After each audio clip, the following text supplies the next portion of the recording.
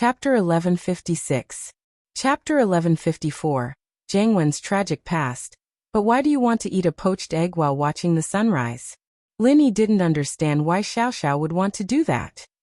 Because when the sun rises, it's like a big fried egg. I can imagine myself eating it in one bite, Xiao Xiao said. I see. Linny sweated. This Xiao Xiao was quite a creative thinker, connecting all these things together. It was quite special. At that moment, a red glow appeared between the sky and the sea, shining brightly. The sun was about to rise. Whoa! Yushu cheered as well. Evidently, they were watching the sunrise as well. It's coming. Xiao Xiao pointed at the sky excitedly as well. As expected, a fiery red sun slowly rose from the sea, jumping into the air bit by bit. The sea was shining with a golden red light, very beautiful. Xiao Xiao ate her egg as she watched the sunrise happily in Lin Yi's arms. It was a beautiful morning. The sun was rising, and the sea was no longer cold. The temperature of the sea was rising. The five of them finished their breakfast. Their original plan was to change into swimsuits and swim in the sea, but the seawater was still a little cold, so the five of them sat on the beach and waited for the sun to completely heat up the water before going to swim in the sea. Jiang Wen and Taizao only woke up when the sun was completely out. They walked out of the tent and saw the five sitting on the beach.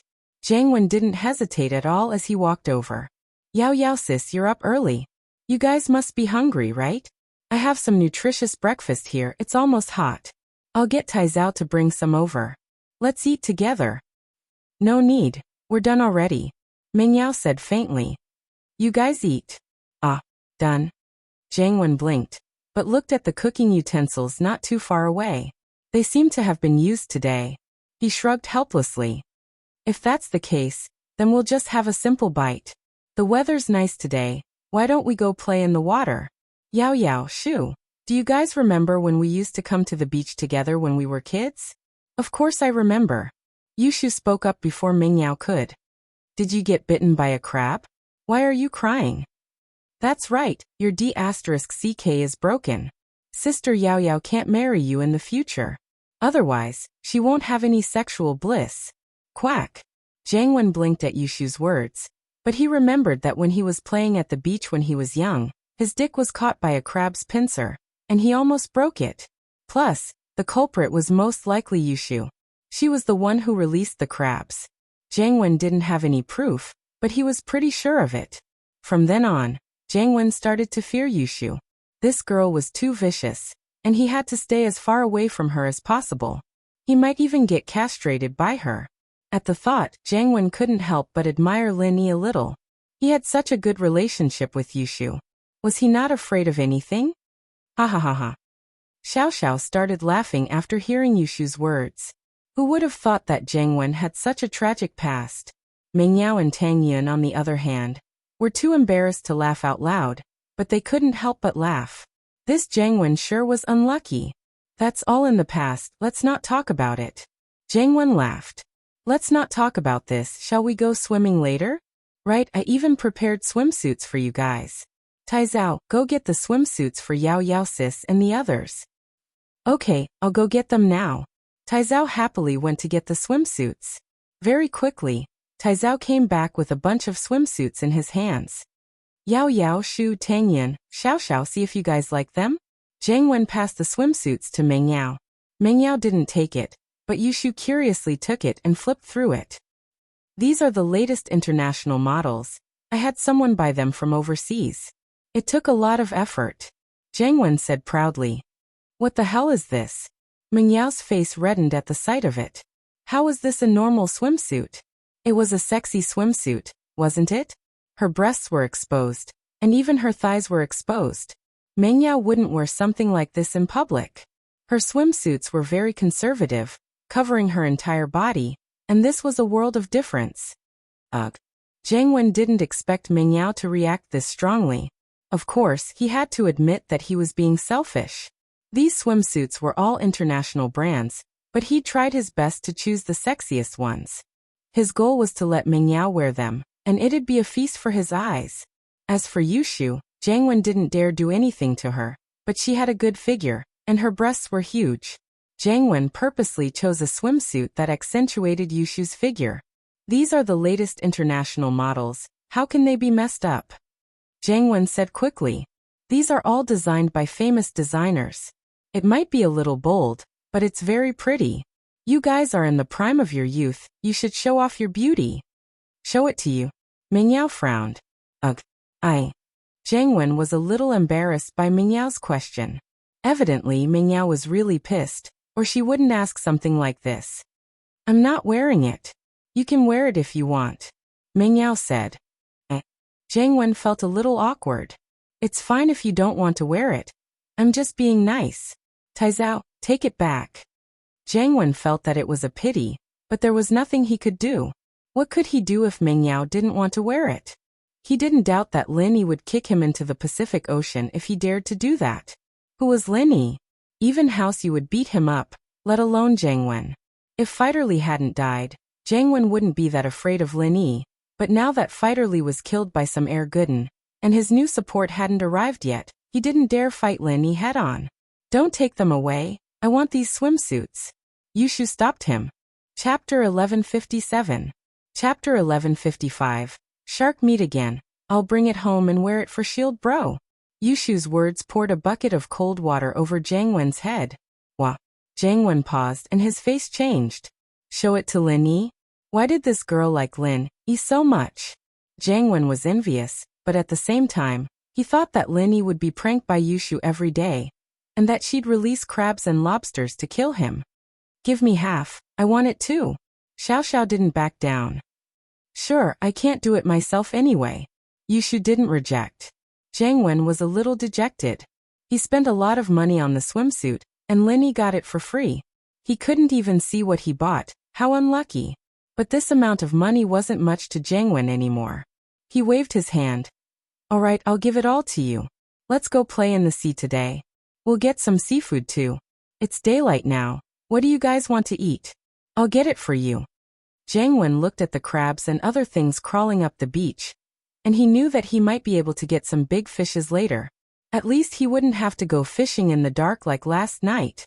What do we want to eat, and what do you want to get? Yushu narrowed her eyes at Jiang Wen. Jiang Wen's heart skipped a beat at the look on Yushu's face.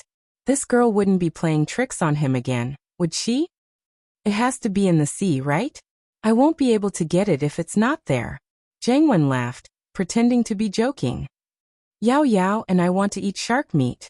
You go get it, Yushu said. Wah. Shark. Jiang Wen jumped in fright upon hearing Yushu's words. How could a shark be fished out so easily? Wouldn't they be bitten to death? Yeah, we want to eat barbecued shark meat. Yushu nodded. Don't you specialize in fighting sharks? You broke a shark's teeth with one punch. Were you bragging before? Quack. Jiang Wen suddenly remembered that the last time he treated Jiang Wen, he wanted to show off his bravery by saying that he fought with a shark before. But that was all bullshit. It was a lie. But now, Yushu was bringing this up. Jiang Wen didn't know what to do. If he admitted to it, Yushu would definitely make him go catch the shark right now. But if he didn't admit to it, he'd be seen as a liar in front of Mingyao, and he'd lose all his face. With that thought, Jiang Wen clenched his teeth. There might not be sharks in this shallow water area, so it wasn't his fault if he didn't meet one. Hence he said, alright, shark meat it is. Taizao and I will go into the sea to catch sharks for you in a while. However, if there are no sharks in this shallow water area, then we can't do anything. After all, we didn't bring diving equipment, so we can't go to the deep sea area. It doesn't matter. I have a trick to attract sharks. Yushu smiled as she looked at Jiang Wen. Cut your finger and drip your blood into the sea, and the sharks will be attracted to you. Quack! Jiang Wen jumped up. That's not good, is it? Why not? Are you a coward? Yao Yao doesn't like cowardly men, she likes brave men. Yushu looked at Jiang Wen and encouraged him. You need to be brave, you need to be like a warrior if you want to get Yao Yao's attention. You don't have to be nervous no matter how big the danger is. You should believe that Yao Yao is watching you from behind, cheering you on. Is that so? Jiang Wen was suddenly filled with courage and fighting spirit as he looked at Taizao. Taizao, change into your swimsuit, we're going to catch sharks. And bro, Aren't we a little too weak to catch sharks with our bodies? Taizao said carefully, a bitter face on his face. Cut the crap, let's go. Jiangwen was afraid that Mingyao would laugh at him, so he pulled Taizao away to change into his swimsuit. Shoo, don't you think it's a little too dangerous? What if Jiangwen and Taizao get killed by sharks? Mingyao didn't believe that Jiangwen could kill sharks at all. She believed that Linny could kill sharks, but Jiangwen... It's fine, I'm here, right? Yushu said. I killed a shark with a rock last time. Uh-huh. You're still bringing it up? Mingyao couldn't help but laugh. You didn't kill a shark last time, did you? It was Gao Xiaofu. Hee hee, Yao Yao, you know about it too? Yushu blushed a little. She was smart enough to know that she didn't kill a shark, but Gao Xiaofu who was pretending to be a shark. She thought that no one knew about this. The shark you killed had a supermarket price tag on it. Who wouldn't know? Mingyao glared at Yushu before turning to Lin Yi, troubled. Lin Yi, watch out later. Don't let the shark kill Jiangwen. Okay.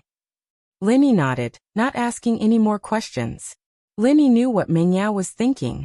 Jiangwen had always been a childhood playmate, and while he'd changed now, becoming a bad guy, Mingyao still didn't want Jiangwen to die in front of her because of their past relationship. Yao Yao, why do you care about him? It doesn't matter if he dies. Yushu didn't care. A while later, Jiangwen and Taizao changed into their swimsuits and got ready to go.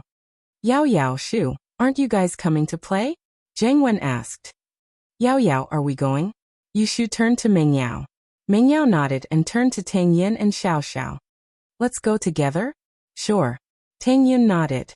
This was her first time going to the beach, and everything was so new. Songshan was a city close to the mountains, and there weren't many rivers around.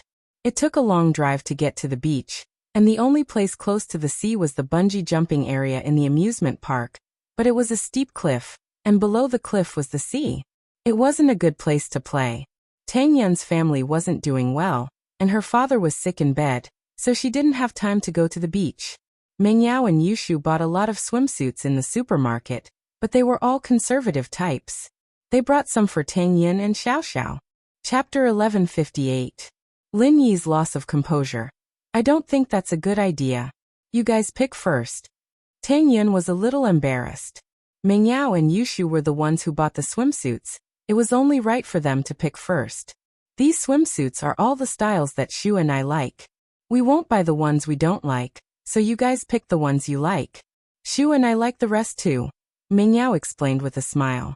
Then we'll do as you say. Tang Yin didn't refuse and took a set they liked. However, it was a little awkward when they changed their swimsuits. Although they had already seen each other naked when they changed their pajamas last night, it was dark at that time and they couldn't see anything. They could only vaguely see a white patch, so it wasn't too awkward. But even without turning on the lights, the sun could still shine through the tent, filling the tent with light. It was just a little dark. The miss was a little shy, and so was Tang Yin. But Yushu didn't care. She took off her clothes quickly and got ready to put on her swimsuit. Wow, Shu, your breasts are so big, Xiao Xiao said as she stared at Yushu's breasts. She quickly ran over and grabbed them. Let me touch them. Ah! Yushu cried out as well, quickly dodging Xiao Xiao's attack. Stingy, you're playing threesomes. I won't even let you touch them. I'm not playing with you anymore. Xiao Xiao humphed. I'll let you touch them when we're playing, not now. Yushu quickly put on her swimsuit. Only Shield Bro can touch them now. With Xiao Xiao and Yushu's interference, the atmosphere in the tent wasn't as awkward anymore. Mingyao and Tang Yin took off their clothes and got ready to change into their swimsuits. Xiao Xiao, on the other hand, was a little shy at the end. At least Mingyao, Yushu, and Tang Yin had changed their pajamas together yesterday, and they'd slept on the same mattress, so they were quite familiar with each other. Only Xiao Xiao was doing it for the first time, so she was a little embarrassed. Xiao Xiao, why are you so slow? Is it because your breasts are too small that you feel inferior in front of me? Yushu giggled. Who said that? You're so big, I'm just right. Xiao Xiao quickly took off her clothes and changed into her swimsuit. It seems to be a little bigger than Yao Yao sis. Yao Yao sis, it looks like you have to work hard. Yushu said to herself. Shu, you're too much. Mingyao's face was red from Yushu's actions, and she went to tear her lips. I'm going. I'm going swimming, Yushu said as she ran out of the tent. Mingyao didn't know whether to laugh or cry. Linyi also went back to change into his swimming trunks. When he walked out of the tent, he saw Shu running out. Xiaoshu's chest was no longer restrained. Coupled with the fact that she was jogging, Linyi's breathing quickened. This scene was very similar to a popular chat picture emoticon on the internet. Wow, Shield bro, you're so strong. Yushu didn't realize that she was inappropriate, but when she saw Linyi's muscular chest and abs, her eyes lit up. Ugh, you're very big too, Linyi said subconsciously, but after saying that, he felt that something wasn't right. Linyi had always been a serious person in front of Mingyao and Yushu, and he'd never say anything that went overboard. But this time, he'd let Yushu lead him into saying something he shouldn't have said. Oh. Yushu was surprised by Linyi's words as well, but she was happy. Although Linyi loved her a lot in the past, he never praised her like this. So Yushu was very happy. Shield bro, you finally found Shu's good points? Linyi was speechless. It seemed that humans weren't saints. He had been with Yao Yao and Shu for a long time. It was inevitable that he would have some thoughts about them. It was reasonable for him to have feelings for them. You and Yao Yao are both very good. Linyi's face returned to normal as he said faintly. Yushu was a little depressed that Linyi had gone back to his old self, but thinking about it, Linyi's attitude was very clear. It seemed that he still liked her. And Shu, you have to do your best. Mingyao, Tang Yun and Xiaoxiao came out later, so naturally they didn't see the scene before. They were a little confused by Yushu's bright smile. Only Mingyao wasn't happy. Shu, is my chest so small that it's worth it for you to be happy? You're dying of laughter. I think you should be called Chen Xiaoxiao. No. I'm not laughing at that. Yushu scratched her head, a little embarrassed. Then what are you laughing at? Mingyao looked at Yushu confused. Oh, nothing. I'm laughing at that idiot Jiangwen going to catch a shark. Yushu said. Mingyao didn't really believe Yushu's words, but she didn't say anything. Jiangwen and Taizao were swimming in the ocean when they saw Mingyao and the others coming out. He waved his hands. Yao Yao, come quickly. It's really cool in the water. The sun was already out, and standing on the beach was quite hot. The water hadn't absorbed all the heat yet, so it was still a little cold. It was the most comfortable time to go into the water. Jiangwen bro, why aren't you going to catch a shark? Yushu asked directly after entering the water. I was just thinking, why don't we play for a while? Otherwise, how are we supposed to play if the blood stays in the water? Jiangwen laughed. We'll catch sharks after we're done playing. Is that so? That works too. Yushu thought about it. They weren't done playing yet, and it was indeed a little unpleasant to attract a shark. She was there to supervise them, so she wasn't worried that Jiangwen wouldn't go. The chances of sharks and dangerous sea creatures appearing in shallow water were very low.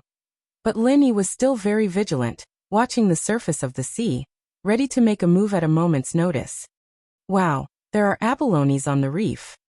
Xiaoxiao pointed excitedly at a reef at the bottom of the sea and exclaimed, Really? There's abalones here?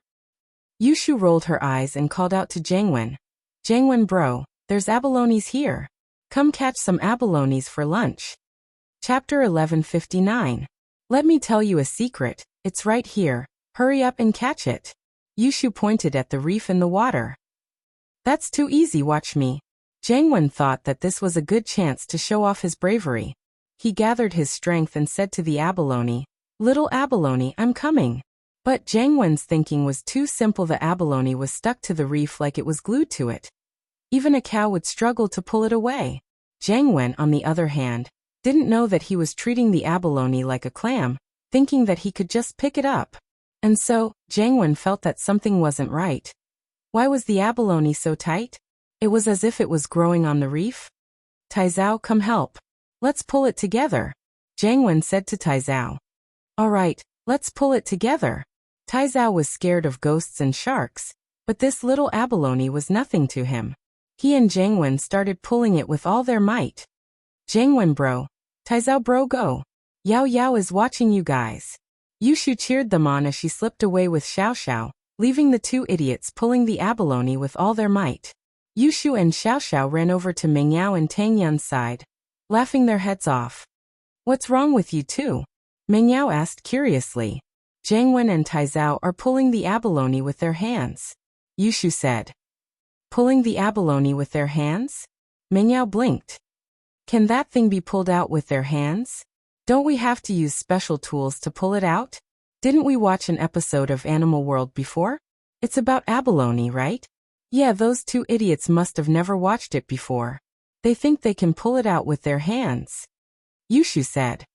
Let them do it. We don't have to worry about them bothering us anymore, Yushu said. Mengyao shook her head. This Yushu was quite a bad person. Linny didn't go into the sea. He sat quietly on the beach, watching the people play in the water. He had to take care of their safety. Husband Linny, can you come down to the sea to play this time? You lied to me that you didn't know how to swim, but Shu said you saved him. Xiao Xiao looked at Lin Yi a little bitterly. She'd wanted Lin Yi to come play with her when Pinliang organized the trip to the beach, but Lin Yi refused, saying that he didn't know how to swim. But as she got closer to Yushu, Xiao Xiao learned more about Lin Yi. I'm not going. You guys have fun first. Lin Yi shook his head. But Xiao Xiao naturally wouldn't let Lin Yi go so easily. With Xiao Xiao in the lead, the group started splashing water on Lin Yi. Yushu quickly joined in as well, and Tang Yin hesitated a little before joining in. The miss was in a difficult position. With her personality, she would never mess around with Yushu. But now that Tang Yin had joined the battle, if the miss didn't join in, it would seem that she was not a part of the group. And so, the miss started splashing water on Lin Yi as well. Lin Yi didn't mind, smiling. It's a little hot sitting on the beach. It'll cool me down a little. I'll just take it as a shower. Sisters, how about we push Shield Bro into the sea? Yushu wasn't too happy about it. Sure. Xiao Xiao was the first to agree. Tang Yin, on the other hand, didn't hold back. It was her first time out, and she had to enjoy herself. She answered Yushu's call, running up to the shore and dragging Lin Yi into the water. Lin Yi wasn't expecting Tang Yin to get along with Yushu as well. He was a little surprised, but he gave her some face and went into the sea. On the other side, Jiangwen and Taizao were struggling with the abalone. Jiangwen wanted to cry as he looked at the laughter. Why is this abalone so hard? Is it growing on the reef? Who knows, and bro? I've already used all my strength, but the abalone doesn't move at all. Taizao smiled bitterly. Maybe there's something wrong with this abalone? That Yushu girl is always messing with people. Maybe we should change to another abalone? Jiangwen thought about it and agreed. Yushu was always messing with people, and there might be something wrong with this abalone. He and Taizao went to pull out the other abalones, only to realize that it was the same as before. It was stuck to the rocks, not moving at all. Could it be that there's something wrong with all the abalones? Jiangwen frowned. That can't be right. These are all wild abalones. They don't look like they've been tampered with. Taizao was confused as well. Forget it, don't pull them out. Yushu wants to eat abalone, right? We'll call Ganglu when we get ashore and get him to buy a few kilos of abalones. She said it herself yesterday. We don't have to go to the sea to eat seafood. Jiangwen said. That's true. Taizao and Jiangwen went ashore together, giving up on the idea of pulling abalones. He went back to the tent and called Ganglu, asking him to buy a few kilos of abalones and some shark meat. Shoo, Jiangwen seems to have given up on pulling abalones. Xiao Xiao said as she looked at the shore. How about we mess with him again? Yushu blinked as an idea formed in her mind. Sure. How? Xiao Xiao didn't even need to think about it before agreeing. You just have to do this. Yushu and Xiao Xiao started plotting. It didn't take long for the two to get ashore and walk towards Jiangwen. Jiangwen bro, come here, I'll tell you a secret. Yushu waved at Jiangwen. Oh, what secret? Jiangwen didn't dare delay. He knew that Yushu's secret might not be something good, but he still walked over. Come closer. Yushu gestured for Jiangwen to crouch down. She wasn't as tall as Jiangwen, so naturally, she couldn't reach his ear. What is it? Jiangwen crouched down. Yushu put her mouth close to Jiangwen's ear and suddenly screamed. Wah! Jiangwen jumped up in fright from Yushu's sudden scream. His ears were ringing from the shockwave, and he was almost deafened by Yushu. Jiangwen was a little pissed off. Wasn't Yushu a little too much? It was fine if she was messing around, but was she trying to scare him to death? Chapter 1160. Chapter 1158. Why didn't you tell me? No, Jiangwen bro. I really wanted to tell you a secret. Yushu said, feeling wronged.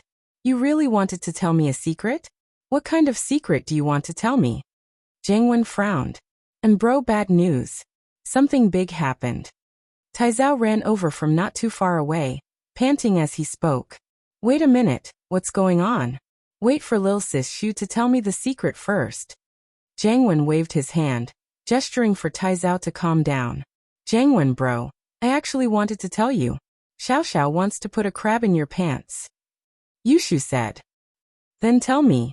Why did you yell all of a sudden? Are you trying to deafen me? Jiangwen looked at Yushu helplessly.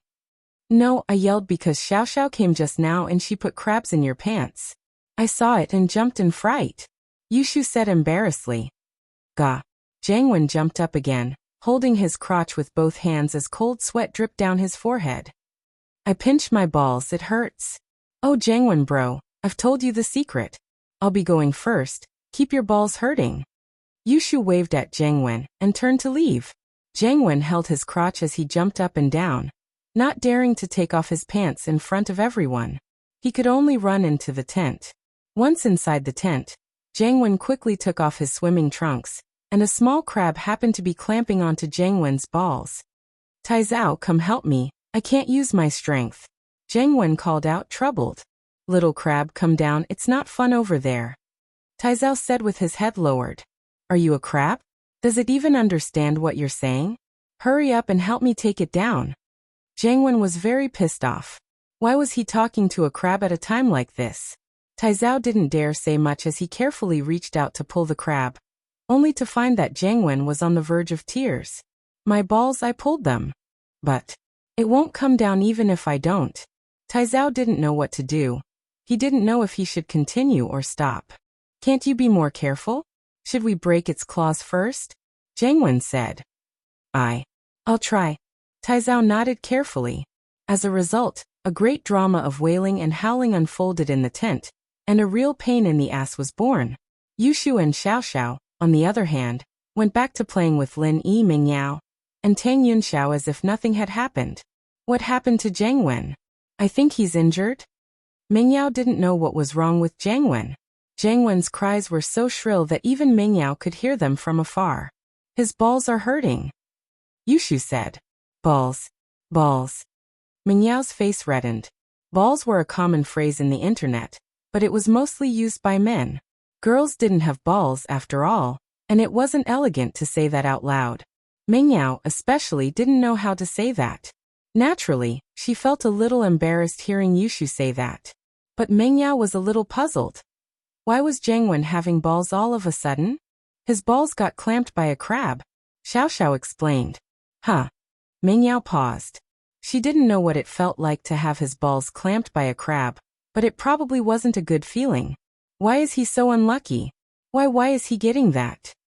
I put the crab there. Xiao Xiao said. Ah. Mingyao's head ached, so it was Xiao Xiao's doing?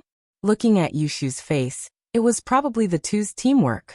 Jiangwen sure was unlucky, running into these two devils. Nothing bad will happen to him, right? Mingyao asked worriedly. Nope, it's just a small crab. It'll get hurt at most, but it won't die, Yushu said. Jiangwen finally managed to pull the crab off with all his might, but his balls were broken as well, and the pain made him jump up and down. Motherfucker, stupid crab. I'll stomp you to death. Jiangwen stepped on the crab after he got it off. But because it was sand, the crab wasn't affected at all. Once he stepped on it, the crab shot out its claws and clamped onto Jiangwen's toes again. Ouch! Jiangwen cried out again. Half an hour later, Jiangwen limped out of the tent, holding his balls. His balls and toes were all bandaged up, and he was in pain. He asked Taizao as he walked. Right, you said something big happened just now. That you had something big to report to me. What happened? Jiangwen remembered that Taizao wanted to talk to him about something, but Yushu had scared him out of his mind, so he didn't pay much attention to it. It's like this, and bro. I wanted to tell you that Xiao Xiao threw a crab in your pants, but there's no need now. Taizao said bitterly. What? Jiangwen almost jumped up from the ground. You're saying Xiao Xiao threw the crab? You saw it? Why didn't you tell me earlier? Jiang Wen remembered that the crab hadn't even bitten the eggs when Taizao was yelling. Did that mean that this wouldn't have happened if he'd found out in time? Jiang Wen's face turned very ugly at the thought. But I wanted to tell you earlier, but you told me to wait until Lil Sis Shu told you the secret. Taizao said weakly. Wah. Jiang Wen paused, but thinking about it, that was indeed the case. He was the one who asked Taizao to wait for a bit. Jiang Wen could only blame it on his bad luck. Who could he blame for this? Jiang Wen looked at Yushu and Xiaoxiao with a hint of hatred in his eyes, but they were Mingyao's friends, and he couldn't do anything about it. If he did, they'd just say it was a joke. What could he do? And so, Jiang Wen gritted his teeth and endured the pain, pretending to be fine as he walked towards the beach. Chapter 1161. Chapter 1159. You're a brave man, Jiang Wen bro. How are you? Where's that crab? Yushu's first sentence hit Jiang Wen's sore spot. Jiang Wen's face froze, but he didn't want Mingyao to look down on him. He pretended to be calm and said nonchalantly, It's just a little crab. What can it do to me? Mingyao didn't know what to say, but Jiang Wen didn't want Mingyao to underestimate him. Wow, Jiang Wen bro, you're so strong? Your balls are fine? Yushu's eyes were filled with admiration. Of course it's fine, I've trained before. I got caught by a crab once when I was young, and I've been training ever since I was free. As of now, a single crab is useless against me, Jiang Wen said proudly. The same move is nothing to me. Oh, Jiang Wen bro's a steel egg. Then the girl who marries you will definitely be blessed. Yushu said enviously. Haha, you can't say that, but I'm sure she'll be blessed. Jiang Wen thought that Yushu was quite adorable at times like this, praising him in front of Mingyao. It seemed like it was a good thing that he'd gotten his balls pinched between his legs. Jiang Wen bro, you're a brave and strong man, Yushu said sincerely. Of course, Yao Yao Lil Sis likes brave men. I'm developing in that direction. Jiang Wen nodded. Oh, since you're fine, then go catch the shark. We're waiting to eat it, Yushu said. Wah. Jiang Wen paused, realizing that he'd fallen into Yushu's trap. Yushu kept complimenting him on how brave and strong he was, and now she wanted him to go catch a shark? He couldn't say no to that either. Fighting with sharks is a very dangerous thing, and you guys are playing in the sea right now. Let's just forget about it. It's not good to cause a bloody mess. Jiang Wen had a plan in mind. I've already told Gang Lu to buy some abalone and shark meat from the supermarket. They'll be here soon, so we don't need to catch them anymore. Oh, that's not the same. The sharks in the supermarket are dead, frozen, and not fresh. Sister Yao Yao prefers to eat fresh sharks. Yushu said. Plus, Yao Yao likes the process of a warrior fighting a shark, not the result. Eating the shark is secondary. You just want to enjoy the fruit of your victory. If it's a shark killed by someone else, Yao Yao won't eat it. I see. Yushu's words made Jiang Wen's blood boil, but he wasn't an idiot. He knew what he was capable of. His body wasn't even enough to fill the gap between the shark's teeth, let alone fight it. But in order to not lose face in front of Mingyao, Jiang Wen hesitated. Naturally, I've been thinking about that too. It's been a while since I've fought a shark, and I'm starting to feel a little uncomfortable. You also know that a brave person like me will feel uncomfortable if I don't do something brave for a period of time. But sharks aren't easy to come by. This is shallow water. Sharks don't usually come here, so this thing can only depend on luck. Jiang Wen's words were very clear. He wanted to catch sharks, but there weren't any here, so it wasn't his fault, was it? Jiang Wen wasn't wrong. There weren't any sharks in shallow water, so there was no way to catch one even if he wanted to. Let's try it then. Cut your finger and attract the shark. Yushu nodded. There were indeed sharks around here. When he fell into the water with Lin Yi, and when Pinliang organized the trip, they'd all met sharks. Yushu thought that Jiang Wen would be lucky to meet a shark this time. All right. Jiang Wen thought that this little bit of blood would be diluted very quickly, and the sharks wouldn't be able to get close. He turned to Taizao. Taizao, cut your finger and attract the shark. Ah. How come it's me? Taizao pointed at himself, a little troubled. Me if not you? Jiang Wen glared at him. Hurry up. Don't delay me from fighting the shark. All right. Taizao gritted his teeth and went to cut his finger. But this time, Jiang Wen had miscalculated. He didn't know anything about sharks at all. Or he wouldn't have said something stupid like breaking a shark's teeth with one punch. If you dropped a drop of blood in the ocean, the shark would be able to smell it from a quarter of a mile away. Sharks were especially sensitive to odors in the ocean, especially the smell of blood. Injured fish would make low-frequency vibrations, and even small amounts of blood would attract them from afar. Their sense of smell was even better than that of a land dog's. They could smell blood at 1 ppm, 1 millionth, in the water, meaning that their sense of smell could detect 1 drop of blood in a million drops of seawater. A 1-meter-long shark's nose was filled with olfactory nerve endings up to 4,842 square centimeters, like a 5 to 7 meter long man-eater shark. Its sense of smell was so sensitive that it could smell the blood of injured people and marine animals from several kilometers away. Tai Zhao, on the other hand, had more than 1 drop of blood. If there were sharks nearby, it would be strange if he didn't attract them. Yao Yao, Shu Yun Yun, Xiao Xiao, let's go ashore. What if there are sharks? Lin Yi, on the other hand, knew that Tai Zhao's actions would attract sharks, and so he prepared for them to go ashore to hide. Otherwise, Lin Yi wouldn't be able to protect all 4 of them at the same time if the shark really came. Don't be caught off guard.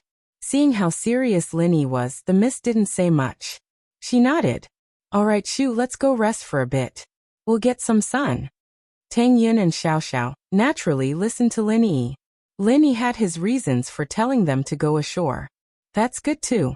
Only brave people can fight a terrifying existence like sharks.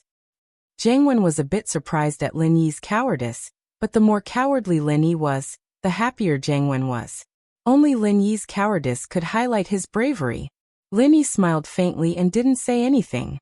If Jiang Wen wanted to be stupid, then let him be. He'd know what fear felt like when the sharks were attracted. Chapter 1162. Chapter 1160. Caring, then watch me. Jiang Wen walked into the sea proudly. As far as he was concerned, sharks couldn't possibly appear on this shallow beach. However, he had only taken 2 steps when something that shocked him to the core happened. A shark's fin appeared on the calm surface of the sea, and it was swimming towards him at high speed. Wah! Jiang Wen's eyes went wide. He never would have thought that a shark would actually come. Tai Zhao, on the other hand, didn't seem to realize the danger that was coming. He was standing in the sea like an idiot, dripping blood into the water with his finger. His head was lowered, however, and he didn't see the shark swimming towards him. Jiang Wen's face froze. He didn't know if he should run or go forward. He'd be safe if he ran, but he'd lose his face in front of Meng Yao. He'd lost a lot of face this time, but he didn't dare go forward. How was he a match for a shark? Wasn't going to die if he went forward? With that thought, Jiang Wen sweated profusely. He couldn't make a choice. Jiang Wen bro, you can do it. Jiang Wen bro, you can do it. Yushu cheered. You can do it. Yao Yao loves watching heroes fight sharks. Jiang Wen's expression was worse than if he were crying. He wasn't an idiot. Fighting a shark like this was suicide. Tai Zhao, on the other hand, heard Yushu's yell. He paused and looked up to see the shark swimming towards him at breakneck speed, jumping up in fright. He didn't dare let any more blood into the water, and started running away immediately. Jiang Wen's mental defenses crumbled as he watched Tai Zhao run off. He turned around and ran with Tai Zhao. Jiang Wen bro, why aren't you fighting sharks anymore? Yushu looked at Jiang Wen strangely. Well, I suddenly feel sorry for the shark. Look at how small it is. It must be a baby shark. It hasn't been in this world for long, and it'd be too pitiful if I killed it. Jiang Wen said with an idea. So I decided to let it go. I see. Yushu nodded thoughtfully. Of course, I'm very compassionate. Jiang Wen nodded quickly after seeing that Yushu believed him. Oh okay, but Jiang Wen bro, there's a big shark over there. I'll leave it to you. Yushu pointed at the sea. Wah! Jiang Wen looked in the direction Yushu was pointing at, and almost jumped up. A shark that was even bigger than the previous one was swimming towards them. Judging from the size of its fin, it was several times bigger than the previous shark. Jiang Wen was dumbfounded. He really wanted to slap himself a few times. What kind of mouth was this? Why was it so effective? He had just casually mentioned it, and a bigger shark had come. He really didn't know what to do. Jiang Wen, what's wrong? Is this shark also a baby shark? Could it be a little shark with obesity? Yushu giggled. You're young, aren't you? Ah. Of course not. Jiangwen wanted to say what Yushu said, but since Yushu had already said it, it wouldn't be good if he repeated it. He laughed dryly. I think this shark must be related to the baby shark. They're a family. This is a mother shark, and she's afraid that I'll kill the baby shark, so the old one came to protect it. If I kill the old one, then the baby shark won't have a mother anymore. It's so pitiful, so I've decided to let them go. Yao Yao sis, don't blame me. It's not that I don't want to give you shark meat. It's just that I'm too compassionate. Jiangwen's words were full of loopholes, and even Mengyao couldn't help but laugh. But Mengyao was different from Yushu. She wouldn't expose Jiangwen, only looking down on him in her heart. How could someone like this be called brave?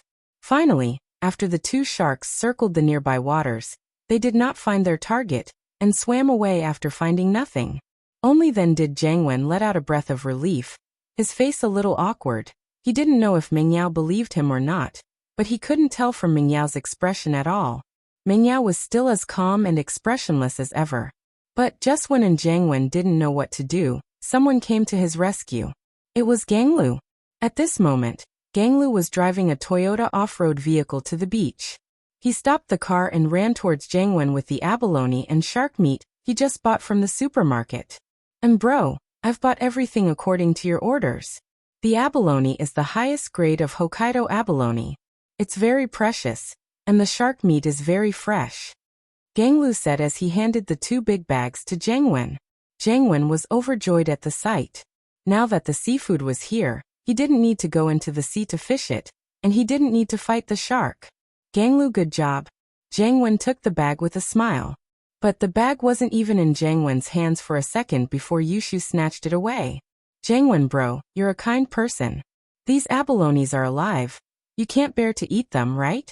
And the shark meat. You didn't even bear to kill sharks before, so you definitely wouldn't eat their meat. So, in order to prevent you from being a heartless person, leave this to us. You be the good guy, and we'll be the bad guy. Yushu said confidently, and Jiangwen couldn't refute her at all. If he were to retort, then all that love and whatnot would be bullsh*t. So, Jiangwen could only swallow his pride and keep it to himself. This was delicious seafood, and Jiangwen wanted to try it himself. But he didn't expect that because of what he said before, he wouldn't be able to. But the more it was like this, the more Jiangwen couldn't say anything. He had to act like he didn't care and said calmly, naturally, I won't eat it. Who told me to be a kind person? Then I'll give it all to you. Jiangwen's heart was bleeding. Fuck, he wouldn't have bragged if he knew this was going to happen. Wasn't he just asking for trouble? Forget it, he'd go back and eat the lamb skewers from yesterday. There was still a lot left, and it was enough. Chapter 1163. Leave nothing behind. Jiangwen bro's so kind. He's probably a vegetarian, right? He still has some lamb skewers and stuff. We can share them with him, can't we? We can't let him be so heartless. Xiao Xiao reminded. Wah! Jiangwen's eyes went wide, almost fainting from the rage. How was he supposed to live like this? Not only did he take the seafood, but he was also trying to kill them all? Even the lamb skewers? Oh right, I forgot. Then let's go get them, Jiangwen bro. Yushu slapped her forehead as realization dawned on her. Of course. Jiangwen gave Yushu a smile that was uglier than a crying face. And so, a strange scene unfolded on the beach. Lin Yi, Mengyao, Yushu, Tang Yin, and Xiao Xiao were all enjoying the barbecue together, while Jiangwen, Taizao, and Ganglu stood at a distance, looking at them enviously. They wanted to cry, but no tears came out. Taizao, what else do we have to eat? Jiangwen asked bitterly. I've given out everything here. I wonder what else Ganglu has? Taizao turned to Ganglu. I bought some canned beer from the supermarket, but we don't have any seafood left. We can't just eat beer, can we? Ganglu shrugged with a bitter smile. Is there nothing else other than beer? Taizao asked. There's still a few cups of instant noodles. Ganglu said. Instant noodles are fine too, we'll just make do with it. There's an electric kettle in the car, right? Let's boil some water. Jiangwen thought that it was better than nothing. It didn't feel good to be hungry. But, there's no water and bro? Ganglu said weakly. Instant noodles need water, and there's only beer here. We can't just use beer for instant noodles, can we? Isn't there seawater? You idiot. Why don't you just get some seawater and boil it? We can use it as seafood noodles. Jiangwen pointed at the sea, furious. This Ganglu really was an idiot. There was so much water in front of them. And he said there was no water? What kind of look was that? But the seawater is salty. Taizao asked, confused. Wouldn't it be less salty if you added less seasoning? Jiangwen glared. Thus, the three of them ate seafood noodles and drank beer. It was quite a unique experience. And bro, this noodles is pretty good. So fresh. Taizao didn't have enough after one bowl, and made another. Of course, don't you know who I am? Jiangwen said proudly. Lin Yi and the others, on the other hand, were eating happily, especially Yushu and Xiao Xiao. Their mouths were covered in grease, and they looked like hungry ghosts coming back to life. Lin Yi, honey, try Xiao Xiao's abalone, it's super delicious. Xiao Xiao picked up an extremely large abalone, dipped it in seasoning, and put it next to Lin Yi's mouth. Okay. Lin Yi opened his mouth, his imagination running wild. Smiling abalone? Delicious. On the other side, Yushu naturally didn't want to be outdone. She looked at Xiao Xiao with disdain. Abalone. Naturally, Yushu knew what it meant. It was often said on the forums. It used to be called abalone, but now it was called fungus. And so it didn't matter if Xiao Xiao was doing this on purpose or not. As her number one opponent, Yushu began to retaliate. She picked up a cup of milk tea and gave it to Lin Yi. Shield bro, you're thirsty, right? Drink some of Shu's milk. Huh? Lin Yi almost couldn't hold it in. These two were doing this on purpose, weren't they? Yes, it did seem like it. Lin Yi took the milk tea from Yushu's hands and took a sip. Jiangwen's eyes went red as he watched Lin Yi's side eat so happily. That's our stuff, and Lin Yi took it. What a bully. Taizao threw away the bowl in his hand. And bro, are we going to get revenge? Ganglu asked carefully. Revenge? What revenge? Lin Yi's a mystic, and I'm not an idiot. The three of us aren't even enough to warm up for him. Jiangwen knew his situation very well. This Lin Yi was a wolf in sheep's clothing. He'd been tricked a couple of times already, even losing his kidney. Of course we can't fight him head-on. Why don't we play some tricks? As Taizao's number one strategist, Ganglu was quite good at scheming. Tricks? You think you can win against Yushu and Xiao Xiao? Jiangwen rolled his eyes. My balls are hurting right now. Ganglu went silent. Going head-on didn't work, and playing dirty didn't work either. What else could he do? Ganglu was right. Jiangwen really didn't have any tricks up his sleeve right now. Before a new master arrived, Jiangwen really didn't have anything he could rely on. Jiangwen didn't want to get into a conflict with Lin Yi, but he wanted to use soft tactics to get on Mingyao's good side. At noon, there were more and more tourists at the beach. This place wasn't a safe swimming area, but the environment was good. Many people who came to the beach for barbecue would choose this place. Of course, most people would leave after they were done barbecuing. Very few people would stay the night or swim here. They'd set up camp at the beach. After all, not many people were as brave as Lin Yi, not afraid of sharks. Driving a Q7 and a Land Cruiser to the beach to eat instant noodles? Which family's young masters are they from? Are they trying to act cool? I think they're probably rentals. Not necessarily. Look at how they use seawater to cook noodles. Maybe they have a special hobby? Maybe they just like that? Or maybe they got robbed. They took all the good food they brought. And now they can only eat instant noodles? The truth emperor appeared, but no one believed him. There's no robbery in this area. Why aren't we robbed? Someone retorted. Jiangwen's face darkened when he heard the tourists talking about him. He stood up with a fierce face and looked at the crowd. What are you looking at? I like instant noodles. What's wrong with that? Seawater boiled noodles are called seafood noodles. Normal people can't even get to eat that. The crowd started snickering, and Jiangwen got even angrier. But the law couldn't punish everyone. And he couldn't go looking for trouble one by one, could he? He wouldn't be a match for them if they ganged up on him. With that thought, Jiangwen could only swallow his anger. Let's go. Let's go. There was no point in staying here any longer. Meng Yao and the others would go back after eating. After all, no one would stay here for 2 nights straight. Chapter 1164. Chapter 1162. Xie Yufeng again. The 12th grade classes were quite tight, and the Miss Xu and Tang Yin all had to go back and study. I'm so full. Yushu held her round belly as she laid on the beach, not willing to move. It's so delicious. That Ganglu sure is a nice guy, buying so much good stuff. Xiao Xiao burped. She couldn't take it anymore. That's right.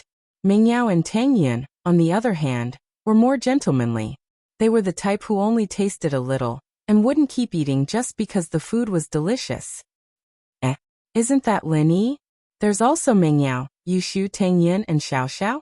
A familiar voice rang out just as they were about to rest. Lin Yi raised his head, not expecting Xie Yufeng to be here. Lin Yi was a bit surprised to see Xie Yufeng here and now. Xie Yufeng? Your car is fixed? Lin Yi was already suspicious of Xie Yufeng's parentage. This guy hid his strength in front of him, so naturally, Lin Yi wouldn't be too close with him. His attitude towards Xie Yufeng had always been cold. Haha, it's just a car. I bought another one. Xie Yufeng's eyes flashed with hatred. If it weren't for Lin Yi, he wouldn't be the one giving money to someone else, but someone else giving him money. This damned guy, always appearing when he wanted to show his strength. Wasn't he just making things difficult for him?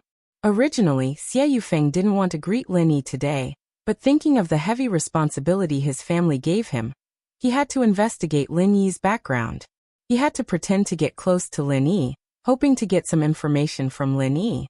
From his observation, other than Ming Yao, Yushu, Tang Yun, and Xiao Xiao, Lin Yi didn't seem to have any contact with anyone else.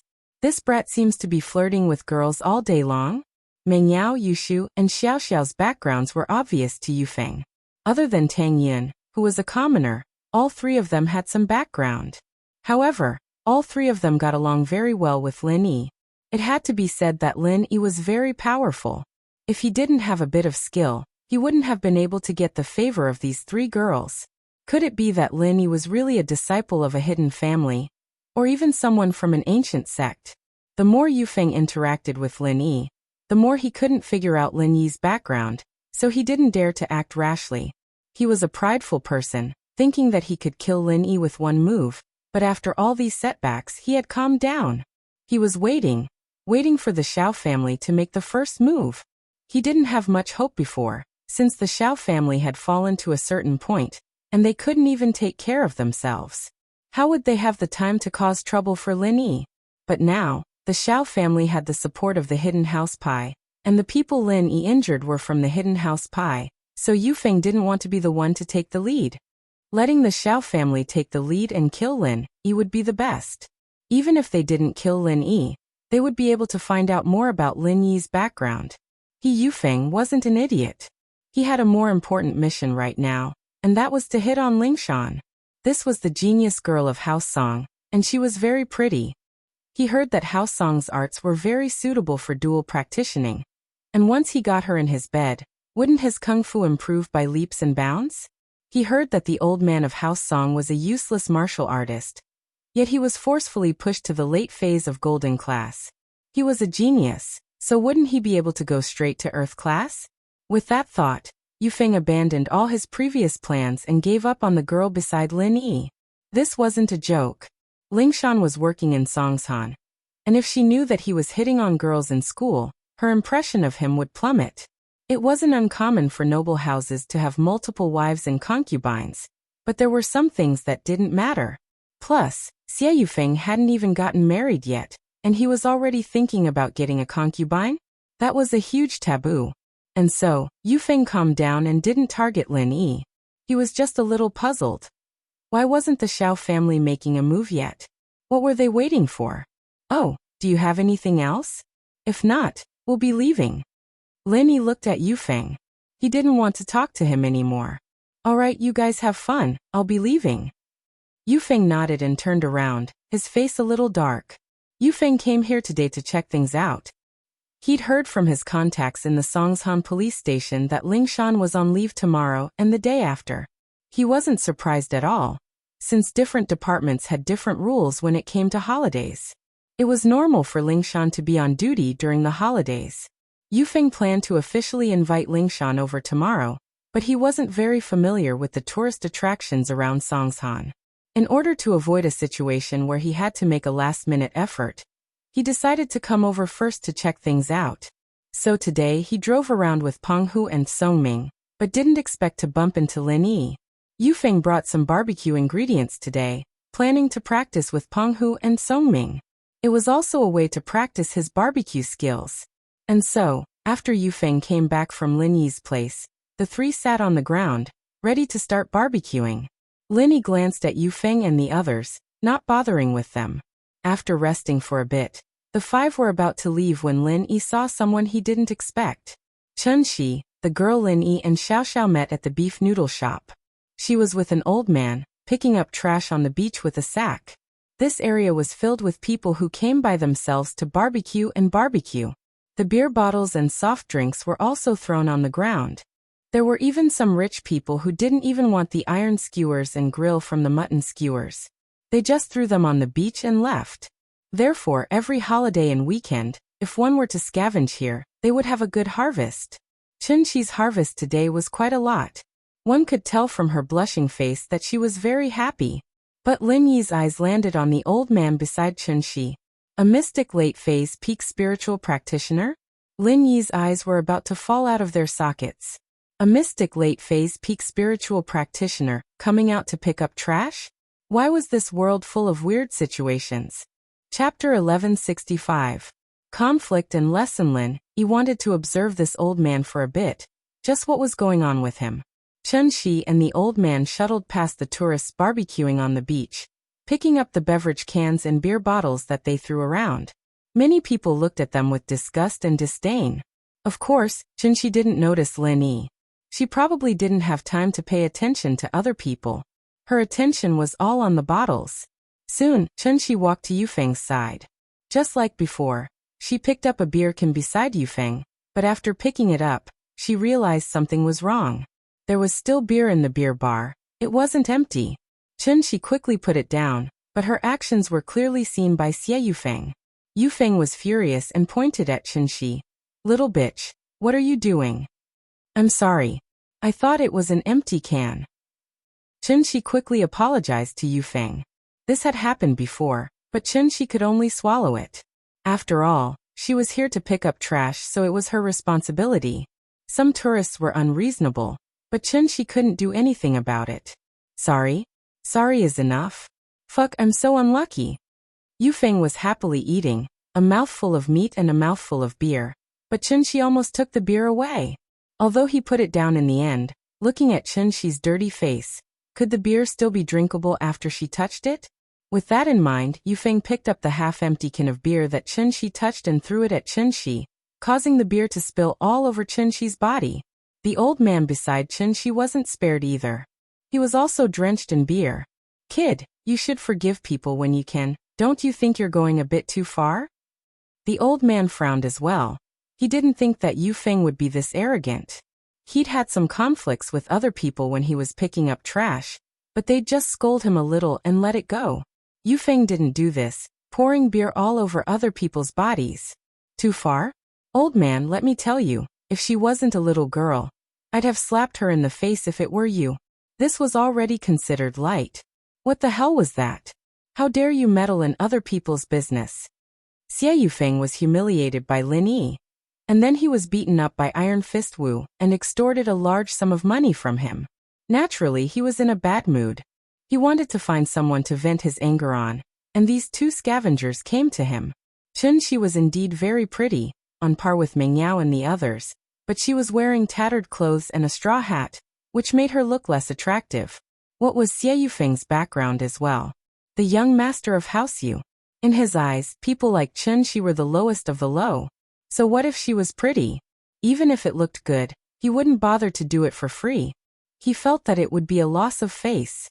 If people knew that he, the young master of House Yu, had a girl that picked up trash, wouldn't he be the laughingstock of the other houses? So Xie Yufeng didn't care about the fairer sex. He just wanted to use this as an excuse to vent his anger. "I was going to let this go, but since you're meddling in other people's business, I've changed my mind. Kneel down and kowtow to me, and I'll let this go. Otherwise, I'll call the police and arrest you. Xie Yufeng felt much better after saying this. The anger that he had been holding in for so many days was finally released. During this period of time, he was simply too aggrieved, almost suffocating to death. He was the young master of House Yu, and he hadn't even achieved anything yet. How much had he suffered? He couldn't do anything to Linny for now, but this old scavenger dared to talk to him like this? Did he really think that he was a tiger that got bullied by a dog? Call the police? It's not like we're breaking the law. What right do you have to arrest us? Chunxi looked at Xie Yufeng, unconvinced. She had already apologized, but this guy didn't let it go. He even asked Grandpa Zhu to kneel. Damn it. Picking up trash? You stole my beer. Did you think I didn't see it? My two friends here are witnesses, and they can see it clearly. And I'm not afraid to tell you that my fiancé is a police. Do you think she'll believe me or you? Xie Yufeng said proudly. At this point, he had already treated Lingshan as his fiancé. As far as Xie Yufeng was concerned, this was a marriage between two families, and House Song must have notified Lingshan already.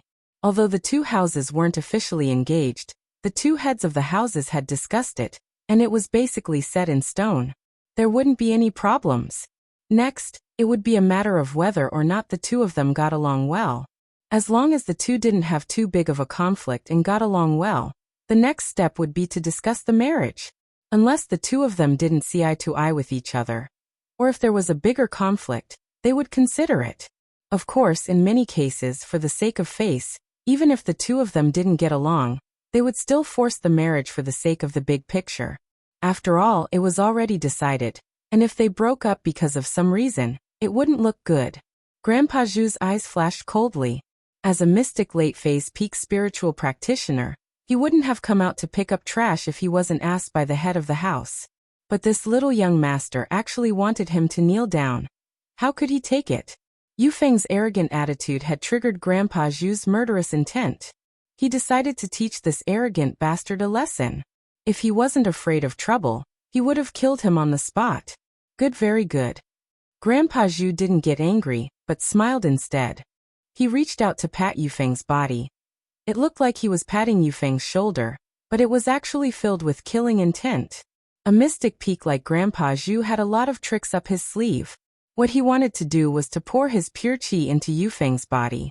Yufeng might be fine right now, but this pure qi would stay in his body for a long time to come, causing him pain all over his body and tormenting him. Of course, this was only for normal people. To a master, this little bit of qi could be refined. Linny often used these kinds of tricks, but Linny was much better than Grandpa Zhu. Chapter 1166. They were all hidden. So for normal practitioners, this move could only transfer a limited amount of qi. But Lin Yi was different. Lin Yi could compress qi, which meant that in the same amount of time, Lin Yi could transfer more qi. So the effect of Lin Yi's move was much higher than Grandpa Zhu's.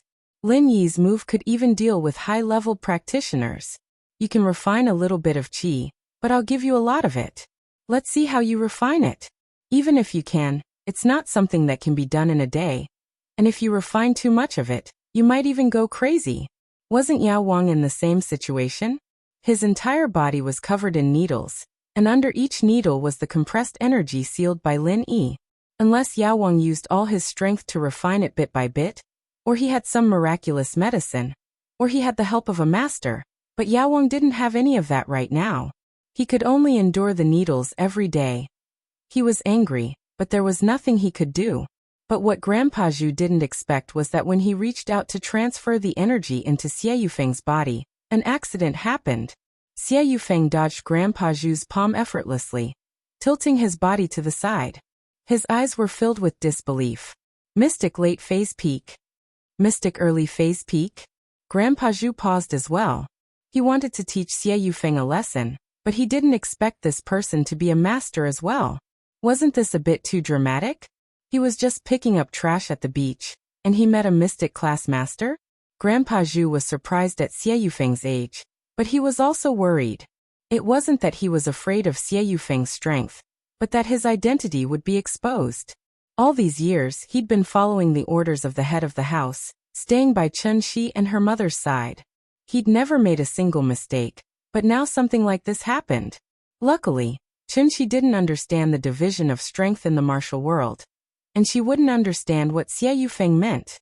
With that thought, Grandpa Zhu calmed down. Young man, apologize to us and we'll let this matter go. Otherwise, Since the other party already knew his strength, there was no need for Grandpa Zhu to speak softly. He directly threatened him in a cold voice. Apologize? Which family are you from? Yufeng wasn't afraid at all. He stared at the old man, thinking that this old man must belong to some family. As long as he said that he was from House Yu, this old man wouldn't dare do anything to him. Which family are you from? Grandpa Zhu frowned. I'm from House Yu, Yufeng said proudly. If you know what's good for you, then scram. Don't get in my way, or else House Yu? Which House Yu? Grandpa Zhu asked indifferently. House Yu, haven't you heard of them? The head of the 9 noble houses. Xie Yufeng himphed. I thought it was the hidden House Yu, but it's just the common House Yu. Grandpa Zhu said faintly. Since you don't want to apologize, take this. With that, Grandpa Zhu was about to slap him. However, before Grandpa Zhu could slap him, he heard a voice shouting, Wait a minute. Lin Yi, why are you here? Yufeng gritted his teeth, his eyes bloodshot. Master Lin was here again. Yufeng almost spat out blood when he heard this voice. It was already hard enough for him to fight a mystic late phase peak with his early phase peak strength, but Lin Yi suddenly appeared. He had no choice but to hide his strength. Wasn't he just waiting for a beating? But the one who was the most depressed wasn't Yufeng, but Grandpa Zhu. When he heard Yufeng call out Lin Yi's name, he was shocked and quickly retracted his qi. After this period of investigation, he already knew who this Lin Yi Chunshi was. He was just thinking about how to stop Lin Yi from causing trouble, but before he could think of anything, he ran into Lin Yi. The reason why Lin Yi appeared at this time was to test this Grandpa Zhu who was with Chunshi. As far as Lin Yi was concerned, a mystic late phase peak master hiding by Chunshi's side was something unimaginable. A mystic coming out to pick up trash? Unless he had some sort of special hobby, or he was crazy. Of course, this Grandpa Zhu didn't look crazy, but it didn't make sense to say that it was a hobby. Lin Yi had never heard of a master with this hobby, unless there was a purpose. With that thought, Lin Yi's eyes focused and walked over. It's nothing, I know this girl, so I'm asking for mercy on her behalf. Let's just forget about this. Lin Yi pointed at Chunshi, saying that he was asking for mercy, but in fact, he was using an unquestionable tone, making Yufeng unable to refute. Yufeng knew that this wasn't the time to be enemies with Lin Yi, and he had to give face to Lin Yi, so he took the chance and said, Since you're Lin classmate's friend, then let's forget about this. Okay, you guys continue, Lin Yi said as he pulled Chunshi to the side. The meaning behind his words was clear. He knew this little girl, but he didn't know this old man. You can continue with this old man. Yufeng paused, but he could clearly feel that the old man in front of him also retracted his qi. This made Yufeng confused.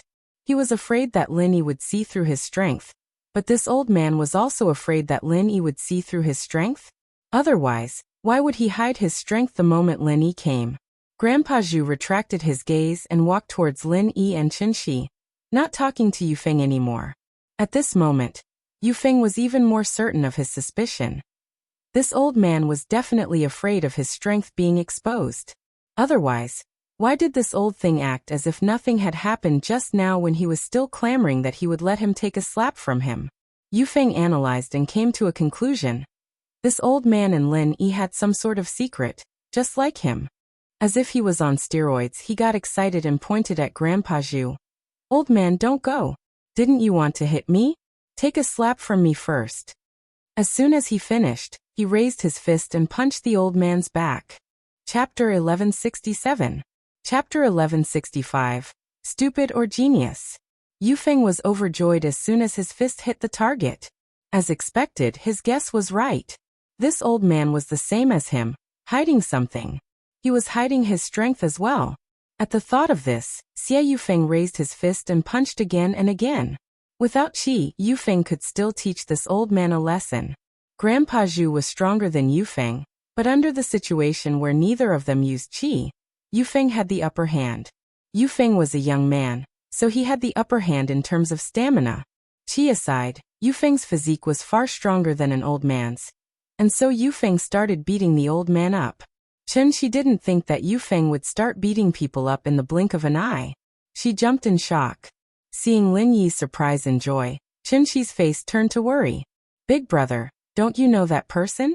Can you stop him from beating Grandpa Zhu? My words might not work. Your Grandpa Zhu was so cocky that he wanted to slap him. He was the one who provoked him. I couldn't do anything about it. Lin Yi said helplessly. But it looks like your Grandpa Zhu has a trump card. He won't get hurt, it'll be fine. Ah. She didn't really understand what Lin Yi was saying, but Lin Yi's words did make sense. Grandpa Zhu did provoke him first, didn't he? Grandpa Zhu almost spat out blood after hearing Lin Yi's words. If you didn't come, wouldn't I have beaten him up? Why did you come here if you had nothing to do? But Grandpa Zhu felt wronged, and he couldn't say it out loud. Yufeng's fists rained down on Grandpa Zhu's face, beating him up. But Grandpa Zhu also noticed a problem. Yufeng didn't seem to be using Qi at all. If Yufeng was afraid of hurting him, and didn't use Qi after seeing him retract his Qi, Grandpa Zhu wouldn't believe it. Yufeng wasn't that kind of person. The only possibility was that the kid was afraid of Lin Yi. It seemed like he did not dare to use his true Qi. Thinking of this, Grandpa Zhu let out a sigh of relief. In this way, no matter how he hit, it would only be superficial wounds. He wouldn't be able to hurt his tendons and bones. He would endure it for now. When Lin Yi left, he would come back for revenge. Xie Yufeng, right? Just you wait. If I don't send you to the hospital today, my surname isn't Zhu. Of course, Grandpa Zhu didn't dare to kill Xie Yufeng. After all, he was from the common world's house Yu. What if he caused trouble for the head of the house? Lin Yi wanted Yufeng to test Grandpa Zhu, but seeing that Grandpa Zhu wasn't even fighting back, he was sure that this guy was hiding his strength on purpose, not wanting him to find out. Then there must be something wrong with this person. After all, when Lin Yi came to mediate, it was understandable that Grandpa Zhu withdrew his true Qi. But now, it seemed that he had been guarding against Lin Yi all along. Qinshi, how's your mom? Lin Yi turned to Qinshi. She's a lot better after drinking the medicine. Qinshi's eyes flashed with happiness when she mentioned her mom. Her mom's condition was improving, and this was her biggest wish. Thank you, Lin Yi bro. Haha, it's nothing, it's nothing. Lin Yi looked at Grandpa Zhu deeply, but he couldn't ask Qinshi face to face right now. He'd have to wait for a chance later. Xiao Xiao saw Qinshi and quickly walked over. Qinshi saw her and greeted her. Xiao Xiao sis. After the greeting, Qinshi's eyes turned back to Yufeng and Grandpa Zhu. Yufeng evidently didn't plan on letting Grandpa Zhu go. He was pissed off. He'd been holding it in for too long, hiding his strength and getting beaten up by people who weren't as strong as him. But now, Yufeng was finally feeling good. Old thing, you're hiding your strength too? Don't you feel good getting beaten up by someone who's weaker than you? But it didn't matter if Grandpa Zhu felt good or not. Yufeng felt really good. It was a sense of accomplishment that he'd been holding back for so long. Now he felt like he'd swapped roles with the person who bullied him. This old man was probably feeling the same way he was before, right? He couldn't use his strength. Yufeng was getting more and more excited as he fought. He wanted to return all the pain he'd been through to this old man. Xiao Xiao, let's go. Lin Yi didn't want to stay any longer. It didn't matter who this old man was, or if he was good or bad. At least he wasn't hostile towards Qinshi right now. Lin Yi didn't have to worry about Qinshi being in danger. He believed that once he left, the situation would change. Yufeng would go from being the one hitting people to being hit. Lin Yi, why didn't you stop Yufeng? Xiao Xiao paused. She didn't expect Lin Yi to just leave like that. She was confused. Let's go back. Lin Yi gave Xiao Xiao a look and pulled her back. Xiao Xiao didn't understand what Lin Yi meant, but with Lin Yi's intelligence, there had to be a reason. She didn't say anything and just looked at Qinshi before leaving with Lin Yi. On the other side, Mengyao, Yushu, and Tang Yun didn't like Yufeng beating up an old man, but what surprised them was that Lin Yi didn't care at all. Mengyao wanted to say something, but Yushu looked at Grandpa Zhu and then at Yufeng. She pulled Mengyao. Yao Yao, shield bros in the car. Let's go. I want to go home. Tang Yun wanted to say something as well, but seeing that Xiao Xiao didn't say anything, she didn't either and got in the car. It wasn't until Lin Yi started the car and drove away that Xiao Xiao spoke her mind. Lin Yi, honey, why did you let Yufeng beat up that old man? Is that so? If Yufeng really wanted to, the old man would have been dead already. Lin Yi smiled. Xiao Xiao blinked, not understanding what Lin Yi meant. Yushu, on the other hand, slapped her forehead. That old man is a master too, but he probably hid his strength in front of Shield Bro. Lin Yi looked back at Shu a little surprised. He didn't expect her to be right. Chapter 1168. The situation reversed. Lin Yi didn't know the reason behind it, but since Yushu didn't want to talk about it, Lin Yi wouldn't proactively ask. After all, it might be related to other people's privacy. Yushu's words made Xiao Xiao pause. She felt that the old man was a bit suspicious, but she didn't think that he was hiding his strength. But now that Yushu said it, it made sense. Before Lin Yi walked over, the old man did force Yufeng to apologize. If it was a normal trash picker, the first thing they would do in front of an arrogant young master like this would be to apologize over and over again. They wouldn't even have the intention to fight back, right? But this old man did, and he was very calm, as if he was very powerful. But after Lin Yi walked over, the situation flipped. The old man withered instantly, turning around and leaving without saying a word. This proved that although the old man was withered, he was still a person with strength. He still had his pride, so even if he left, he wouldn't say anything soft. Tang Yun and Meng Yao, on the other hand, remembered that Yufeng purposely hid his strength in front of Lin Yi and got beaten up by those gangsters. Could it be that today's incident was the same as well? Lin Yi smiled and stopped the car not far away. Shu's right, but right now it's probably that old man beating Yufeng up, right? Shu brought a complete set of equipment this time. She even brought binoculars with her. So they took out the binoculars from the trunk and looked at the beach. Sure enough, they saw a shocking scene. Yufeng was having so much fun beating him up that he didn't even notice that Lin Yi had left. He finally found the balance in his heart, and all the frustration he had accumulated over the past few days was finally released. So what if you're a mystic late phase peak? Didn't you still get beaten up by me, a mystic early phase peak? And I didn't even use a bit of chi. I was using my bare fists to beat you up. But it didn't take long for Yufeng to feel as if he was punching a metal block.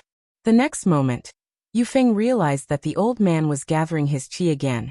And this time, the old man went berserk and sent a palm towards Yufeng. Yufeng was shocked. He didn't expect the old man to reveal his true strength after hiding it for so long. What was going on? Did he not want to hide anymore? Yufeng looked around subconsciously. Where was Lin Yi? Lin Yi had already left. The next moment, beads of cold sweat formed on Yufeng's forehead. Why did Lin Yi leave? I haven't had enough yet? Even if you're leaving, you should at least let me know, right? I'll go with you. Now that you're gone, this old man will recover his strength. Isn't this a trap for me? Yufeng wanted to run, but before he could do so, he was heavily injured by Grandpa Zhu. Ah! Yufeng screamed and subconsciously channeled his chi, but he was only a peak early phase mystic class. How could he be a match for a peak late phase mystic class? There was a difference of a few levels between them. This Grandpa Zhu didn't want to kill Yufeng, and so it became a one-sided abuse. Old Zhu almost went crazy with anger. You're just a peak early phase mystic class, and you dare hit me? If it weren't for the fact that I was afraid of being discovered by Lin Yi, I would have sent you to the hospital already. You didn't beg for mercy, and you still dare to do this to me? And so, now that the tables had turned, how could old Zhu let Yufeng go? If he didn't send Yufeng to the hospital, his surname wasn't Zhu. Chunxi, who was watching from the sidelines, was dumbfounded. What was going on? Grandpa Zhu, who was just getting beaten up, suddenly turned from the one being beaten to the one being beaten up?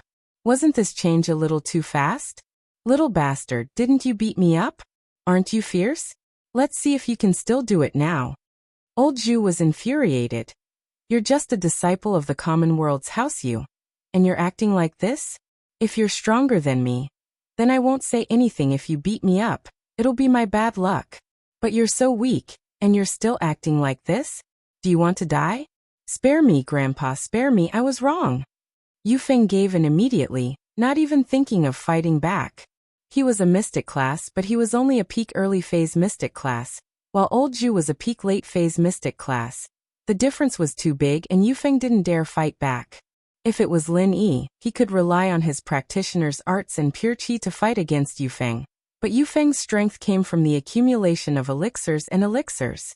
As a direct descendant of House Yu, he was naturally the focus of the family's nurturing, and so his martial arts were mostly accelerated. He lacked battle experience, so how could he be an opponent for an old man like old Zhu? It was wise of him not to fight back, but if he did, he'd be in a worse state. Right now, Yufeng was using his qi to protect his vitals, and old Zhu didn't want to kill him.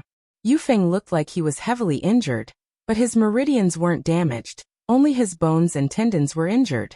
He'd be fine after lying in the hospital for a while. Yufeng didn't think that he'd be so unlucky today. As expected, seeing Lin Yi was his unlucky day. The Miss Xu Tangyun and Xiao Xiao exchanged binoculars as they looked at Yufeng's pitiful state. They couldn't help but laugh out loud. Lin Yi was right, the one getting beaten up was Yufeng. After beating Yufeng up, old Zhu was afraid that the police would come, so he turned around and pulled the shocked Qinshi away, quickly leaving the scene. Yufeng's two followers, Penghu and Songming, naturally didn't dare block their way. They weren't old Zhu's opponents, so it didn't matter if they left. The most important thing was to get Yufeng to the hospital. It seemed like Yufeng's injuries weren't light, and if they were late he'd be in danger.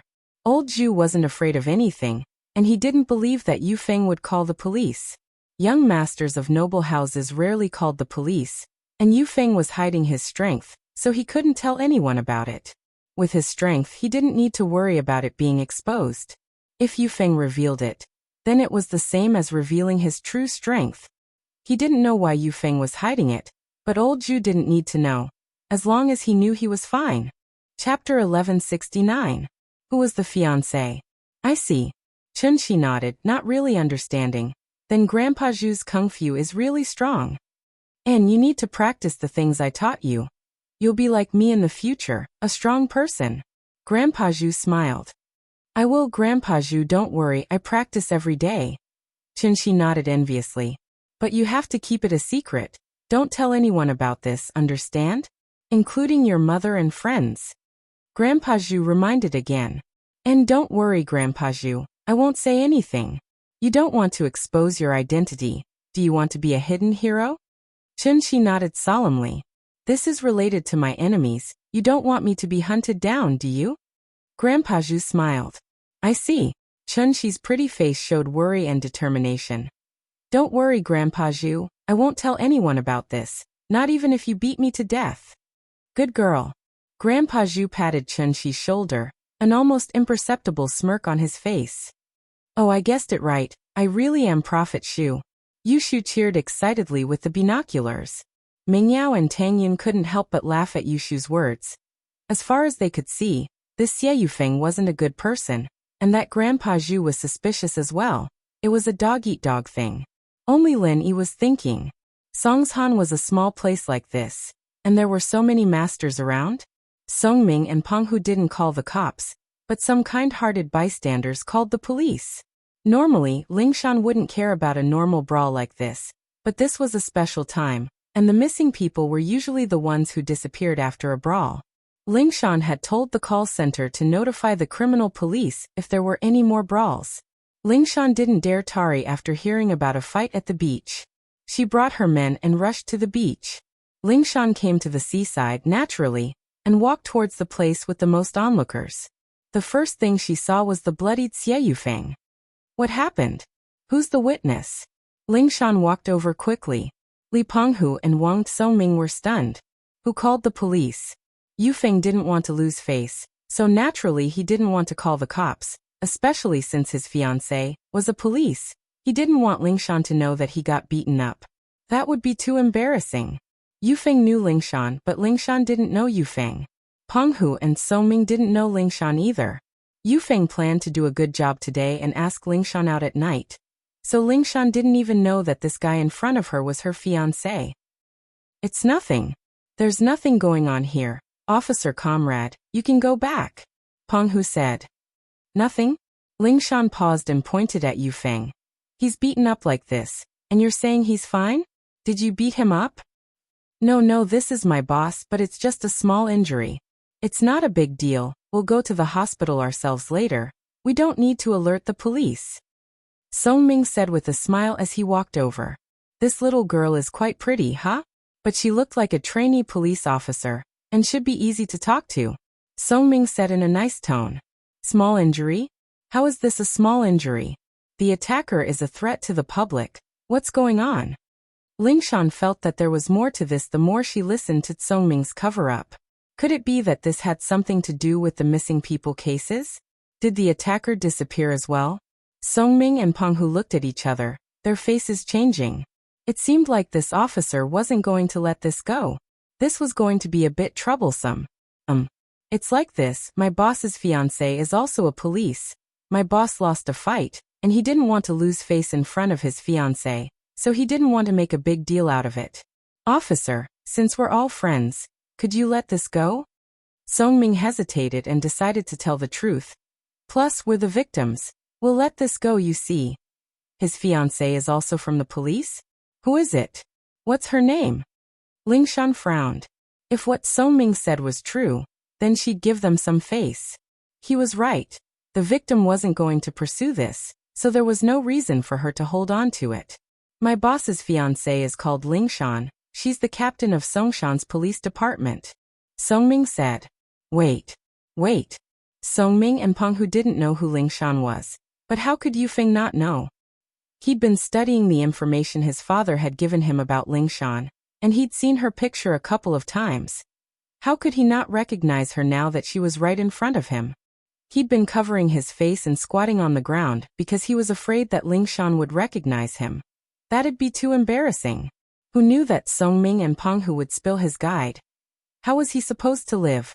However, when he wanted to stop him, he couldn't. In the end, he was a step too late, and Songming Wang said it out loud. Yufeng covered his face, speechless. Wah. Lingshan's eyes went wide, as if she'd seen a ghost. You're saying his fiancé is called Lingshan? The captain of Songshan's police department? Yeah. Songming's heart was pounding as well, but he'd already said it, and he couldn't go back on it. He didn't know what was going on, but he could only nod. I'm Lingshan, but I don't know him. Lingshan pointed at Yufeng and said faintly. Ha. You're Lingshan? Your sis-in-law? Songming looked at Lingshan in disbelief. He didn't expect to bump into her here. Chapter 1170. Chapter 1168. Lingshan's rejection. Yufeng held his head on the ground, knowing that he couldn't keep pretending anymore. He raised his head and limped up. Lingshan, I'm Yufeng. House Yu's Yufeng. With that, he reached his hand out, wanting to shake Lingshan's hand. House Yu. Yufeng? Why are you here? Lingshan paused, not expecting to meet someone from House Yu here. She didn't understand how this House Yu became her fiancé. Yufeng saw that Lingshan wasn't going to shake his hand, and he felt a little awkward. Lingshan, Grandpa Song told you about us, right? I wanted to ask you out tomorrow, right? I just wanted to check things out first. Wait, what do you mean by us? What do you mean by us? What did my grandpa say to me? Lingshan interrupted him, frowning. Our marriage. My dad already talked to Grandpa Song about it. Yufeng paused, not expecting that Lingshan didn't know about this. Did House Song not tell him about it? How come I didn't know about this? Lingshan looked at Yufeng coldly, feeling that his words weren't trustworthy at all. Was this guy an imposter? She was engaged to a House Yu, and she didn't even know about it? What was going on? Ugh. Lingshan's question surprised Yufeng, but he didn't panic. You can call Grandpa Song and you'll know if I'm telling the truth. Now that things had come to this, Yufeng didn't care if his image was ugly or not. He had to confirm things first before anything else. Lu Wangli, look after these three. I'll go make a call. Lingshan's expression was a little uncertain. She couldn't tell if the person in front of her was from House Yu or not, but judging from his confident expression, it was pretty much the case. But when had she ever been engaged to a House Yu? Yes, Captain Song. Lu Wangli saw through Yufeng and the other two, but he couldn't help but click his tongue. It couldn't be, right? Is there a poacher here? And from the sound of it, he seemed to be friends with Captain Song's family? What about Lin Yi? Lingshan's face was dark as she walked back into the police car, quickly calling her grandpa Song Xiangwen. Shanshan, why did you call grandpa? Xiangwen picked up the phone, his tone filled with joy. Lingshan had become old Song's pride, and so he was always in a good mood when he picked up her call. Grandpa, there's a guy calling himself House Yufeng, saying he's my fiancé. What's going on?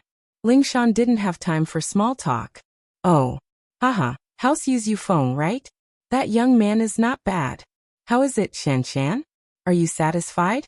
Grandpa found it for you based on your standards, and among the younger generation, the only one stronger than you is Yufeng. Xiangwen smiled. He's a mystic mid-phase. Mystic mid-phase. Lingshan paused. This Yufeng was pretty strong, having that kind of strength. But while Lingshan felt that he was strong, she wasn't moved at all. She already had someone in her heart, and even if she didn't, she wouldn't fall for this Yufeng. At least, her first impression of him was that she didn't like him at all. He got beaten up like a bloody gourd, and he was hiding it because he didn't want her to know. What kind of man was this?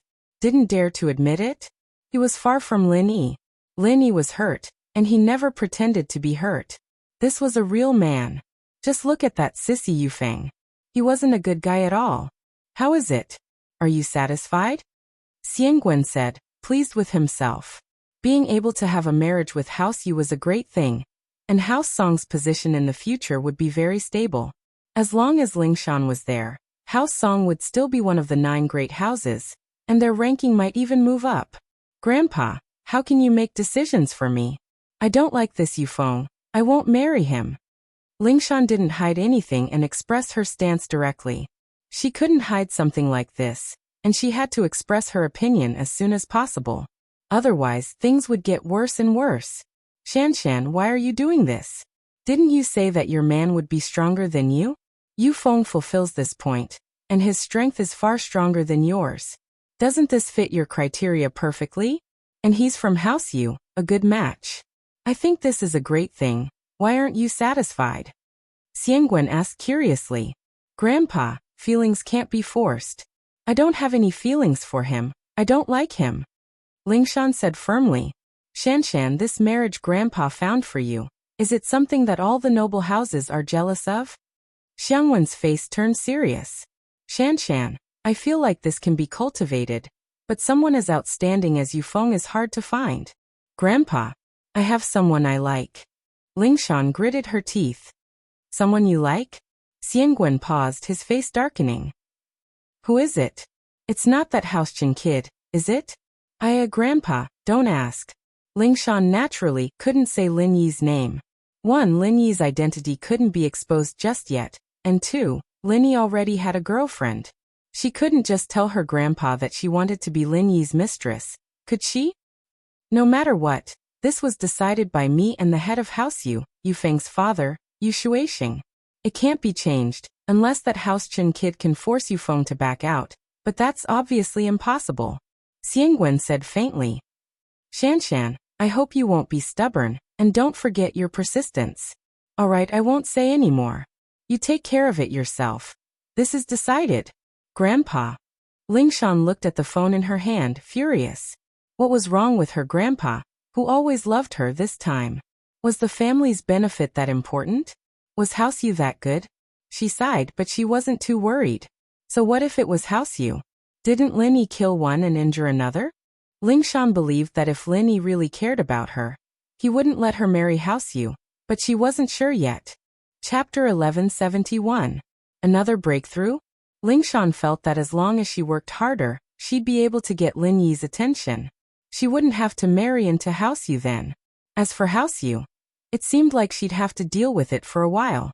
Lingshan looked like she had a big chest and no brain, but that wasn't the case. Before Lin Yi truly accepted her, she wouldn't bring up Lin Yi. Otherwise, if Lin Yi didn't care about her, things would get out of hand. She got out of the car and walked over to Yufeng with a dark face. Lingshan, did you ask Grandpa Song? Yufeng asked confidently. I did, but he didn't say I'm your fiancé. He just asked us to see if we're compatible.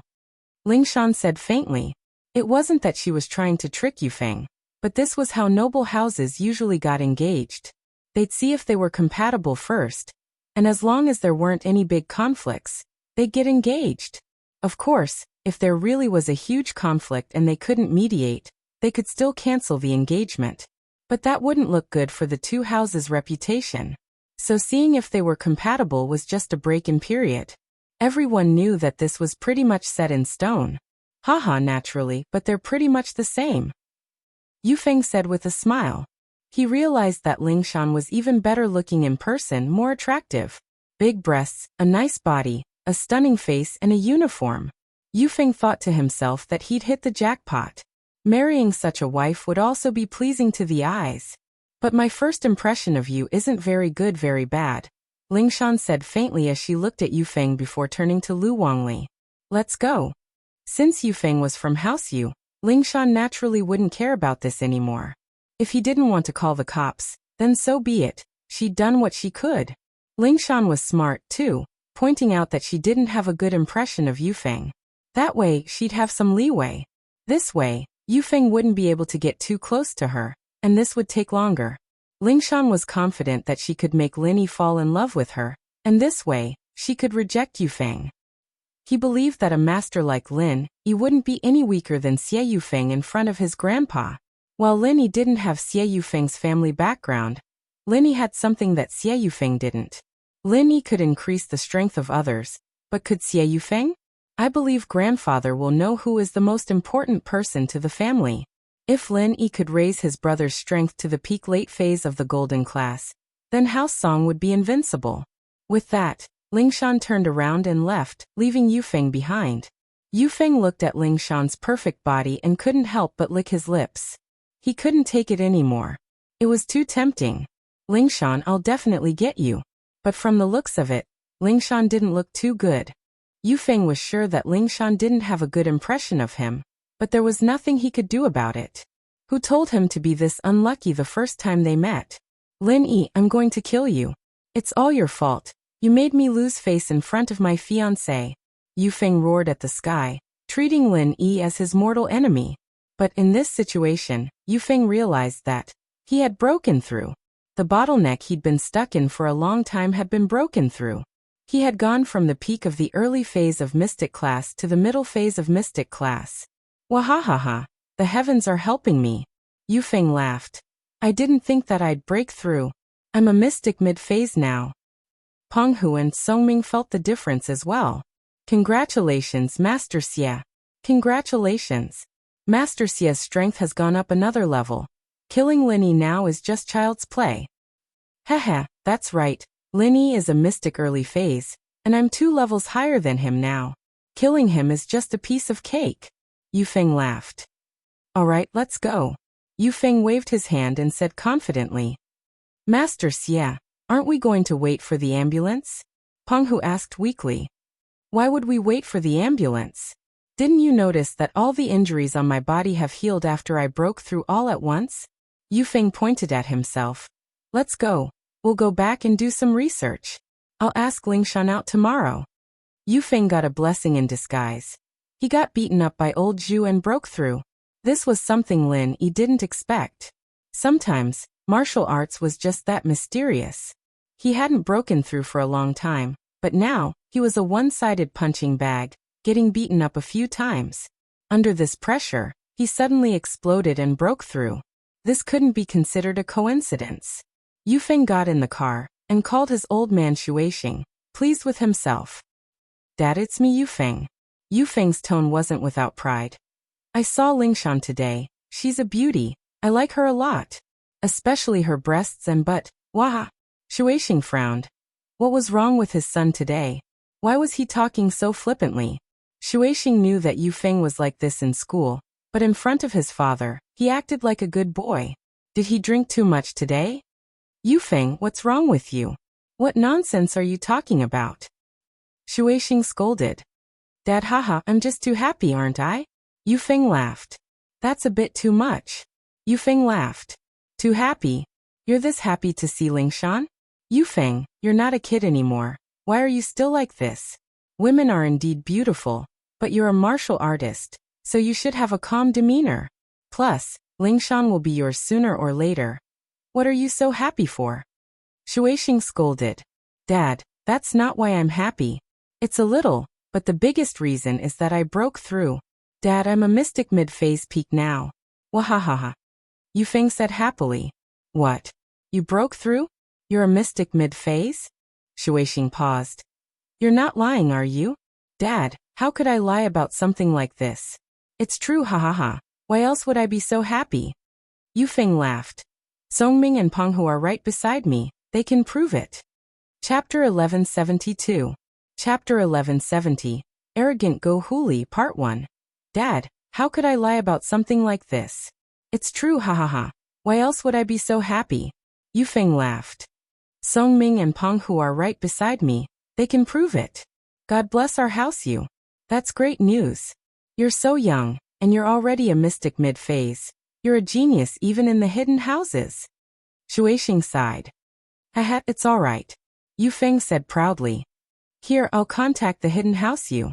You're so young and you have potential. They'll probably give us some benefits. If they give you a pill or two, you'll be able to become an Earth class and join a hidden house. It wouldn't be hard at all. At that time, our house you would be able to achieve glory. Shuixing said excitedly. You're such a young Earth class, you'll definitely be a reserve for the Sky class. Waha, perhaps our common house you will be able to produce a Sky class, entering the core of the Wulian world. Dad, don't worry, I've pretty much figured out how to level up. I'll test it out after a while. And if it works, then my leveling will be much smoother. Yufeng felt that his leveling up this time wasn't a coincidence. There was a pattern to it. He'd been suppressing himself for a while now, and after beating up old Zhu, he'd felt extremely refreshed, as if he'd been suppressing himself for a long time before exploding. It was like leveling up to a certain point, and then it'd be released. And so, Yufeng thought, could this be the secret to his leveling up? The whole leveling process was torture, suppression, rage, exploding, torture, suppression, and then breakthrough. He felt that this was a pattern, and as long as he grasped it, he'd be able to level up quickly. Oh, really? That's great, son, you're a genius. Shuixing was so excited that he didn't know what to do. His son was a genius, understanding the rules of leveling up. He was a genius. Haha, of course. Yufeng said proudly. Alright, I'll talk to you later. I need to think about how to get Lingshan. If I can push her down, my strength will increase even more. And then you have to work harder, Shuixing added. He was overjoyed that his son had leveled up. Naturally, he wouldn't think that his son's thoughts were dirty or inappropriate. In the aristocratic families, everything was based on strength. If one was strong, then no matter what kind of character that person was, everyone would respectfully call him an expert. This was the reality. Go Huli was acting up again these few days, driving her Ferrari with Yanjing license plate, and running amok in the neighborhood. Even the security couldn't do anything to her. The neighborhood was full of complaints, but there was nothing they could do. The Xiao family was like the sun in the sky right now, and noble houses weren't bound by the rules of the common world. As long as they didn't go too far, the local police wouldn't interfere. Plus, Go Huli didn't cause too much trouble. She just randomly parked her car on the road, hit someone's car, and threw a stack of cash at them. There were a lot of complaints, but nothing too extreme. Today, Go Huli bought a lion, calling it a lion dog. She walked around with the lion, as if she was showing off her power. Go Huli, was the most honorable and powerful person in this area. And so, things kept happening in the neighborhood. Today, this family's dog was eaten, tomorrow, that family's cat was eaten, and the day after that, even other people's birds were eaten. As long as they were meat pets, none of them were spared. And the culprit of all this was Go Huli's lion. The lion was chained up, and without Go Huli's permission, it wouldn't be able to run out and eat this and that. So many residents were unhappy. Although they were all rich and didn't lack money, they had to demand an explanation if their pets were eaten, right? Plus, most of the cats and dogs had been raised for many years, and they had feelings for them. So, these people collectively went to the property management company to report the situation, and wanted the security to denounce Go Huli and ask her to hand over the lion. The security guard was in a difficult position. The Xiao family was like the sun in the sky recently, and many important people came looking for the Xiao family. When they registered at the security booth, the security guard naturally knew, so they didn't dare to denounce the Xiao family. But the residents were making a lot of noise, and the property management had no choice but to send the security captain and the victims to Go Huli. At this moment, Go Huli was sitting with her legs crossed, playing with her lion. Of course, Go Huli was afraid of lions as well. She wasn't a practitioner, so she wasn't afraid of lions, but she sprayed some kind of medicine on her body so that the lion wouldn't bite her. And Go Huli was someone who liked to show off, so she made a lion to show off. Hearing the doorbell, Go Huli walked out and opened the door. She frowned as soon as she saw the security captain and a large group of residents. She knew why they were here. What are you guys doing here? What's wrong? Go Huli shook her wrist, and the lion ran over, opening its bloody mouth at the security captain. Roar wah! The security captain jumped and subconsciously took a few steps back, wiping the sweat off his forehead. He was very afraid of this lion. His face turned ugly. Ms. Go. Look, can you tell it to back off a little? What? Aren't you the security captain? You're afraid of dogs? Who do you think you're going to protect? Do you still want the property management fees next year? Go Huli was very arrogant. But Ms. Go, this is a lion, not a dog. The security captain said carefully to Go Huli. Who said it's not a dog? It's a dog, a lion dog, are you blind? Go Huli rolled her eyes. Chapter 1173. Chapter 1171. Arrogant Go Huli, what? You're here to demand justice for them? So you're here for the will of heaven? Go Huli smiled coldly. So what if my Pekingese ate it? I'll pay them however much it costs. I don't lack money. Tell me how much. Madam Go, you see, the people who live in the villa area don't lack money. Don't you think it's inappropriate for you to do this? Besides, your Pekingese is very dangerous. What if it bites a child?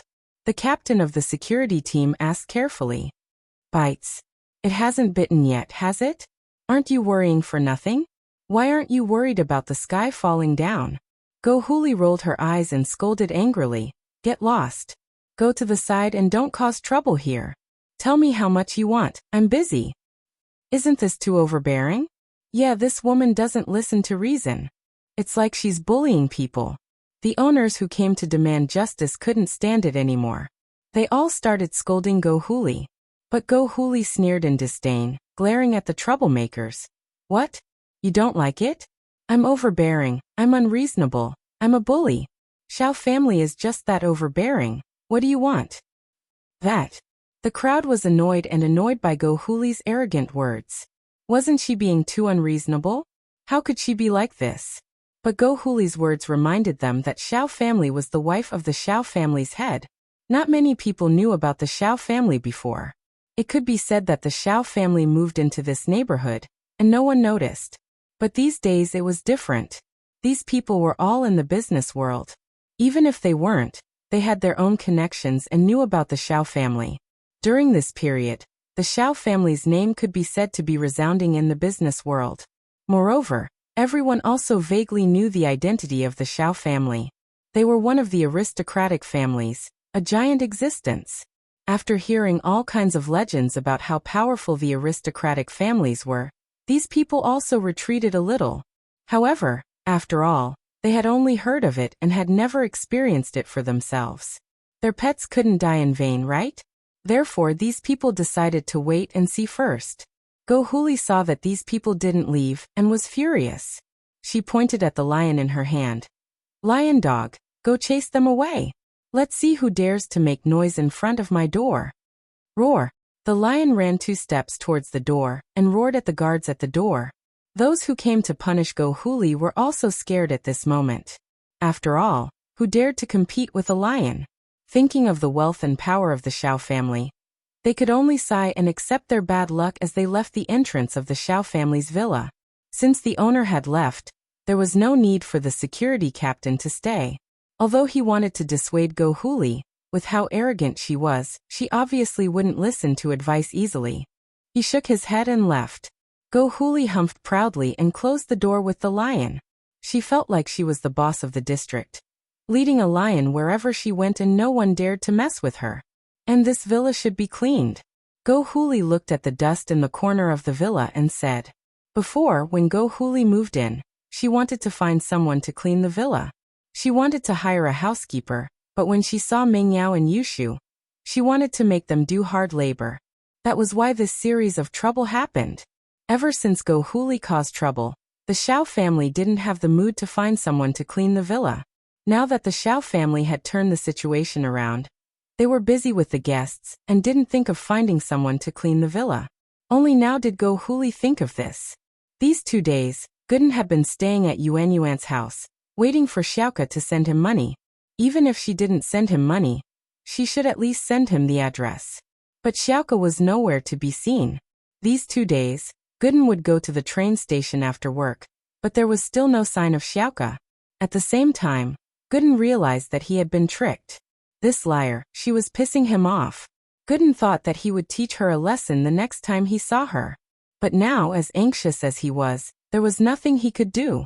He didn't know Lin Yi's address, and he didn't know Lin Yi's phone number. He wanted to call back to the village, but he didn't know Widow Wang's number, and he didn't know Old Lin's number. This was a black mark for a youth who had never left the village. He didn't need to remember phone numbers before, and he could find people by shouting. With a megaphone, who wouldn't be able to find someone? But now, no matter how megaphone he used, he couldn't let everyone in the city hear him. Songshan was too big, and so Gooden could only work for Yuren's shop. Luckily, Yuren's family took good care of him, especially Yuan Yuan. Gooden didn't want to leave. Although they got the money from Scorpion, Yuren's family didn't give up on their work. They were hard-working people, and this money was used to buy a house and expand the shop. It was like trying to put out a fire with a cup of water. And so, Yuan Yuan continued to work at the burger shop, and Yuren continued to run the shop. Mrs. Yu continued to work as a housekeeper, and Gooden continued to help out at the shop. Mrs. Yu was very happy today. The housekeeping company gave her a big job, cleaning a villa.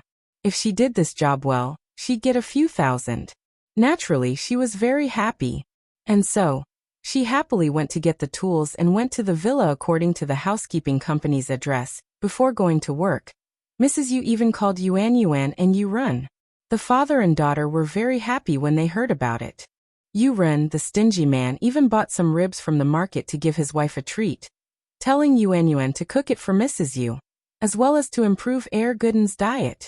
These days, with Gooden's deliveries, Yu Ren's shop's business went from a few hundred a day to 3,000 a day. The key was that no matter what people bought, Gooden would deliver it to their door. Toilet, basin, sand, cement, as long as you bought it, it didn't matter how many floors you lived in. Even if the elevator broke down, Gooden would deliver it to your doorstep. And he didn't even need to pay. Chapter 1174. Something happened. Yu Run, on the other hand, used the money Scorpion gave him to buy large quantities of plumbing and fittings, and the business was getting better and better. And so, the more Yu Run looked at Gooden, the more he liked him. This guy was his lucky star. If he became his son-in-law, it'd be a great thing. When the time came, he and Gooden would make the shop big. And with a door god like Gooden there, all the gangsters would be nothing. No matter how many there were, they'd be no match for him. Their days would be great. Yuan Yuan, are the ribs ready? Let Gooden eat some first. He's been doing heavy work the whole day, it's quite tiring. Yuren said. Okay. Yuan Yuan replied obediently and went to get a rib for Gooden. Zhou Jiaming here. Yuren called him Gooden, but naturally, Yuan Yuan wouldn't call him that. She only called him by his name. Thanks. Gooden happily took the rib and started eating. It's delicious. Eat slowly. Yuan Yuan rolled her eyes. After a few days together, Yuan Yuan had Gooden's shadow in her heart. Beauties loved heroes, and that was what Yuan Yuan was feeling right now. Gooden looked at Yuan Yuan's shy face and couldn't help but be stunned. Yuan Yuan wasn't that type of beauty, but in his eyes, she was prettier than a goddess. Ring. A hurried ringtone of the phone broke the ambiguous atmosphere between the two of them. Yuan Yuan quickly walked over and picked up the phone. Hello? What? You're the housekeeping manager? My mom got bitten by a dog? She's in Songshan's first hospital right now? Okay, we'll go there immediately. After hanging up, Yuan Yuan panicked. Dad, it's bad. Manager Zhang from my mom's company just called, saying that my mom got bitten by a dog, and she's being treated at Songshan's first hospital right now. What? Yuren froze as well. She was fine this morning. Why was she bitten by a dog at night? Yuren didn't dare slow down and brought Yuan and Gooden to a taxi, rushing to Songshan's first hospital. In the hospital room, Yuren finally saw his wife. Mom, what's wrong with you? Yuan ran over excitedly to her mother's bedside and held her mother's hand. Yuan's mother looked at Yuan with a painful and weak smile on her face. Manager Zhang, what's going on? What was going on? What happened to my wife? How come you got bitten by a dog? Yuren saw the manager and asked. Manager Zhang sighed. Your wife went to a rich family to clean up today, but somehow, she provoked the Pekingese. As a result, the Pekingese bit your wife. Now her leg is bitten off. If it weren't for the timely rescue, one of her legs would have been crippled. Ah, that's serious? Yuren was shocked, his eyes wide open. What did they say? Was there no explanation for their dog biting someone? Besides, what kind of dog could bite off a person's leg? It's said to be a Pekingese, but it's actually a big lion. Manager Zhang said helplessly. The doctor said that this wasn't a dog bite at all. What? Raising a lion? Isn't that too immoral? Where's the person? Where is he? It was up to them to explain themselves. What did this mean? Aren't they trying to harm someone? Yuren panicked. You're old, right? Don't get too excited yet. They're rich and powerful, and the mistress is being unreasonable. I went to talk to them, and I almost got bitten by the lion. And I've confirmed that the dog they're raising is indeed a lion. Manager Zhang smiled bitterly.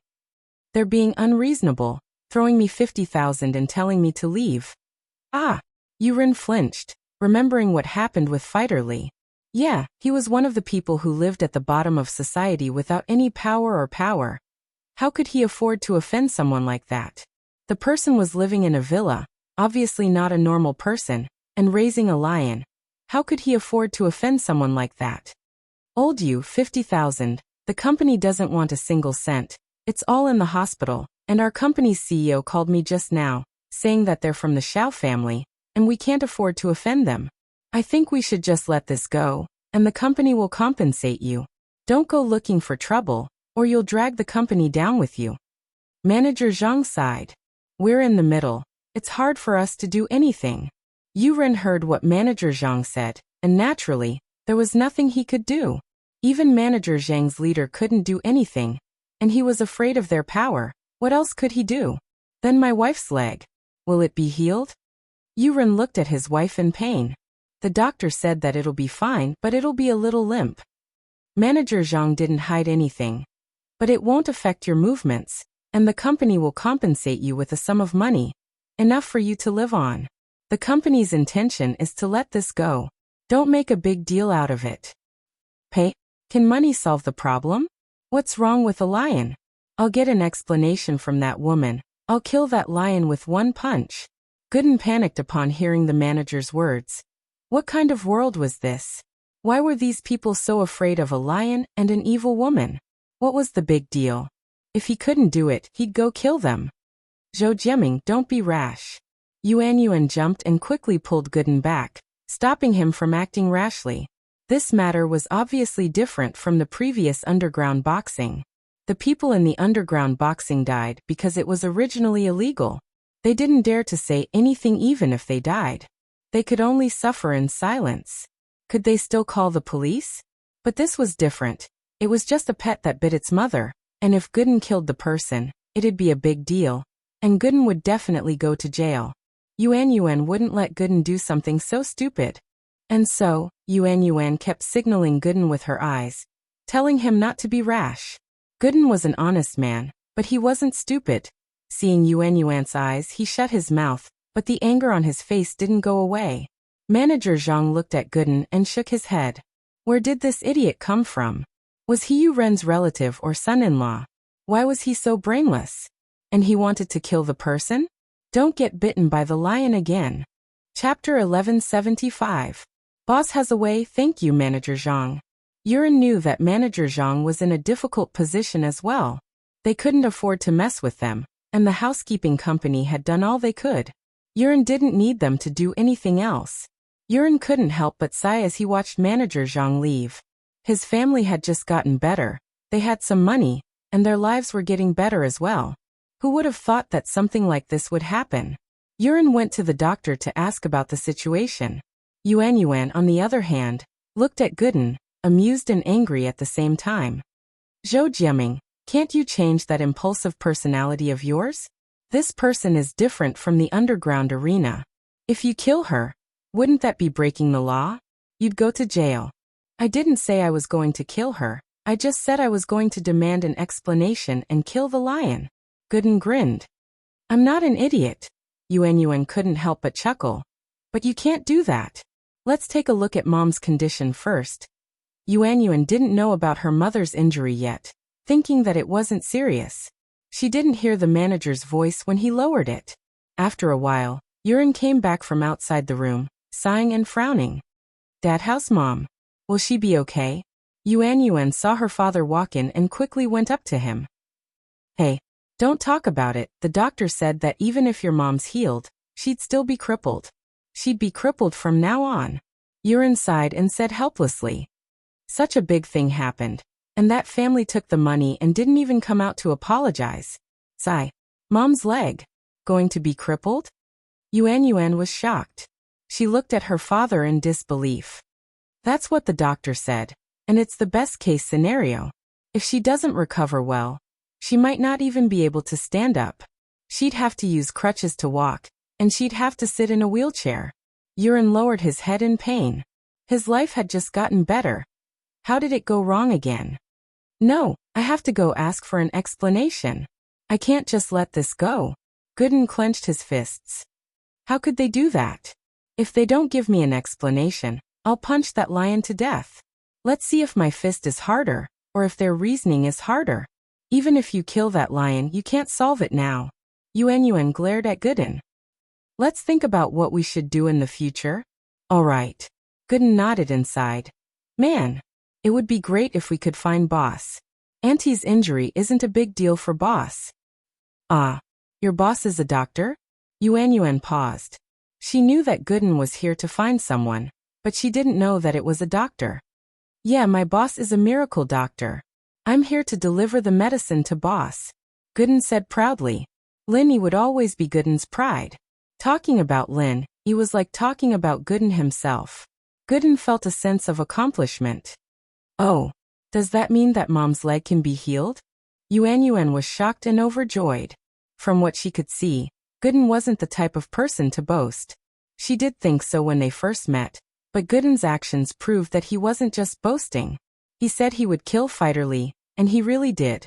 This proved that Gooden was a very practical person. Yes, of course. As long as we find Boss, everything will be fine. Gooden smiled. You don't have to worry about that. Then how do we find your boss? Yuan didn't really care about the person Gooden was looking for, but now she was panicking. I don't know, it's all that scammer's fault. If it wasn't for her, I wouldn't have lost the note. Gooden said helplessly. Then we'll look for him slowly. We'll find him eventually, as long as there's hope. Yuan was at least full of hope now.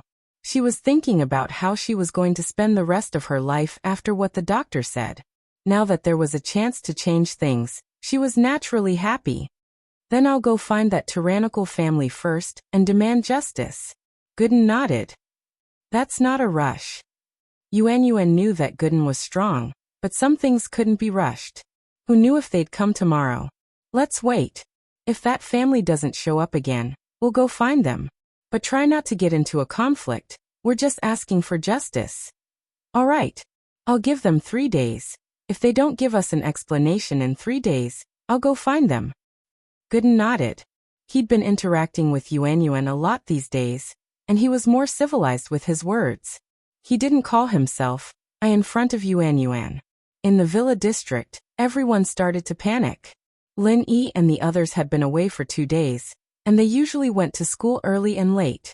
They naturally didn't know what was going on in the district, and they didn't know that a lion had appeared in the district. Go Huli, on the other hand, was still walking around the district with the lion. The residents all knew how domineering she was, and they knew that she had a powerful background. They didn't dare mess with her. They couldn't mess with her, but they could hide. So wherever Go Huli appeared, people would all avoid her, especially the lion in her hand. Of course, acting cool in front of normal people didn't give her any sense of accomplishment anymore. What she wanted the most was to act cool in front of Meng Yao, Yushu, and Lin Yi. The Xiao family had been snubbed by House Chu before, and they still hadn't gotten their revenge yet. And so Go Huli had been looking for a chance to cause trouble for House Chu these 2 days, but every time she went to Meng Yao's villa, all she saw was the locked gate and the dark villa. There was no one inside. This made Go Huli depressed. She finally had a chance to act cool and step on people, but she couldn't use it. It was like a cultivator getting a supreme treasure, but she couldn't activate it. Only Go Huli herself knew how depressed she felt. Chapter 1176. Performing a circus. Meng Yao had obviously returned. Their car was parked in front of the villa, and the lights in the villa were turned on, and a few windows were opened. Huli was overjoyed. She led the lion to Meng Yao's villa's yard. At this moment Meng Yao, Yushu, and Lin Yi had just returned to the villa after sending Tang Yuan and Xiao Xiao back. The 3 of them hadn't locked the door yet, since the security here was good. No one would lose anything in the day. Thus Go Huli entered the yard easily. Little lion, make 2 noises here. Huli ordered her lion. Roar. The lion had received professional training, so it understood everything Go Huli said.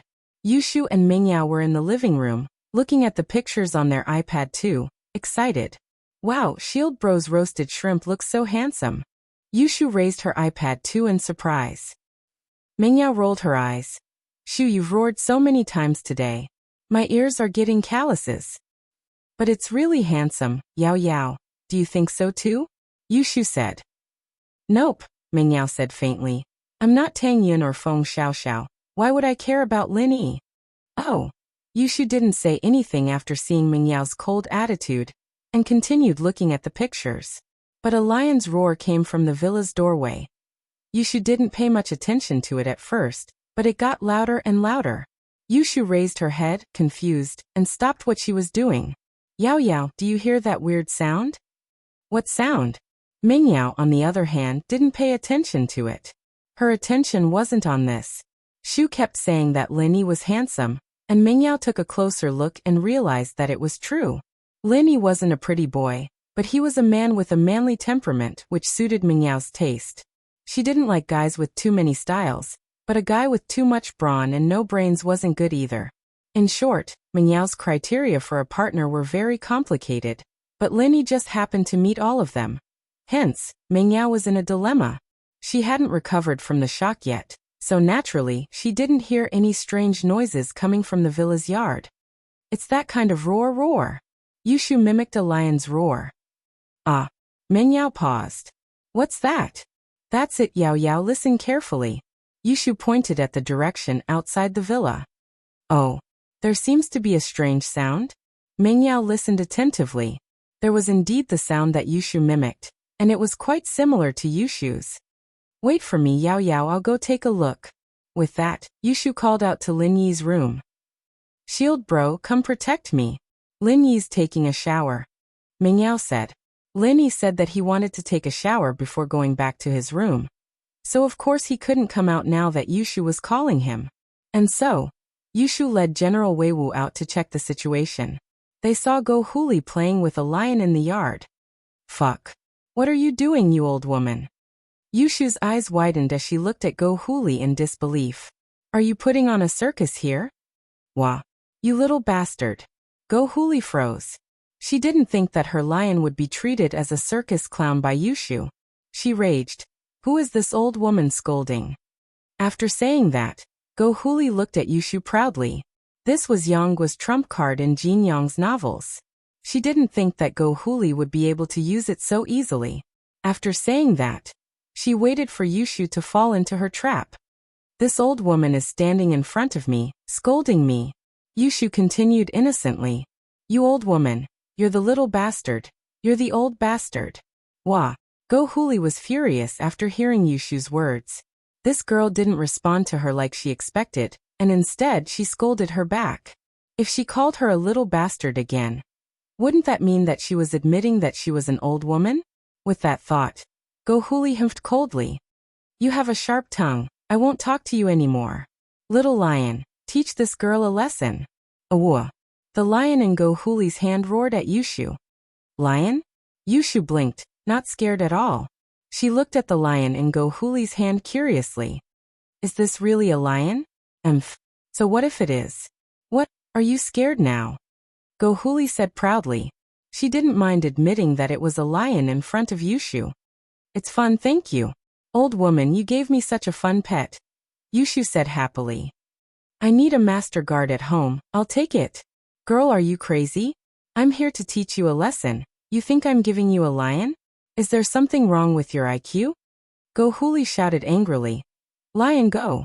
Eat this girl's dog first. Gohuli didn't dare to let the lion eat Yushu in front of everyone.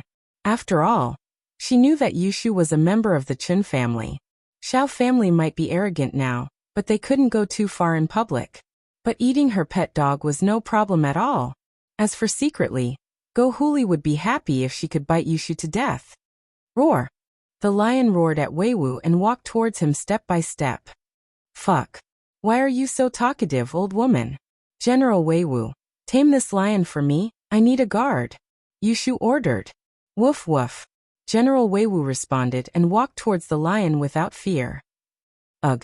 The lion didn't care when General Weiwu was lying there, but now, the dangerous aura that General Weiwu emitted made the lion's hair stand on end. The sixth sense of an animal was the most sensitive. They could tell what was dangerous and what wasn't. The dog in front of it made the lion feel a great sense of danger. It was the king of the grassland, but facing a murderous dog like this, the lion still retreated a little. Chapter 1177. Chapter 1175. Chased up the tree, but General Weiwu didn't care at all. In an instant, he pounced on the lion. The lion was shocked and jumped up. It waved its front paw at General Weiwu, wanting to slap General Weiwu to the ground. But before its paw could reach General Weiwu's paw hit the lion's mouth, causing it to fall to the ground. General Weiwu seemed to understand Yushu's intention. He wanted to tame this lion, not kill it. In General Weiwu's eyes, this lion was weak and could be killed easily. But since Yushu didn't allow it to be killed, he had to hold back. The lion didn't expect the enemy to be so strong and give it such a huge blow. The lion was in pain and its eyes were filled with fear. When it saw General Weiwu pouncing on it again, the lion quickly turned around and ran to the side. Gohuli's eyes widened. What happened to her lion? Why didn't it eat General Weiwu? Why did it run away as if it saw something scary? Little lion, come back. What are you doing? Hurry up and eat this dog for me. Gohuli panicked. She came here to use the lion to teach Yushu and the others a lesson. She didn't think that the lion would run away before she could teach them a lesson. However, the obedient lion didn't care about Gohuli's words at all. It just kept running forward. But how could it be as fast as General Weiwu? In desperation, the lion saw a tree in the courtyard of the villa. So the lion gritted its teeth and jumped onto the tree. A lion can climb a tree? That's amazing. Old woman, this lion of yours has been specially trained for the circus. Yushu said in amazement. Gohuli's face reddened. Yushu's words were clear. She was calling her a clown in the circus, playing with the lion. Although Gohuli was angry, she didn't know what was going on. The lion was so powerful that it even ate a dog that was bigger than General Weiwu. How could General Weiwu chase the lion around? After the lion climbed up the tree, it hugged the trunk tightly and didn't dare to come down. It was even shivering on top of the tree. General Weiwu, on the other hand, wasn't in a hurry. He squatted down calmly as if he was waiting for the lion to come down. Little lion, come down. Huli panicked and yelled at the lion on the book. But the lion acted as if it didn't hear Gohuli's words and ignored her. Little lion? Huli called again. The lion still had no reaction. It had no intention of coming down. I'm going back to continue looking at the photos. Your lion has become my guard. I'm not going back with you. Go back by yourself.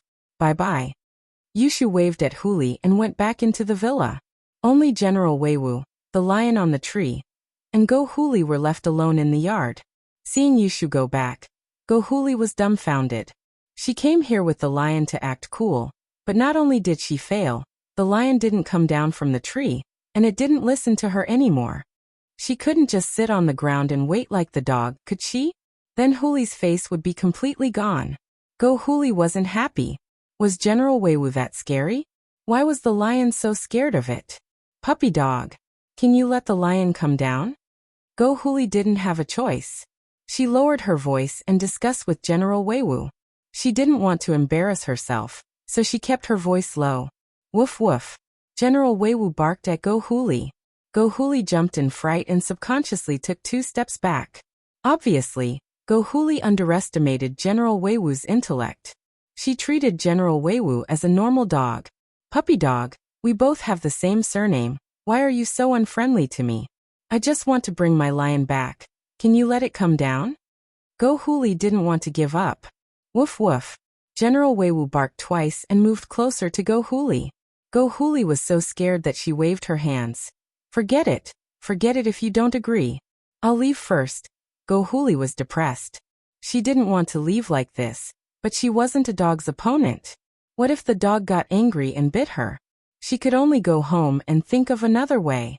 If she really couldn't, she could contact the masters from House Pai. That would be easy. But when Go Huli told Xiaoji her idea, Xiaoji scolded her. Isn't it just a lion? If you don't come back, then don't. Our Xiao family may have a master with a wallet. And to outsiders, our Xiao family may look like they're invincible. But don't you know what's going on? These 2 masters from House Pai are here to supervise Xiao family's business. If there were business enemies, they'd help us take care of them. But you want them to help you beat up a dog? Only you can think of that. They're masters among masters. Why would they help you beat up a dog? But this isn't about the lion, it's about face. Last time, our Xiao family was humiliated by Mingyao. If we don't get back at her now, people will think that we're afraid of House Chu. Go Huli said unwillingly. It's not a question of whether or not I'm afraid. Uncle Pai was injured by Lin Yi, and if the Pais wanted revenge, they would have gone after Lin Yi a long time ago. Would it be your turn? Xiaoji humphed coldly. House Pai hasn't gone to Lin Yi yet, which means that they won't. Let's just forget about it for now. Don't expose our Xiao family's trump card. If people see that we can't control House Pai, that'll be bad. I see. Go Huli lowered her head, feeling wronged.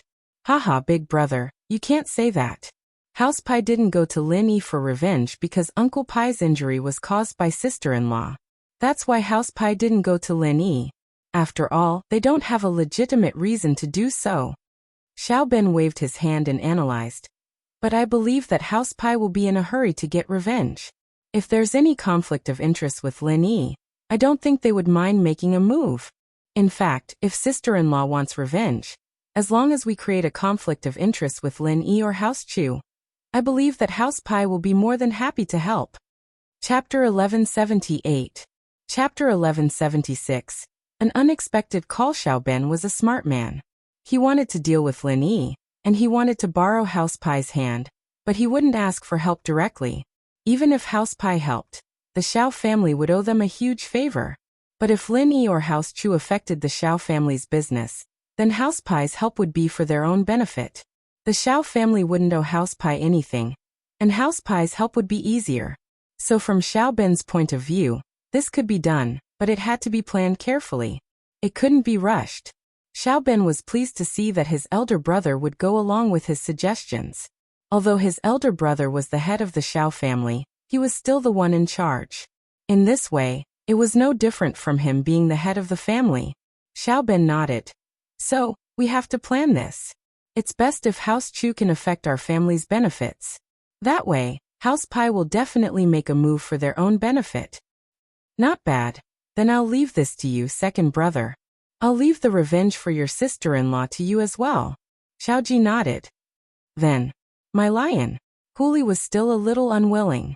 If the lion really stayed at House Chu and didn't come back, then Huli would lose all her face. She wouldn't be able to raise her head in this district anymore. She just showed off to the residents in the district, but now she even left the lion in someone else's house. How could she go out in the future? It's just a lion. If you don't want to, then buy another one. If you have the ability, then get it back yourself. Xiao Ji waved his hand, stopping Huli from continuing. That's it. I'm so busy every day, where would I have time to think about this? What Xiao Ji said wasn't wrong. The Xiao family's cooperation with various wealthy businessmen was in full swing. Every day, there were many things to do. Even Xiao Ji, who didn't care about anything, had to be busy receiving guests. After all, Xiao Ben had to go and finalize the cooperation agreement with the businessmen. Xiao Ji couldn't do such detailed things, but he could treat people to meals and socialize with them. Hearing Xiao Ji's words, Go Huli knew that there was no way she could ask House Pai for help. She could only think of a way herself. Helplessly, Go Huli could only sneak out at night. The lion persevered on the tree for a while, but it could not hold on any longer. After all, it was a land animal, not a bird. How could it stay on the tree peacefully? Therefore, the lion's heart changed. He was ready to come down to General Weiwu and ask for peace. Linny took a shower and changed into his pajamas. He was just about to go check on General Weiwu and the lion when his phone rang. Linny looked at the caller ID. It was Lingshan. Ever since Lingshan leveled up a few days ago, she hadn't called Linny again. Lin Yi, on the other hand, was happy to be free. Who knew what Lingshan needed his help with this time? This time, Lingshan called Lin Yi because she needed his help with something. She had just returned to the police station this afternoon when Yutian came to visit. Compared to Xie Yufeng, Lingshan found that Yutian was more pleasing to the eye. But it was just pleasing to the eye. Compared to Lin Yi, he was still a far cry. Lingshan remembered a line from a song. The one who loves me has no regrets for me. But I'm crying for the one I love, my heart breaking. Lingshan thought that her relationship with Lin Yi would improve after the last level up, but after a few days, Lin Yi still hadn't contacted her. Lin Yi would only call her a limited number of times, and it was always for something. He never called just for the sake of calling. Lingshan, why do you look so worried? What, you don't welcome me? Yutian saw Lingshan sitting in front of her desk with a long face, deep in thought. I told you, call me Officer Song on the job, but you can call me Lingshan in private. Lingshan said faintly as she looked at the person who came. Yutian's face changed slightly, but he said, Lingshan, we're from noble houses, right? Even if you don't accept my love, there's no need to be so distant, is there? Then what should I do? Act warm to you? Make you misunderstand? Lingshan said faintly. That's Lingshan. I admit that I still love you very stubbornly, but I already understand your feelings. If you really marry that person, I'll be relieved, and I'll be happy. I admit that I, Chen Yutian, am not as good as him. I'm not as good as him now, and I won't be stronger than him in the future. My love for you is buried deep in my heart. I just want to protect you silently. As long as you're happy, I'll be satisfied. I'm calling you Lingshan as a big brother, just a little sister. If you don't agree, then I'll call you Officer Song from now on, Yutian said seriously. Lingshan froze when she heard Yutian's words. She didn't expect Yutian to say something like this so openly. Yutian had revealed similar intentions and compliments towards Lin Yi before, but she didn't expect him to say it so seriously today. Yutian wasn't strong, but Lingshan knew that Yutian was a man of his words. If he said this, then it meant that he'd thought it through. All right. I'm relieved that you think that way. I'll call you Yutian bro from now on. Lingshan confirmed their sibling relationship. Haha, this relationship is a bit messy. Yutian scratched his head. Lin Yi was his instructor, and even if he wasn't his master, he was still his boss. If Lingshan really followed Lin Yi, then she'd be his sister-in-law. But this could only be discussed in the future. What messy relationship? Lingshan paused before remembering something. Yutian bro, what's your relationship with Lin Yi? That? You should ask him yourself, I can't tell you. Yutian didn't want to say anything behind Lin Yi's back. If Lin Yi was here and didn't object, then it wouldn't be a problem, but not now. Chapter 1179. Level up? Of course there is. The grave robbing case from last time has come to a conclusion. I have reported the matter to my superior. My superior wants us to disguise ourselves as a couple, and enter the tomb with the grave robbing group codenamed Red Pagoda. Chen Yutian said. On one hand, we need to collect evidence of these grave robbers and capture them all. On the other hand, we need to record how they opened the tomb. This tomb is dangerous, and if we can gather all this information, it'll be easier for our experts to investigate the tomb in the future. This is very valuable. You're telling me this because you want the local police to work with you on the outskirts? Lingshan asked. Yes, and on the other hand, I'd like to invite you to pretend to be a couple. Yutian coughed dryly. In fact, he didn't have any intentions of taking advantage of Lingshan. He'd already let it go, and he wouldn't use the excuse of a mission to get intimate with her. That wasn't something a gentleman would do. Yutian did this because he considered Lingshan's skills. The tomb was very dangerous, and it was impossible to go in without a certain level of skills. Lingshan's skills were undeniable, and that was why Yutian sent this invitation. According to the information, the couple was quite skilled as well. Even if they weren't golden class, they had speed and agility similar to a golden class. Me? With you? Lingshan paused. Yutian's suggestion didn't cross any rules or bottom line. After all, her profession was special, and it was normal for her to pretend to be a couple with someone else. But the problem was that she didn't really want to do it with Yutian. Yes, the tomb is very dangerous, and the tomb robbers aren't weak. If our people aren't strong enough, we might die in there. Yutian said solemnly. Lingshan, I'm doing this for the big picture. I have no selfish motives. Although I'd be very happy if we pretend to be a couple. It's not real, but at least we had. It could be said that Yutian was very honest, and he didn't hide anything. This made Lingshan admire Yutian. This personality suited Lingshan's taste quite well. But even so, Lingshan wouldn't fall for Yutian. There were two reasons. One was that Yutian wasn't strong enough, and the other was that Lingshan already had someone else in her heart. Lingshan didn't think anyone was as strong as Lin Yi right now. Lin Yi was a little domineering, but Lin Yi really did have some skills. Not only was he brave and resourceful, but he also had medical skills. More importantly, he could level up others. More importantly, although this man was a bit of a playboy, he was not that kind of promiscuous.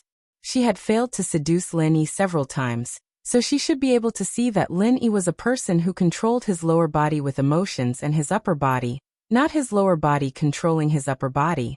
And so the more she thought about it, the more she liked Lin Yi. Lin Yi was an all-rounder, and he could even help her solve cases.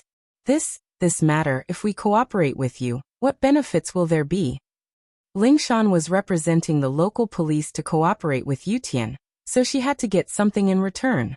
At the very least, she couldn't let Yutian take all the credit. As for the credit, of course, we'll split it 50-50.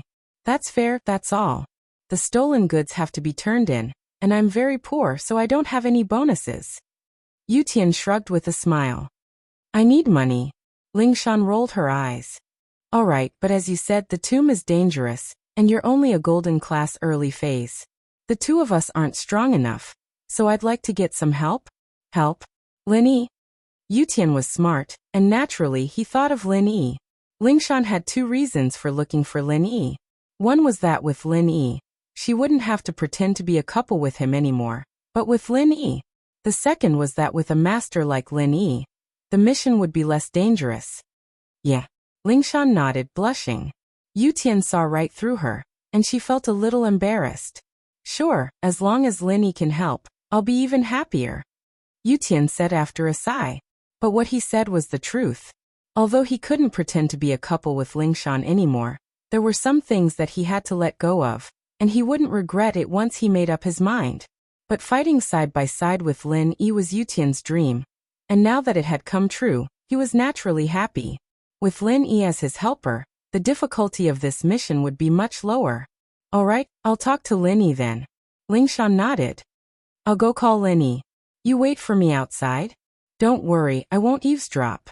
Yutian smiled, but he felt a little sour inside. Lingshan was calling her lover, after all, and naturally, she wouldn't say it in front of him. And so, Lingshan went into the resting room and called Lin Yi. What's up? Lin Yi picked up. Miss Dummy misses you, can't I give you a call? Lingshan wasn't too happy with Lin Yi's formal voice. Miss me? Why don't you miss me when you're not busy? Whenever you miss me, I'm busy. Lin Yi smiled bitterly. Lingshan most likely had something to do with him. Oh. Lingshan paused and then said happily. Does that mean that I can call you when I'm free?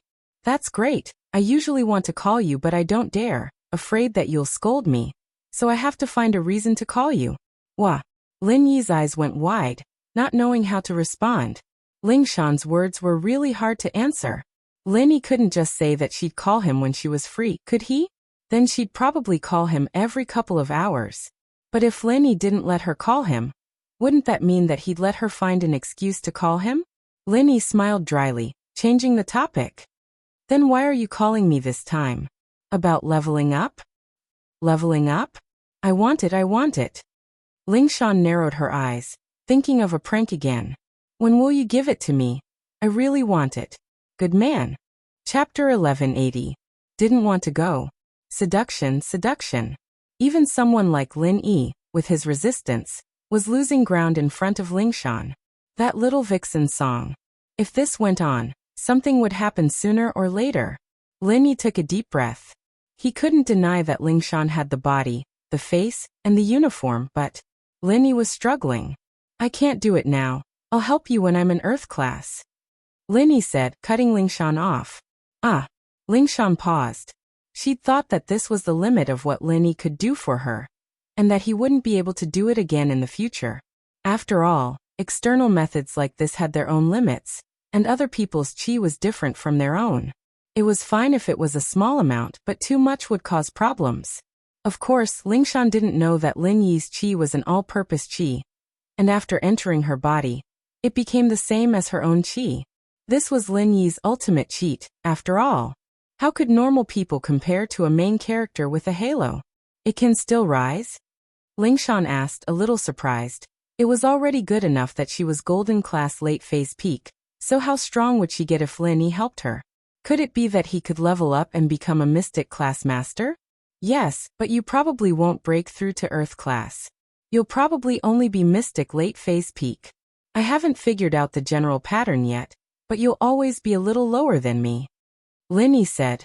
Of course, don't tell anyone about this. I want people to line up at my house and ask me to help them improve their strength. I'm not an idiot, of course I won't tell anyone. Lingshan said. How could she let other people know about this? But then she asked, can I really become a peak late phase mystic class? Lingshan didn't dare imagine it. Mystic late phase peak, that was the peak of all the noble houses in the common world. She had that kind of strength? And Lin Yi said that she was going to break through the Earth rank? Lingshan was dumbfounded. Naturally, she knew that Lin Yi was strong, but she didn't know that Lin Yi was this strong. Everyone else's target was half a layer, but Lin Yi was an Earth class. Could it be that Lin Yi was already a mystic late phase peak master? With that thought, Lingshan felt a surge of excitement in her heart. The man she had her eyes on wasn't wrong. Let's talk about it after I break through to Earth class. I don't know when I'll be able to do that. Lin Yi thought, I'm not even mystic late phase peak, and you're already thinking about it? Aren't you being too greedy?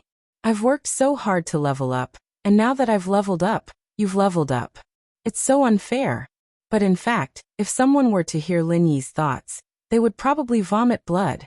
You have a cultivation space, a cheat, and the ability to mass-produce experts. You're practically invincible. Do you still think it's hard? Yes, yes. Lingshan said quickly. Then little dummy girl, I'll wait for you to break through and wash yourself clean. I'll be waiting for you anytime. You called just to talk about this? Lin Yi was speechless.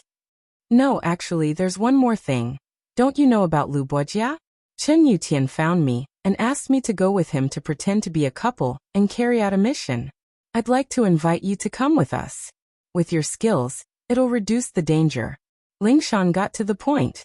Rob tombs with you guys? Lin Yi blinked. Not with us, but to catch the tomb robbers. We'll also record how to activate the tomb's mechanisms to help our archaeology. Lingshan explained. Not interested. Lin Yi said faintly. I'm staying here to protect Mingyao and Yushu. Xiao family's been working with some hidden house pie lately, and they've sent a couple of practitioners to protect Xiao family. I think they'll come looking for trouble sooner or later. Go Huli even brought a lion here to cause trouble. Brought a lion? Lingshan paused. No way. Where's the lion? My golden class dog chased it up a tree, and it's still up there. Lin Yi smiled. I leveled up that dog. Lingshan was speechless. Lin Yi really had nothing better to do, leveling up a golden class dog. But this also showed how strong Lin Yi was. Creating practitioners was no problem at all. Don't you have some medical knowledge? According to our research, this tomb might very well be the tomb of the folk medicine Saint Zhang Liju. Aren't you interested? Lingshan started tempting Lin Yi, taking out the things Lin Yi was most interested in. There might be some ancient books in there. Of course, I can't give you the originals, but I can give you the copies. Lingshan was a principals. She couldn't just use relics to please Lin Yi. He could look, but he definitely couldn't take them away. But Lin Yi wouldn't be able to use the originals even if he wanted them. Haha, not too interested. Lin Yi still wasn't interested. His old man had thousands of ancient books and he couldn't even finish them all. Why would he look at other people's? Plus, he really didn't have the time. Going into the tomb would take him at least 10 days to half a month. Lingshan didn't expect that even this wouldn't attract Lin Yi's attention. She was a little disappointed. Think about it a little more.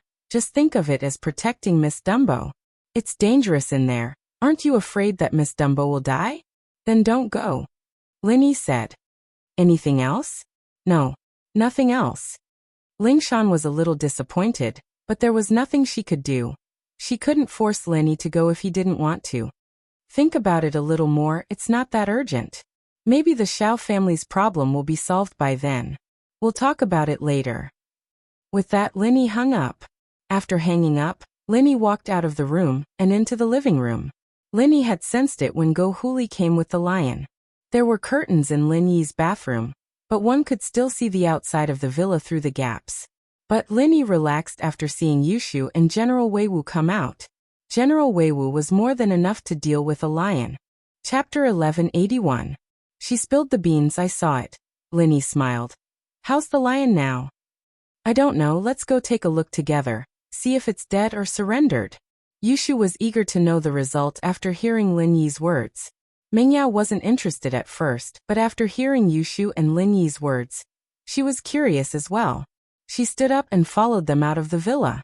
But, when they walked out, they saw a spectacular scene. General Weiwu was leaning against the shade of a tree, and the lion was respectfully squatting beside General Weiwu. It was fanning General Weiwu with a broken piece of paper in its front paw. What? General Weiwu has a follower. Yushu's eyes widened, shocked. Haha. Lin Yi wasn't surprised at this result. It was just a lion after all. It was a piece of cake for General Weiwu to take care of it.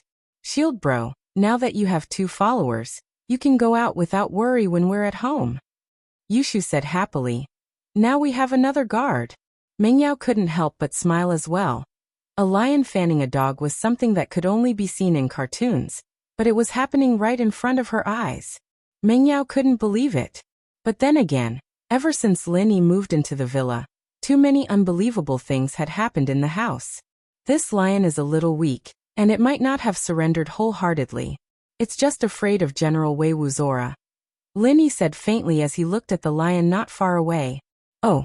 Yushu paused. This lion was faking its submission? Did that mean it wasn't very loyal? Yushu wasn't an idiot, and this was the case in real life. Some people were forced to submit to pressure and power, but in reality, they were waiting for the right opportunity to retaliate. They wouldn't go easy on their enemies, however. Yushu looked at the lion's eyes after hearing Lin Yi's words. Lin Yi's words weren't sincere at all. Yushu felt that Lin Yi's words made sense. She sighed. Then what should we do? Will it be able to faithfully look after our yard? Hee, as long as it isn't as strong as General Weiwu, it will still guard this place seriously. Lin Yi understood that sometimes, it didn't matter if one was sincere or submissive. As long as one's strength was there, the result would be the same. Oh, then let's keep it for now. Yushu nodded in satisfaction at Lin Yi's words. Hey lion, you need to protect the yard, okay? Don't let strangers in, or I'll get General Weiwu to deal with you. Understand? Oh. The lion seemed to be quite intelligent, and seemed to understand Yushu's words. Yu Feng was in a very good mood after breaking through to Mystic Mid-Phase. After thinking about it, he decided to give Lingshan a call, and change his image today. Otherwise, he'd be too weak to let Lingshan see him beaten up like that. Lingshan called Lin Yi and got rejected by Lin Yi. She wasn't in a good mood, and came out of the room with a dark expression on her face. How is it? Lingshan, did Lin Yi agree? Yu Tian asked worriedly, as if he was even more worried than Lingshan. No. Lingshan shook her head. I asked him to think about it, but he didn't reply. Man, if Lin Yi joined this mission, we'd have a higher chance. Yu Tian sighed as well. This mission is very dangerous. I don't want anything to go wrong. Me too, of course, Lingshan said. It looks like I'll have to keep begging him. Lingshan's phone rang again as they were talking, delighting her. She thought that it was Lin Yi calling back, and that he'd changed his mind. But when Lingshan took out her phone, it was an unknown number. Hello, I'm Song Lingshan. Lingshan picked up the phone and said her name in a formal manner. Lingshan, it's Yu Feng. Yu Feng said excitedly. He thought that Lingshan's voice was really nice, like the sound of nature. Even a simple sentence like that was so charming. Yu Feng? Why are you looking for me? Lingshan frowned, her face darkening. She didn't expect this Yu Feng to call her so soon. This guy was really shameless, losing face in front of her today, and he didn't feel embarrassed at all. He still had the face to call her? Haha, it's like this. I'm at the beach today, right? The scenery and environment here are quite nice, and I heard that you're on leave tomorrow, so I wanted to invite you to the beach and relax, Yu Feng said with a smile. Lingshan, you're under a lot of pressure from work. You can relax at the beach and enjoy nature. Let's have a picnic, what do you think? Lingshan was pissed off. Did this Yu Feng do a thorough investigation? He even knew that she was on leave tomorrow? How's your injury? Weren't you going to the hospital today? What, you're leaving already? Lingshan said faintly. Her meaning was clear. You were beaten up like that. Why didn't you just stay in the hospital for treatment? What were you doing out here? Lingshan, don't misunderstand. I didn't fight anyone today, I got beaten up on purpose. Yu Feng had already thought of what to say. In order to not lose face, he found a perfect excuse. Oh, you got people to beat you up on purpose? Lingshan paused. Was there an idiot like that in this world? Looking for a beating? Was he itching for a beating? Yes. Yu Feng said seriously. Lingshan, this is actually a method I came up with myself to train and level up. I call this method of leveling up cadence. What is the cadence? It's suppressing and showing off. Every time I reach a bottleneck, I'll use this cadence to level up. First, I'll suppress myself, and this means that I won't fight back, I'll just endure it. When I can't take it anymore, I'll explode and level up. Then you broke through? Lingshan asked faintly. Yeah, I broke through, Yu Feng said proudly. I'm a mystic mid-phase now. Chapter 1182. I'll talk to him. Ah, right.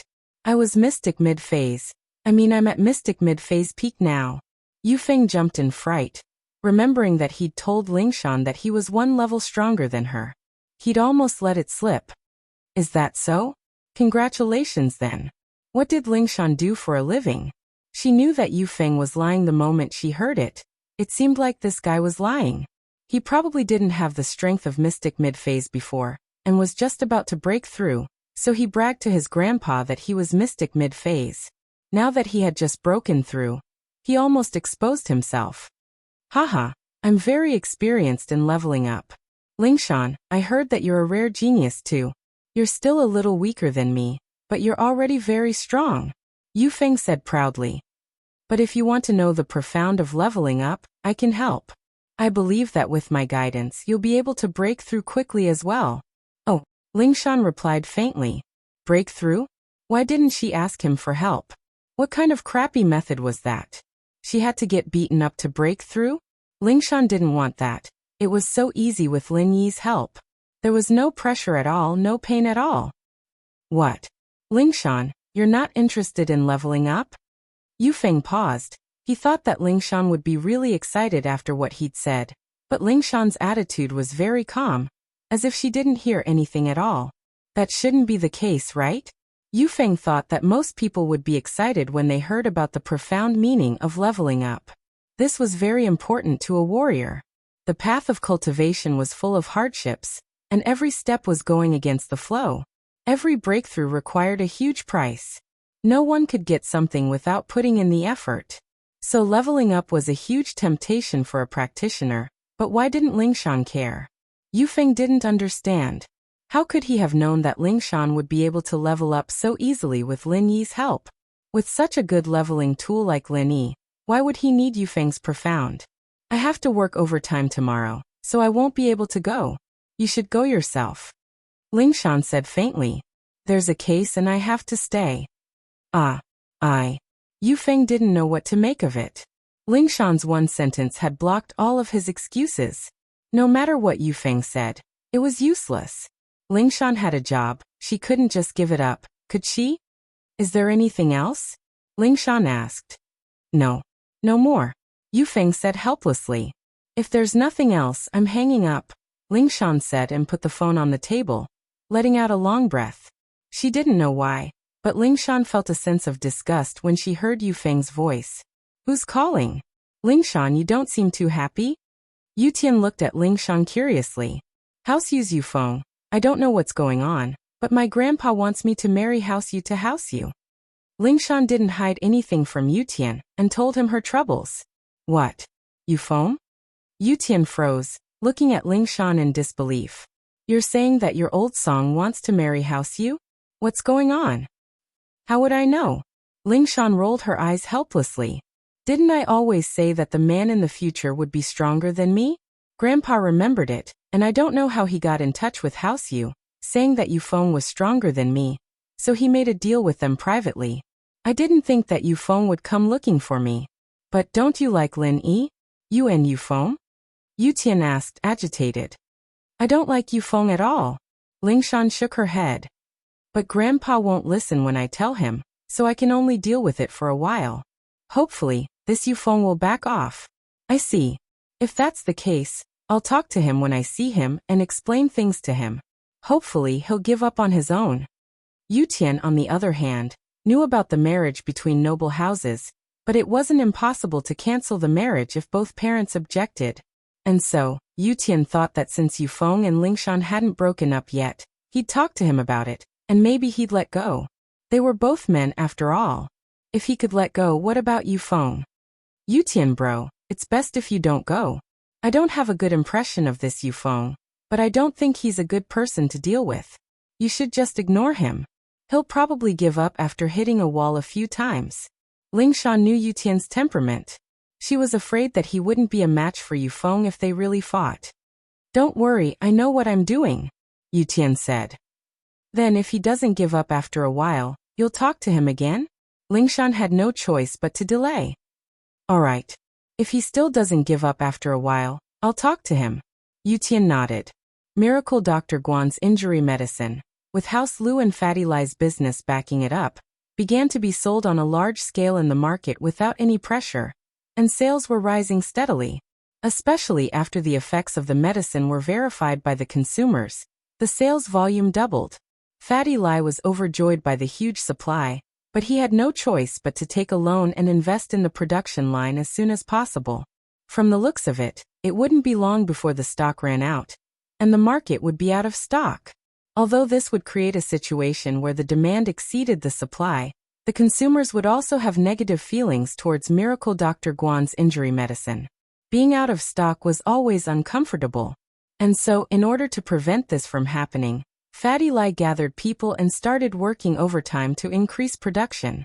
From the looks of it, the new product hadn't even been put into production yet, and they had to make way for the injury medicine. Even if they increased production, they wouldn't have the extra production lines to produce the new painkillers. It was already good enough that they could supply the entire country with the injury medicine. This was something that Fatty Lai didn't foresee. He didn't think that the injury medicine would be so popular and affect the entire country. He originally only wanted to push it into the market in the province and nearby provinces, but he underestimated the network effect. As of now, everyone knew about Miracle Dr. Guan's injury medicine. Chapter 1183. House Kang's Shakdonghai, House Kang's Mansion. Looking at Miracle Dr. Guan's injury medicine being released into the market in large quantities, the Kangs were dumbfounded. Didn't I tell you to control the raw materials? What's going on? Where did Miracle Dr. Guan's medical company get so many raw materials? Dr. Kong looked at the news and smashed the teacup in his hand onto the floor. He yelled at Kong Guifeng, "Kong Guifeng, tell me what's going on. Aren't you in charge of the raw materials?" "Dad, I did buy all the raw materials. I bought all the bad ones too. There shouldn't be any stock left in the market," Kong Guifeng said with a bitter face. "Unless they started buying raw materials in large quantities a few years ago, the raw materials in the market would be monopolized by us." "A few years ago? How is that possible? Did they prepare for a few years before releasing the product into the market? Do you think that's possible?" Dr. Kong said angrily. "I don't think it's possible either. But other than that, there's no other explanation," Kong Guifeng said helplessly. "I've already asked all the raw materials suppliers, and they don't have any stock left. I even offered to buy them at a high price, but they couldn't take it out. So this proves that they don't have any stock left." "Out of stock? Is it a ghost? This Miracle Dr. Guan's injury medicine is constantly being sent into the market. More than what we have. That means you have everything you need. We can't even keep the cost down at this price." Miracle Dr. Kong humphed coldly. "Maybe they're making a loss to attack us," Kong Guifeng said hesitantly. "This is a common business tactic. Many people use it. They'll wait until our product has no market, and when they take over the entire market, they'll raise the price again. That way, they can recoup their previous losses." "Oh, you're saying they're doing this on purpose? Did you amass so many goods just to attack us?" Dr. Kong asked. "That's possible." Kong Guifeng had been thinking about it for the past few days. He couldn't understand how Miracle Dr. Guan's medical company could fully distribute the goods in just a few days. Then let's discuss how we should deal with it," Dr. Kong asked with a frown. Grandpa, I have a good idea." Xiaolong had lost face earlier, so he spoke before Kong Mingming could. "Oh, what good idea do you have? Tell me," Dr. Kong asked with a smile as he looked at his eldest grandson. Actually, he was more interested in his eldest grandson Kong Xiaolong, even though Kong Mingming was quite capable. "It's like this. I think that since Miracle Dr. Guan's medical company is making a loss, then we'll let them make a loss.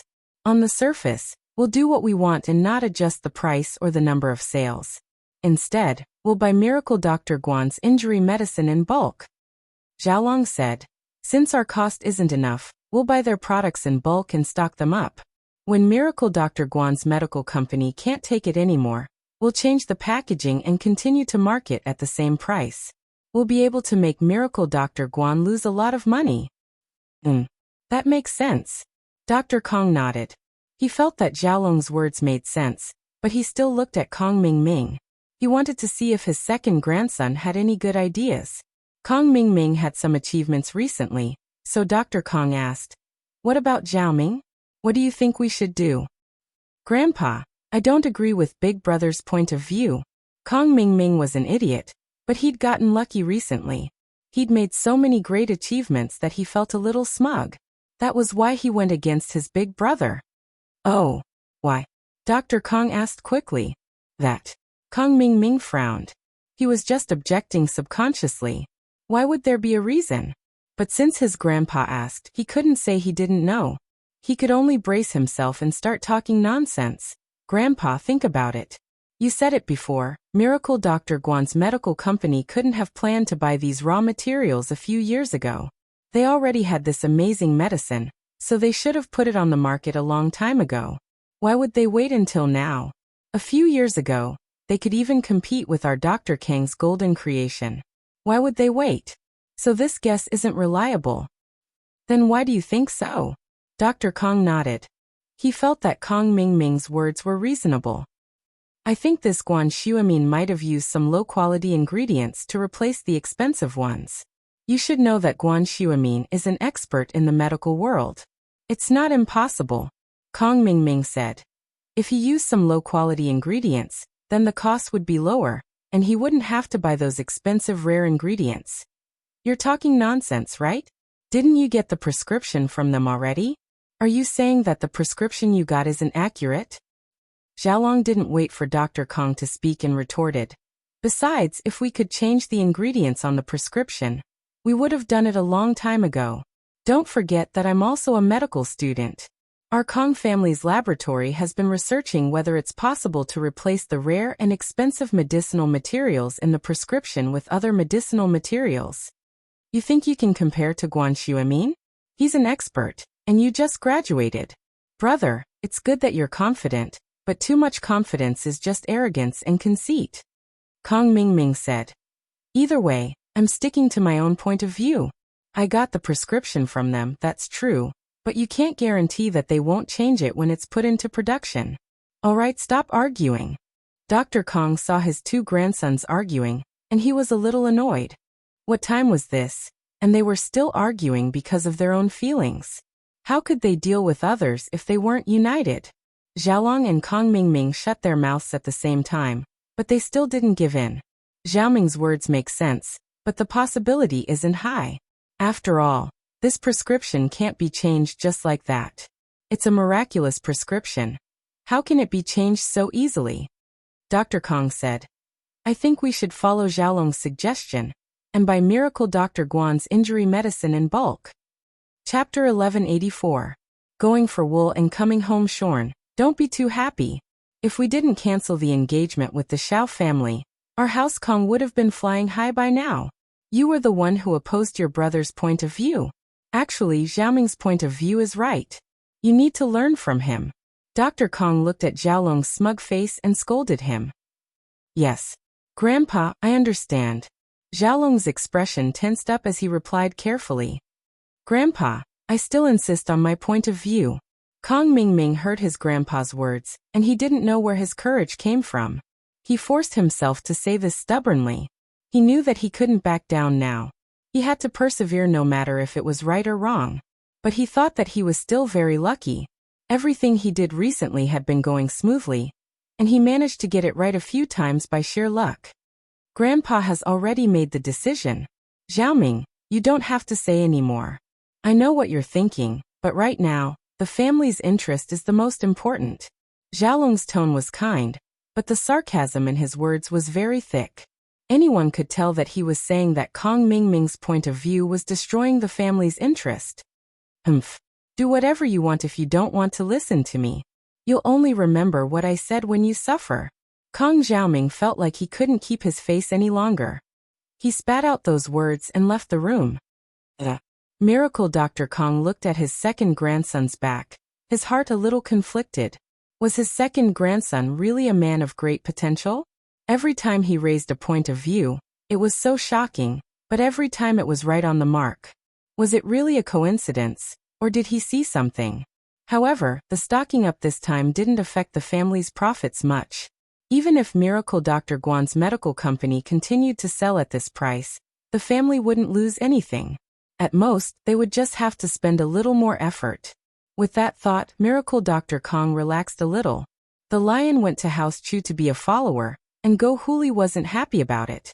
This was a tamed lion that she had spent a great deal of effort to buy. How could Go Huli be willing to let the Chu clan have it so easily? The more she thought about it, the angrier she got. She couldn't sleep the whole night. The next morning, Go Huli went to House Chu to ask for the lion back. But Go Huli didn't know what to do. After all, if she asked for the lion just like that, not only would they not give it to her, they'd even scold her. With Yushu's ruthlessness, she'd definitely scold her. At the entrance of House Chu's mansion, Go Huli tiptoed and peeked in. She saw the lion lying in the yard, not moving at all. Go Huli felt like it was a godsend. Go Huli smiled and walked towards the lion. Go Huli smiled and walked towards the lion. Lion, little lion, sweetheart, come back with me? Huli smiled and walked over to the lion. The lion raised its eyelids lazily and looked at Go Huli before lowering its eyelids. It didn't even care about Go Huli, not even bothering to make a sound. Oh. Go Huli saw that the lion ignored her and lowered her voice to mimic the lion. She thought that since the lion was male, she'd be able to attract the lion's attention if she mimicked a lioness. But the lion didn't react at all. It didn't even look at Go Huli. Go Huli panicked, thinking that the lion didn't hear her. She raised her voice and roared again. Awo! Awo! But the lion still didn't care. Go Huli panicked even more. Awo! Awo! Awo! Awo! This time, she didn't attract the lion, but Yushu came out of the villa. Yushu thought that the lion was bored and came to teach it a lesson. But when she came out, she saw that it wasn't the lion, but Go Huli. Oh. Yushu looked at Go Huli confusedly. Old woman, your lion is gone, so you're pretending to be a lion to get attention. Go Huli heard Yushu's words and got angry from embarrassment. Pretending to be a lion? She just wanted to bring the lion back, but the lion didn't care about her at all. What could she do? Pretending to be a lion? I'm going to bring the lion back. Go Huli humphed. Oh, do what you want then. Yushu said nonchalantly and went back to the villa. Go Huli was left here. She didn't know if she should leave or not. After a while, Go Huli stomped her feet and left angrily. She didn't have a choice. Yushu made it sound easy, but the lion wouldn't move. Couldn't Go Huli go and hug the lion? Go Huli thought about it and came up with an idea. The lion loved meat, especially fresh beef from the market. With that thought, Go Huli quickly went home and drove to the market. She bought a big piece of fresh beef and went back to Mingyao's villa. Lion, lion, I bought your favorite beef. Want to go home with me? Go Huli tempted the lion with the beef. Under the temptation of the beef, the lion looked up at Go Huli and stood up with a howl. Go Huli was overjoyed. An animal was an animal. Milk was a mother. She gave it food, so why wouldn't it go home with her? Little lion, come home with me. I'll give you big fish and meat every day. I promise you'll eat well. Go Huli raised the bag of beef in her hand proudly. The lion stood up and walked to Go Huli. It raised its head and bit down, snatching the bag of beef from her hand. Go Huli was afraid that the lion would bite her hand and let go subconsciously. The bag of beef went into the lion's mouth. Little lion, I've given you the beef. Come home with me. Go Huli said. But the lion turned around with the beef in its mouth and gave Go Huli a butt. The lion quickly ran to the door of the villa and scratched it with its front paw. After a while, the villa's door opened, and Yushu walked out. The lion gave the bag of beef to Yushu. Yushu took it and saw that it was full of fresh beef. She was overjoyed. Little lion, where did you get this beef? I was just worrying about what to eat tonight. Now I can make curry beef and potatoes. Chapter 1185. Chapter 1183. Diarrhea. Thank you, old woman. You're such a nice person, sending meat to my house. Yushu waved her hand at Huli, who was livid with rage. I'm so pissed. Go Huli was furious, but there was nothing she could do. Yushu carried the beef back to the villa with a smile. Shield bro, Go Huli gave us some beef. See if it's okay? Linny didn't go out, but he saw what happened from inside the house. He took the beef from Yushu and looked at it carefully, smelling it and licking it with his tongue. It's okay, it's very fresh. I'll cook it for you tonight. Oh, this old woman is so kind. Yushu clapped her hands. But this piece is too big, we can't finish it. Let's cut off half and give it to the lion. Linny said. Okay. Yushu happily took the beef to the kitchen and cut off a big piece before tossing it to the lion. Little lion, this is your reward. Good job, keep it up. The lion shook its head and bit the piece of beef, as if it was thanking Yushu. Go Huli, who was watching from the yard, almost fainted from anger. She was the one who bought the meat. Go Huli was so depressed that she wanted to vomit blood. This lion was so ungrateful. Fine, since you're being unkind. Don't blame me for being unkind. In her anger, Go Huli came up with an idea and drove the car back to the market. This time she bought a big piece of pork but didn't leave immediately. She found a small pharmacy and bought a bottle of fruit tablets, a laxative. Go Huli left the pharmacy and found a place to rest. She crushed all the pieces of fruit and mixed them into the meat. She laughed and drove back to the villa area after the powder dissolved and couldn't be seen anymore. They arrived at House Chu's villa again, and Go Huli got off the car with the pork. She pretended to be impatient like before. Little lion, I'm here to see you again. I bought you your favorite pork. Do you want to come back with me? As she spoke, She waved the pork in front of the lion. This time, the lion did the same thing as before. It walked over and bit the plastic bag in Huli's hand, bringing it to the villa's door and knocking with its front paw. Yushu came out a while later, confused as she looked at the plastic bag in the lion's mouth. Was Go Huli an idiot? He had already suffered a loss once. And now he was suffering a second time? Was she addicted to suffering losses, or did she have a bad memory? But Yushu didn't say anything. She took the plastic bag from the lion's mouth and looked at Go Huli.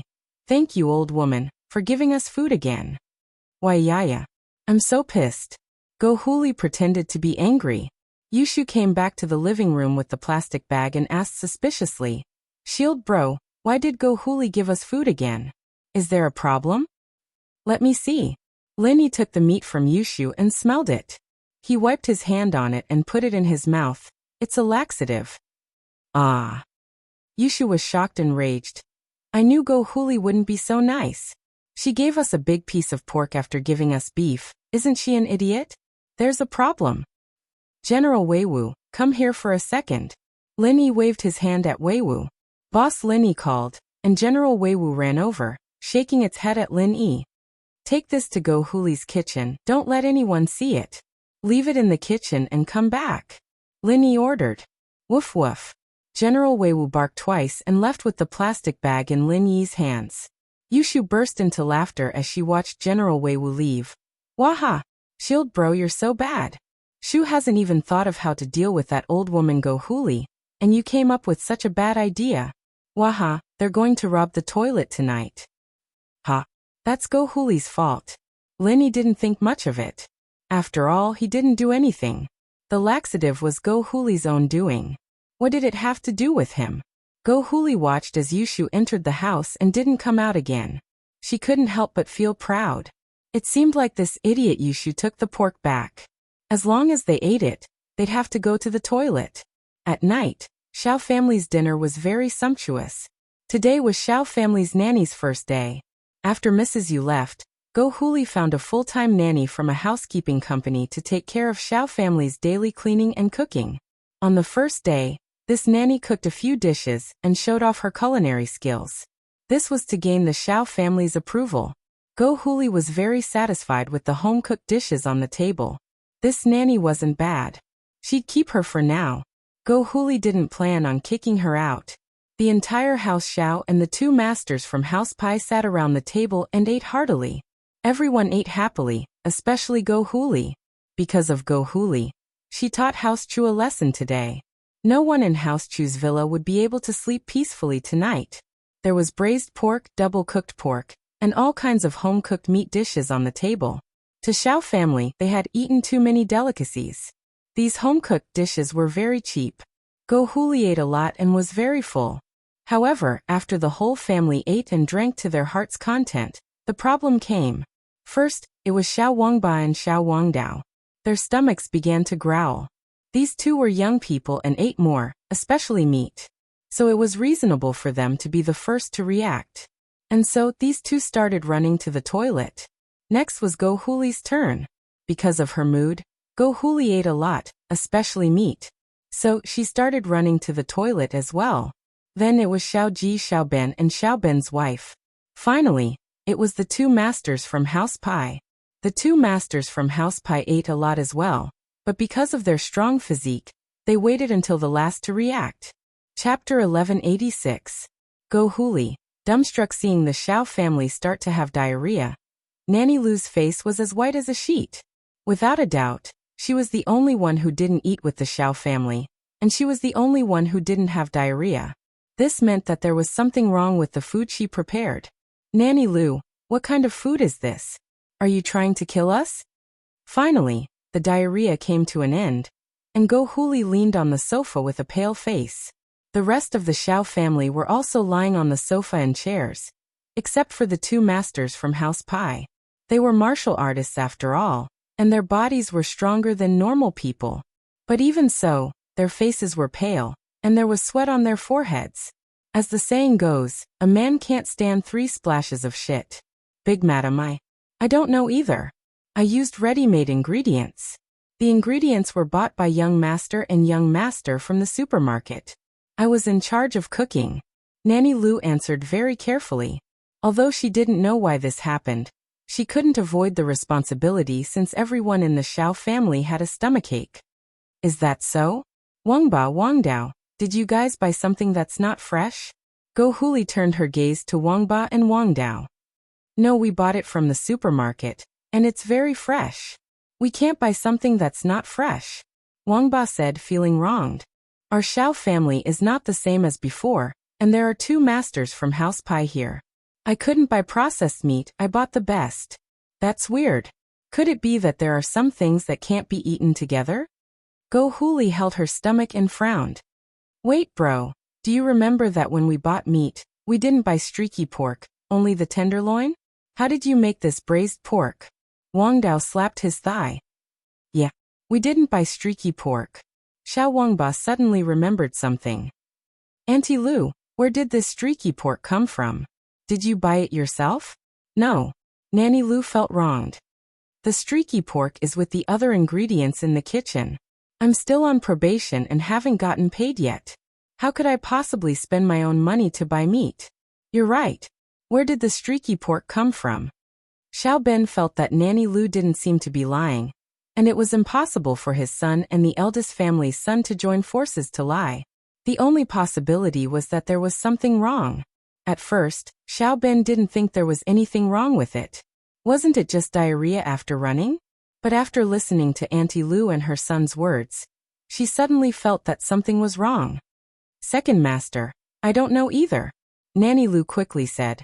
By the way, there is still a large piece of streaky pork left in the kitchen. I haven't finished it yet.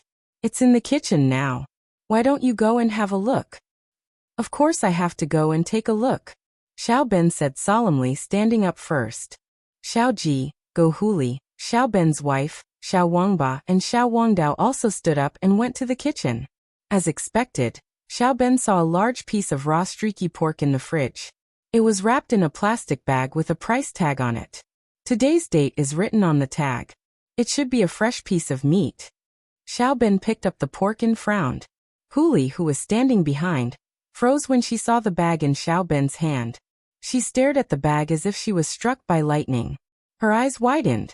How could she not recognize this bag of streaky pork? She had bought it from the market before. She could still remember the price tag clearly. At this moment, Huli finally understood why she and the entire Xiao family had diarrhea. It was because she put laxatives in the pork herself. Huli's face turned pale at the thought. But what Go Huli didn't understand was how the meat ended up in her kitchen. Didn't the lion give it to Yushu? Could it be that the meat could fly and came here by itself? Go Huli felt as if she had swallowed a fly. She was reaping what she sowed. This meat wasn't bought from the supermarket. It was bought from the market. I don't think Wangba and Wangdao bought it together. Xiao Ben looked at the price tag and compared it with the labels on other supermarkets. Then he said, so this piece of meat is very suspicious, but it shouldn't be the problem with the meat itself. This meat looks very fresh. It should have been tampered with later. Yes, you're right, brother. Xiaoji nodded and said, second brother, look at the plastic bag. There's white powder. Could it be laxative? Xiaoji pointed at the bottom of the bag. There was a fine white powder. It was just that if one didn't look closely, they wouldn't be able to see it. Mother Lu was scared. Master, I don't know. I didn't do it. I don't know. Whether it's you or not, take this meat to the market tomorrow and ask the boss. Well, no. This piece of meat is very big and expensive. The boss will definitely have an impression of it. When the time comes, we can just ask who bought it. Xiao Ben had an idea. No need to ask. I bought the meat. Go Huli said with a sad face, her expression extremely ugly. Although it was unfortunate, Go Huli had to admit it. It was very strange after all, and she wanted Xiao Ben to analyze it for her. You bought it? Sister-in-law, you bought it. Xiao Ben paused. He looked at Huli strangely. He didn't believe that Huli would poison the Xiao family. Plus, Huli ate it herself. She was a victim too. You bitch. Are you trying to kill the Xiao family? Xiao Ji was enraged by Go Huli's words and slapped her across the face. Go Huli's vision was spinning, and she almost fell to the ground. Brother. What are you doing? Sister-in-law didn't do it on purpose. Didn't she eat it herself? Xiao Ben was speechless at his brother's temper. Wasn't he too quick to anger? As soon as Go Huli admitted it, he slapped her face. Then what's going on? Xiao Ji humphed coldly and looked at Huli. Chapter 1187. Go to the Xiao family. Xiao Ben listened to Go Huli's explanation and didn't know whether to laugh or cry. There was no doubt that this was done by someone from House Chu's villa. Xiao Ben knew Lin Yi's strength very well. It wouldn't be hard to sneak a piece of pork into House Xiao's kitchen without anyone noticing. It seemed like Lin Yi had seen through Huli's tricks and was giving her a taste of her own medicine. Fuck. You useless bitch, you're such a waste. Xiao Ji slapped her again. I'm telling you, a lion is nothing. Second brother has already thought of a way to help you teach the Chu people a lesson. How could you do it on your own? Are you okay now? Did something happen?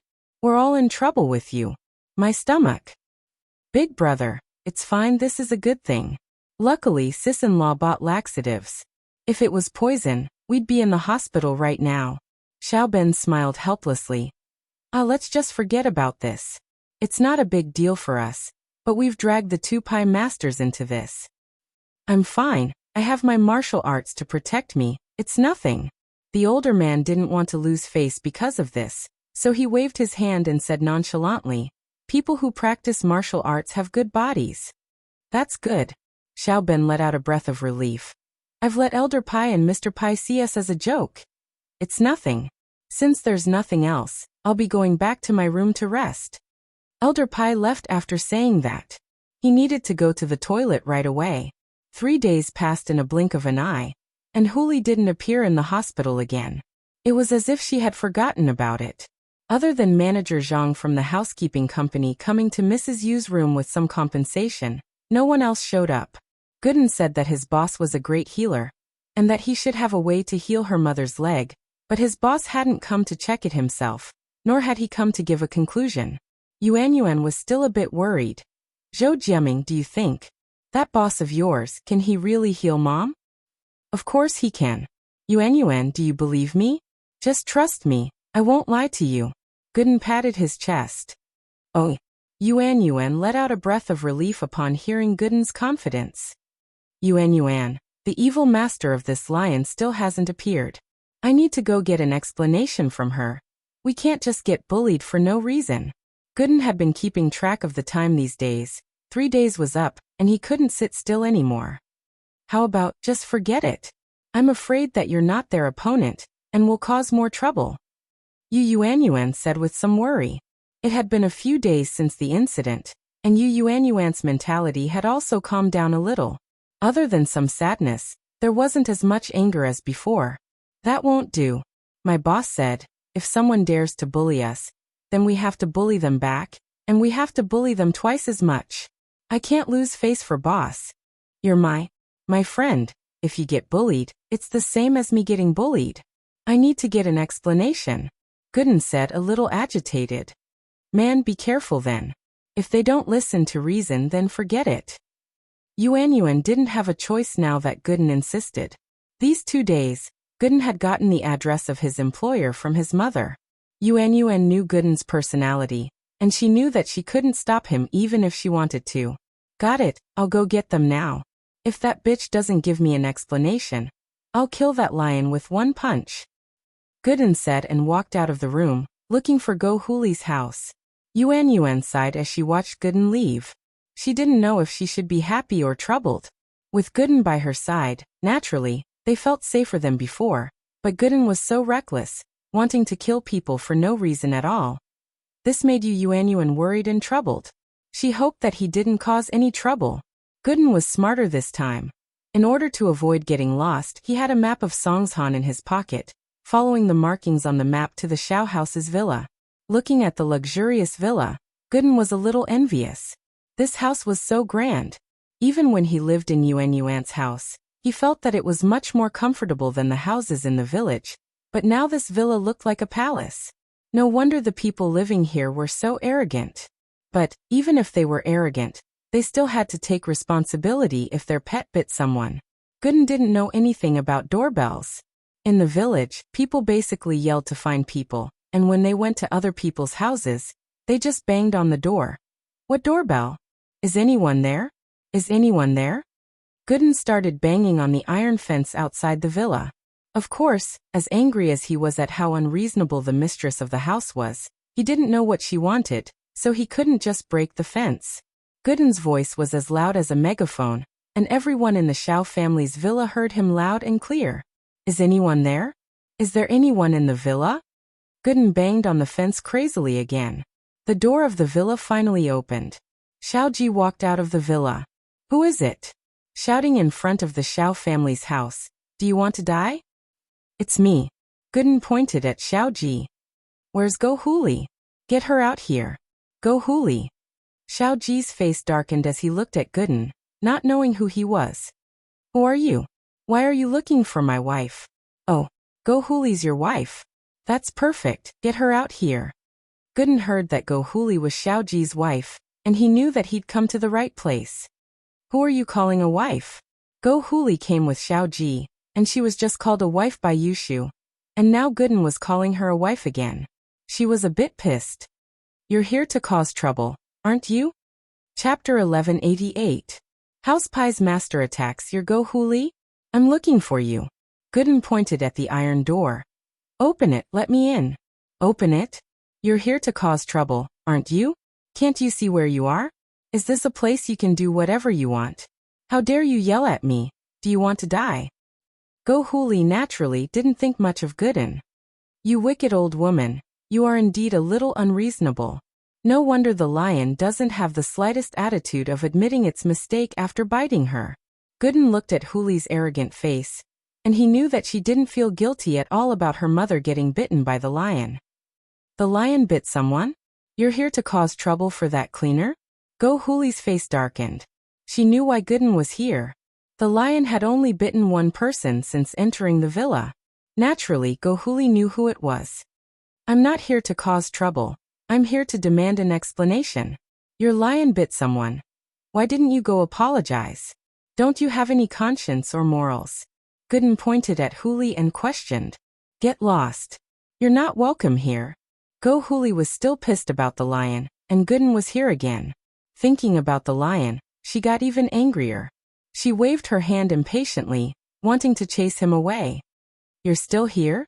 Xiaoji thought it was something serious, but it was just the family of a cleaner, coming to demand an explanation. Xiaoji waved his hand as well. Didn't I pay you guys money? What, you think it's too little? It's not about the money, it's about the attitude. I'm here to demand an explanation. Gooden didn't expect this family to be this unreasonable. The women were unreasonable, and the men were unreasonable. They were all arrogant bastards. Don't do this the hard way. Scram now and I'll let this go, but if you don't leave now, don't blame me for being rude. Xiaoji humphed coldly. Don't you know where you are? How dare you act like this? It seems like your whole family is unreasonable. Gooden didn't want to waste time with someone like this. If that's the case, I won't bother you guys anymore. Hand over the lion, I'll kill it with one punch and I'll leave. Haha. Go Huli smiled coldly. The lion isn't here. What can you do even if it's here? You want to beat me to death? Stop bragging, I won't bite you to death. Xiao Ben didn't believe Gooden too. He smiled coldly and turned around to go back to the villa with Huli, ignoring Gooden. Alright, since you won't let me in, I'll go find it myself. With that, Gooden pulled with his hand, and the iron fence seemed to be made of soft mud.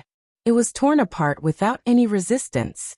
After tearing down the bars, Gooden walked in as if he didn't care about Xiaoji and Go Huli at all. Xiaoji and Go Huli were stunned. They thought that Gooden was just a relative of the cleaner, and a small character like this wasn't someone the Xiao family would care about. But this Gooden suddenly turned into a master, and that thick iron fence was like soft mud in his hands.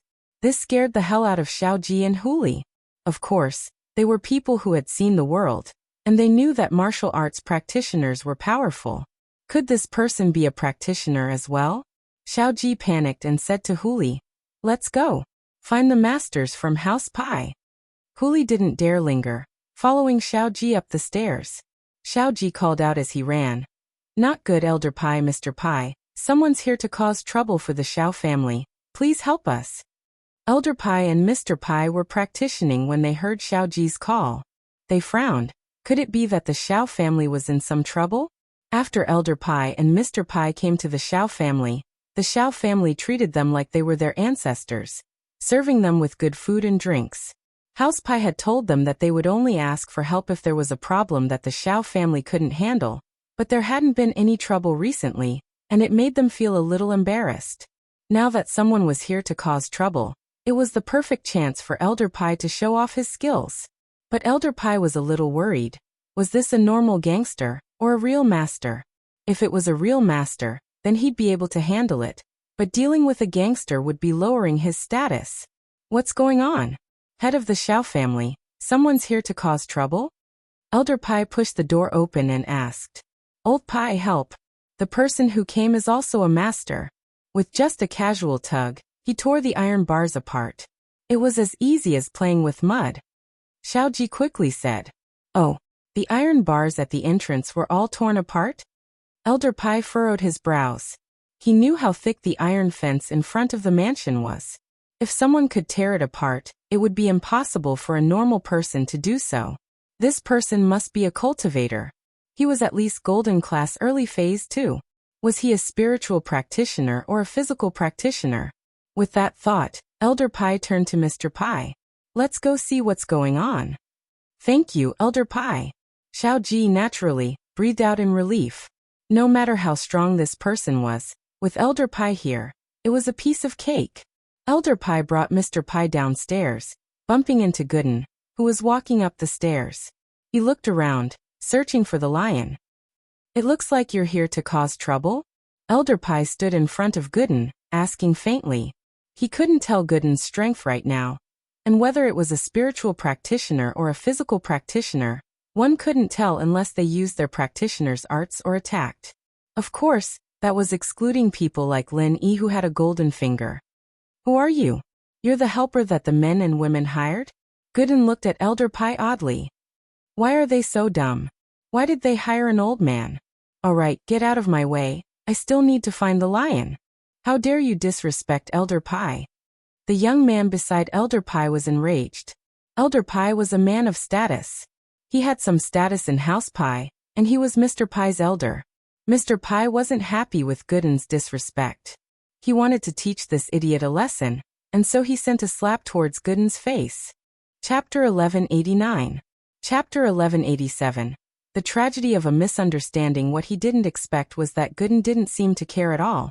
He grabbed Mr. Pai's hand and pulled it lightly to the side, sending Mr. Pai flying out from the third floor, crashing into the marble coffee table in the living room with a loud thud. It was quite a heavy fall, and he fainted right away. Mr. Pai was a mystic early phase. He was quite a powerful being. Not to mention falling from the third floor. Even if he fell from the fifth floor, he would still be fine.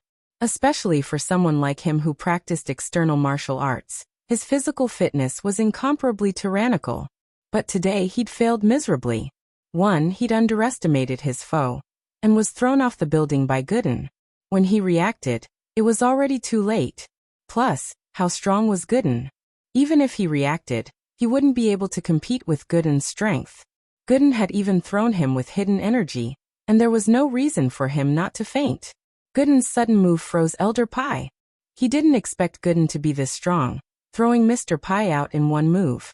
While it was part of him underestimating his foe, it also meant that this person wasn't weak.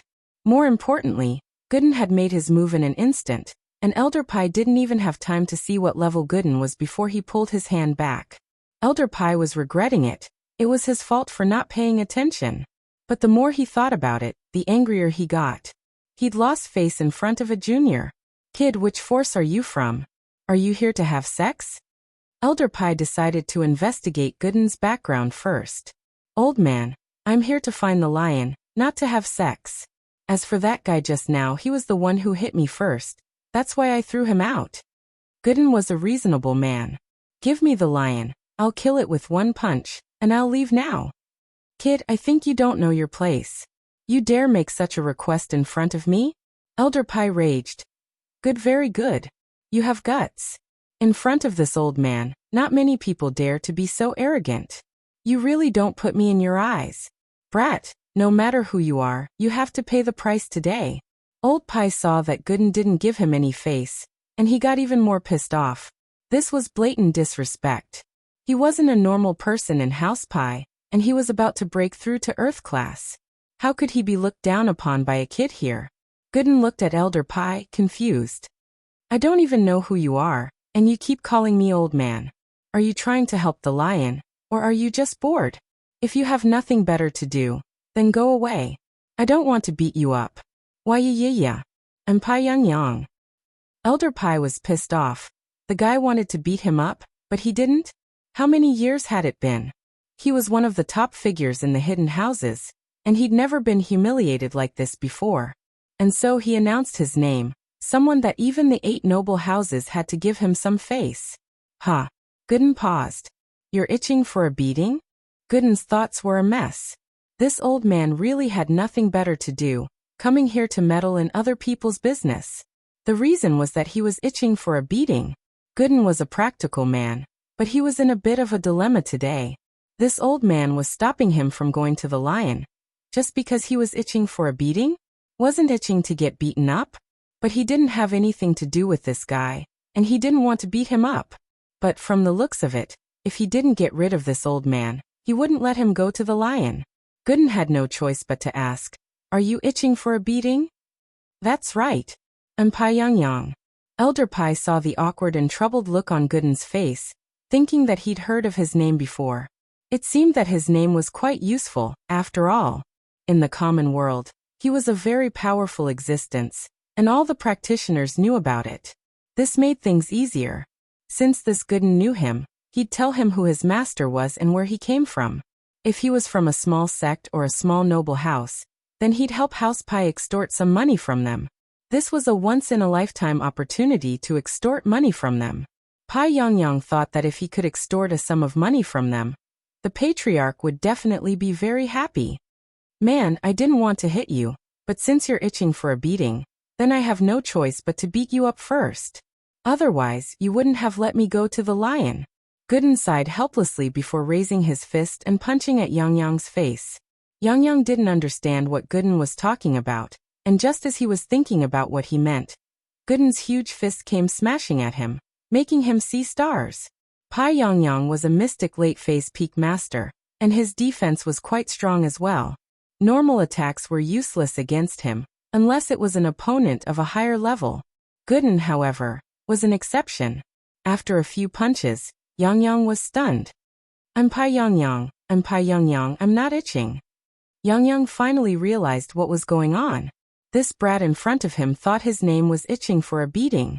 After Pai Yang figured it out, he quickly yelled out while protecting his vitals. It hurt so much.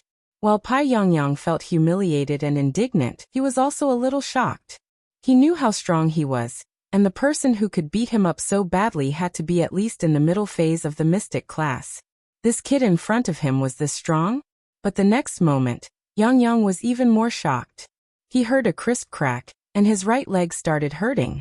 Yang realized that his leg was broken by Gooden. To be able to break a mystic late-phase peak master's leg even after protecting his vitals, what kind of terrifying level was his own strength? Was he beyond mystic late-phase peak? Chapter 1190. Chapter 1188. Xiao family's trouble. I'm sorry, I couldn't control my strength. Gooden scratched his head embarrassed. I didn't want you to kill me, so I controlled my strength very carefully, but I didn't expect your leg to be this weak. I accidentally broke it. What? Yang couldn't believe his ears. This was it, and the guy was holding back? He controlled his strength very carefully, because he didn't want him to kill him? Didn't that mean that the guy's true strength was even stronger than what he saw? What kind of monster did the Xiao family provoke? This was way too strong. My God, what kind of monster did the Xiao family provoke this time? It's a little too valiant. Regardless of whether Gooden was telling the truth or not, whether he was just bragging or hiding his strength, just what he had shown so far was already much stronger than Yang himself. If Pai Yang were to fight against an expert of the same level, he wouldn't have the confidence to injure his opponent when the opponent was fully defending himself. Perhaps neither of them could win, but it was also impossible to injure one of them. That was why Pai Yangyang was overwhelmed with shock. This place was truly crouching tigers and hidden dragons. A random idiot like youth already possessed such formidable strength. It's fine, you're a mystic late phase peak, right? My boss said that this level has self-healing capabilities, so it'll be easier for you to recover. You'll be fine after a few days, Gooden comforted. Don't worry. But it's not my fault. You said I came to find a lion, and you just had to cause trouble, asking me to beat you up. Man, the world really is full of surprises. Yangyang heard Gooden's words and couldn't spit out a mouthful of blood. His eyes rolled back and he fainted. He'd never felt so humiliated since becoming famous. But what could he do? Yangyang felt that he wasn't a match for Gooden at all. Xiao Ji and Huli were stunned as well. What kind of terrifying guy was this? Even a peak late phase mystic class master was no match for him. Could he be an earth class master? Thinking of this, Xiao Ji's legs went limp. The Xiao family had just gotten a little better. Why did such a terrifying person suddenly appear? Xiao Ji was furious and worried as he slapped at Go Huli. You bitch, look at what you've done. It was just a stupid lion, wasn't it? Did he cause trouble? Did you bite someone you shouldn't have? Go Huli was scared out of her wits. Xiao Ji hit her, but she didn't dare to complain. She covered her face and lowered her head. Go Huli was helpless. She knew such a powerful person.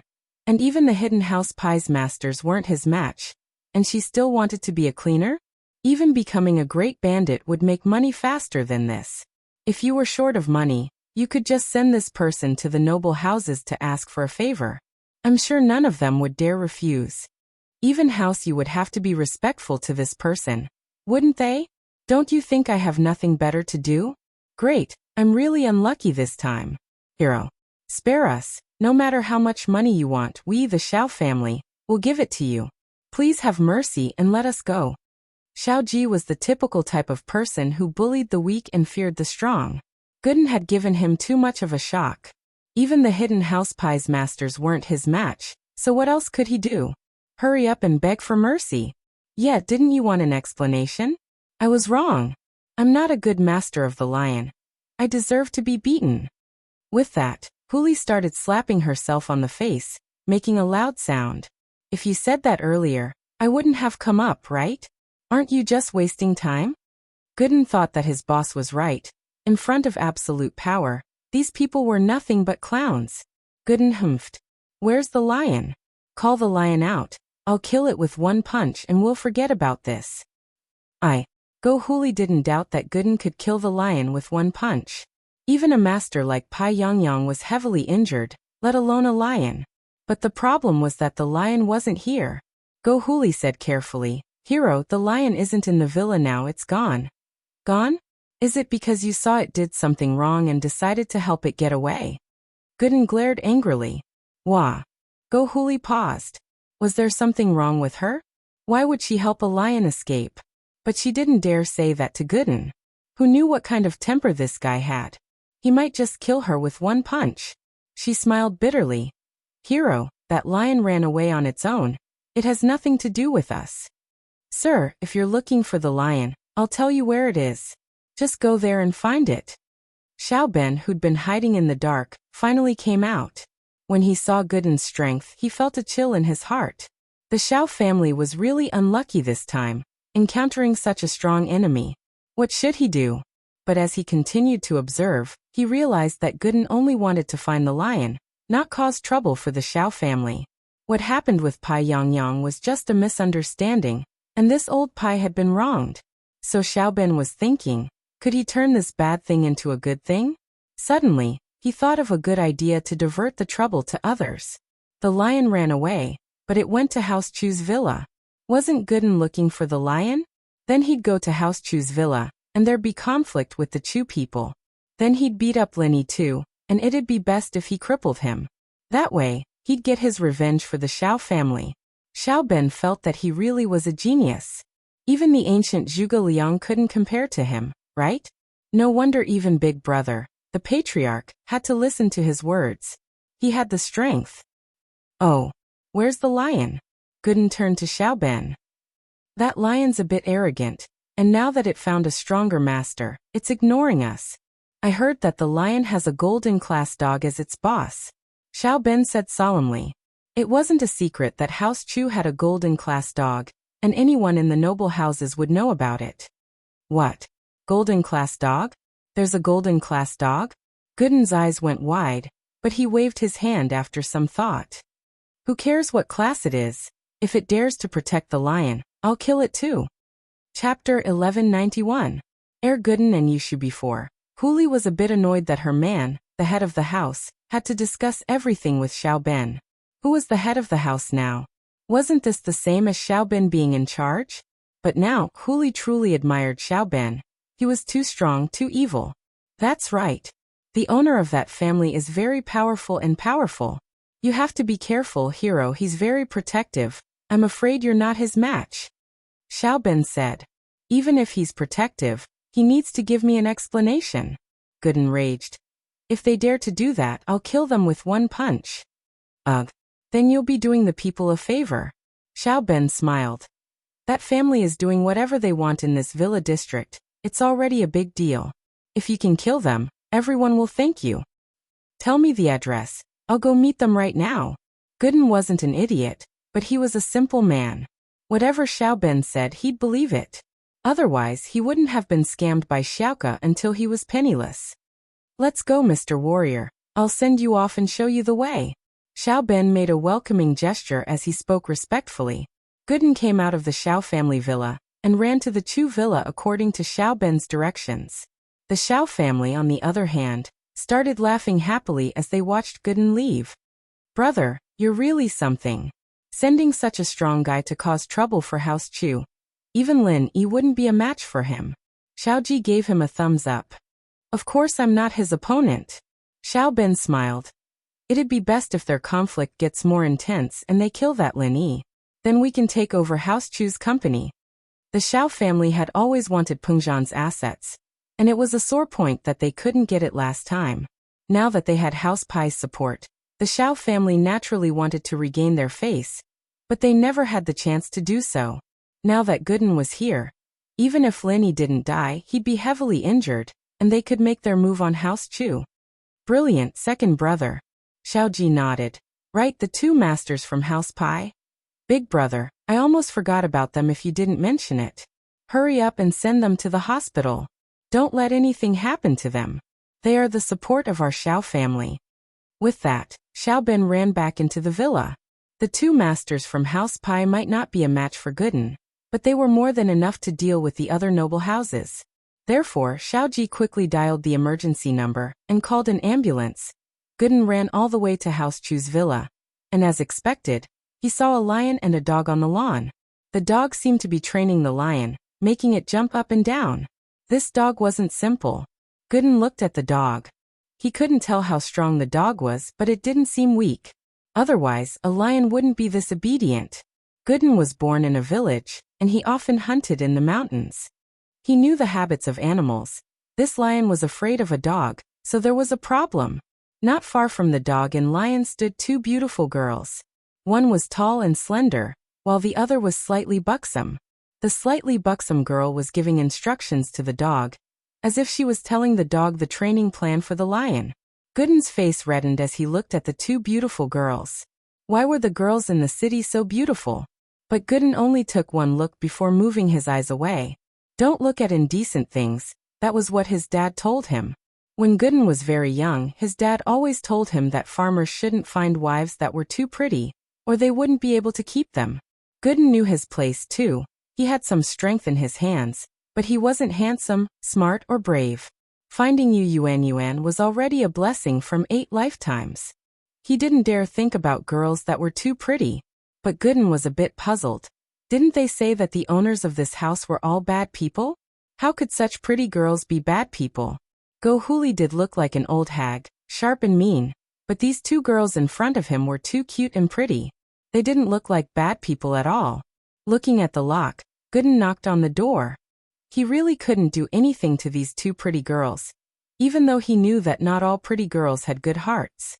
For example, that Xiaoke he met at the train station. Wasn't she just a liar? But Gooden thought that he should try to be polite before resorting to violence.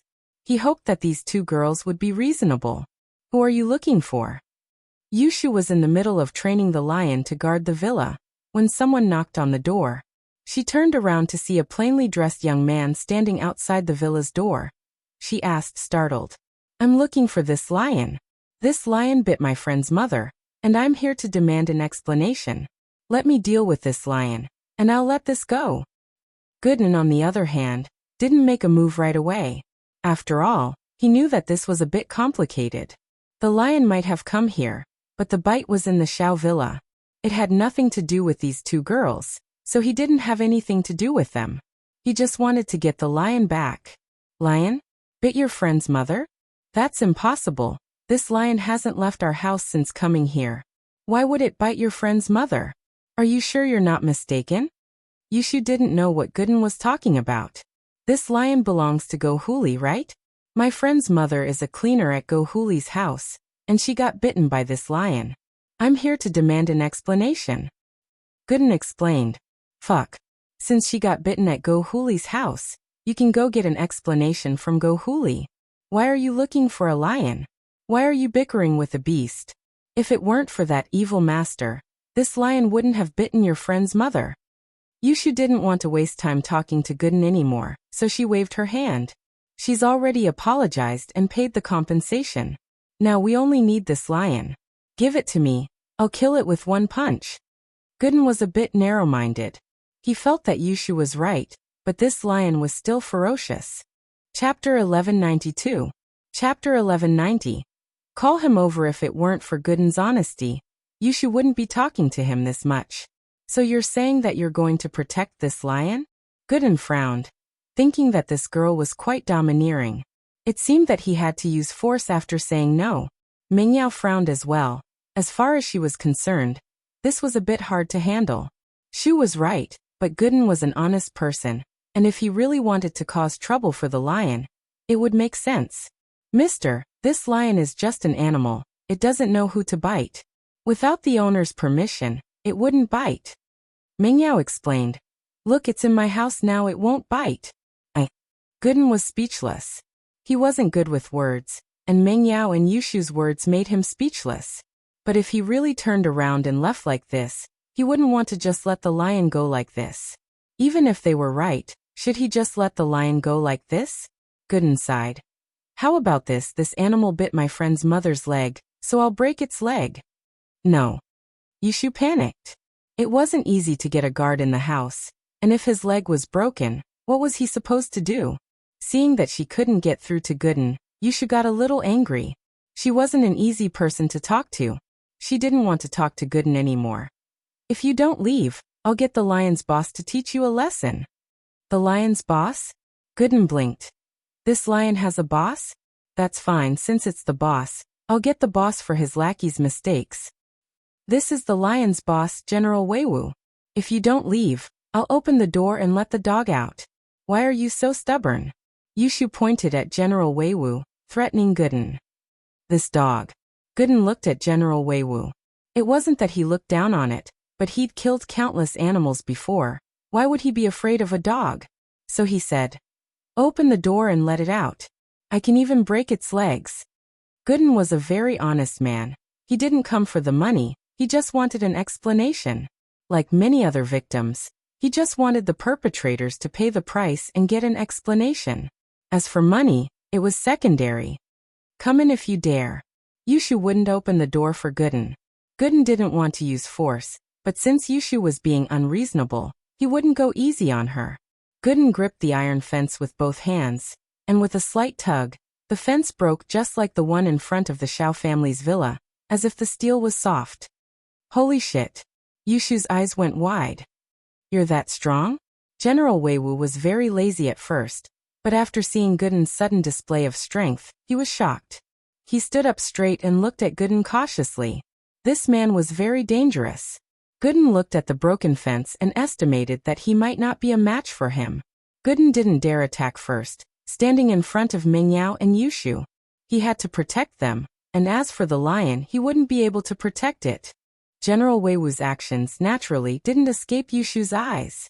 Looking at the way General Weiwu acted, Yushu guessed that even General Weiwu wouldn't be a match for Gooden. How could Yushu let Gooden get to General Weiwu when she saw him coming for her? She called out, "Wait!" Gooden was about to grab General Weiwu when he was startled by Yushu's shout. He subconsciously stopped and raised his head. "What are you doing? Do you want me to hit a dog or a lion?" Gooden naturally thought that Yushu saw his strength and didn't want General Weiwu to do anything. "Wait, if you want to touch this dog, you need to get permission from the dog's boss." Yushu felt that the only way to deal with this person was to call Lin Yi. "This dog's boss? Isn't this dog yours?" Gooden paused, a little confused. He didn't expect this dog to have a boss. "Of course this dog is mine, but it has a boss too," Yushu said. "This dog's boss is very strong, and if he knows you hit the dog, he won't let you go. You might be able to break the iron fence, but it's just a small trick for Shield Bro. Last time, my boobs got caught in the fence, and it was Shield Bro who helped me break it open," Yushu said proudly and accidentally said too much. Shoo! Mingyao didn't know whether to laugh or cry at Yushu's words. Why did she have to bring this up? Wouldn't she be a joke? As expected, Gooden's face turned red from Yushu's words. This girl was too bold, wasn't she? How could she say something like this? Gooden's face turned red, and he said helplessly, "Alright, call the dog's boss over. I'll talk to the dog's boss, okay?" Gooden was really getting a headache from Yushu's words. When he went to the Xiao family was acting all high and mighty, so it was easy to deal with.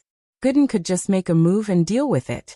But now they were just talking, and Gooden didn't have the face to hit these two pretty girls.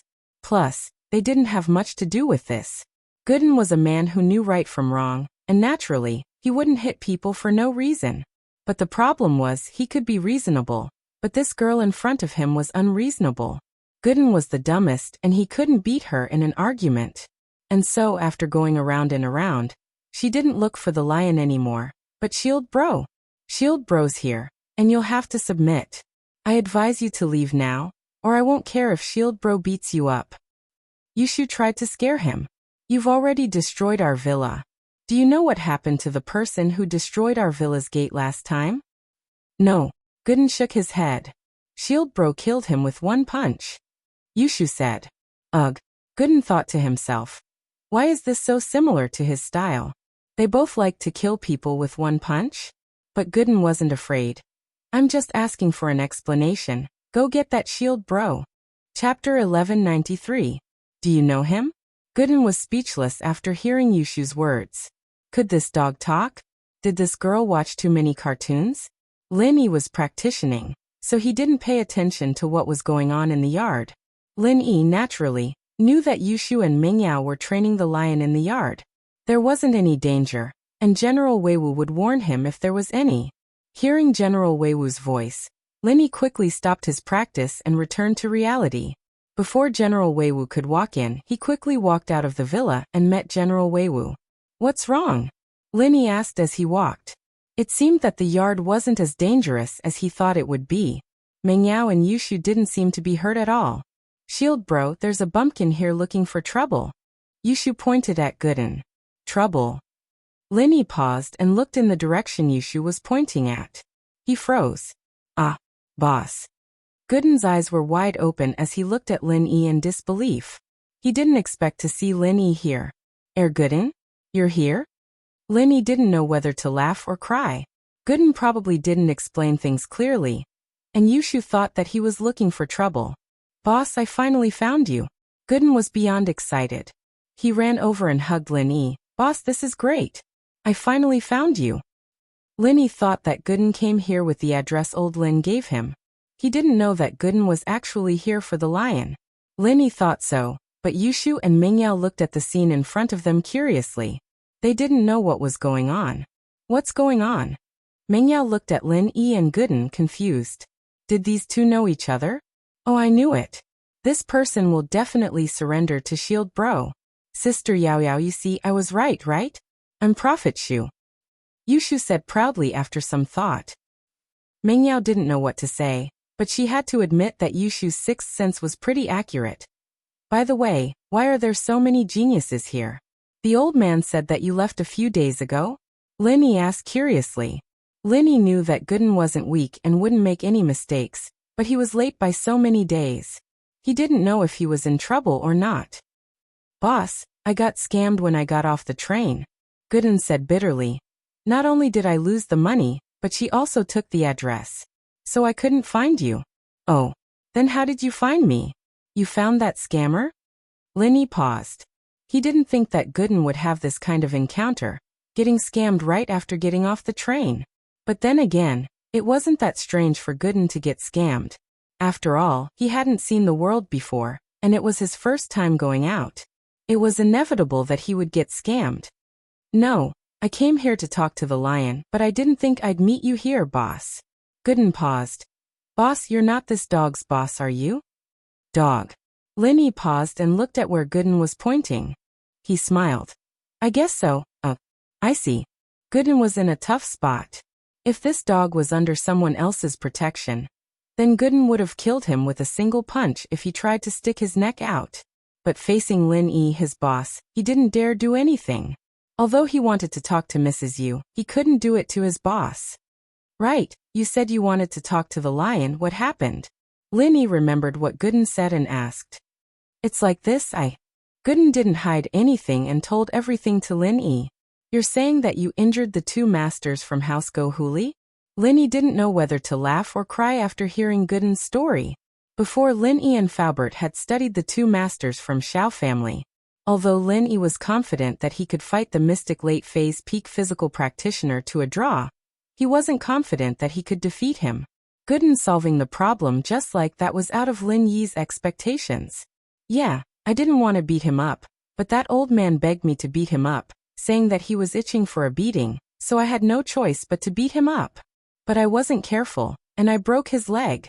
Gooden scratched his head and said embarrassedly, "He wasn't itching for a beating. His real name is Pai Yangyang." Lin Yi really sympathized with Yangyang. This guy got hit even when he was lying down, getting beaten up just because of his name. He was too unlucky. Lin Yi knew Pai Yangyang's name from Faubert long ago, so he figured it out right away. "Ha ha ha ha." Yushu burst into laughter. "Pai Yangyang? I'm dying of laughter. You actually thought he was itching for a beating." Mingyao, on the other hand, didn't know whether to laugh or cry. "Pai Yangyang? Why did this guy have a name like that?" "Ah, his name is Pai Yangyang?" Gooden only reacted after hearing Lin Yi's explanation. "He wasn't itching for a beating, was he? I'm so sorry for this." "He didn't fight back?" Lin Yi looked at Gooden, his face a little weird. Lin Yi believed that Gooden could break Pai Yangyang's leg, but breaking Yangyang's leg without any resistance at all? Why was this so weird?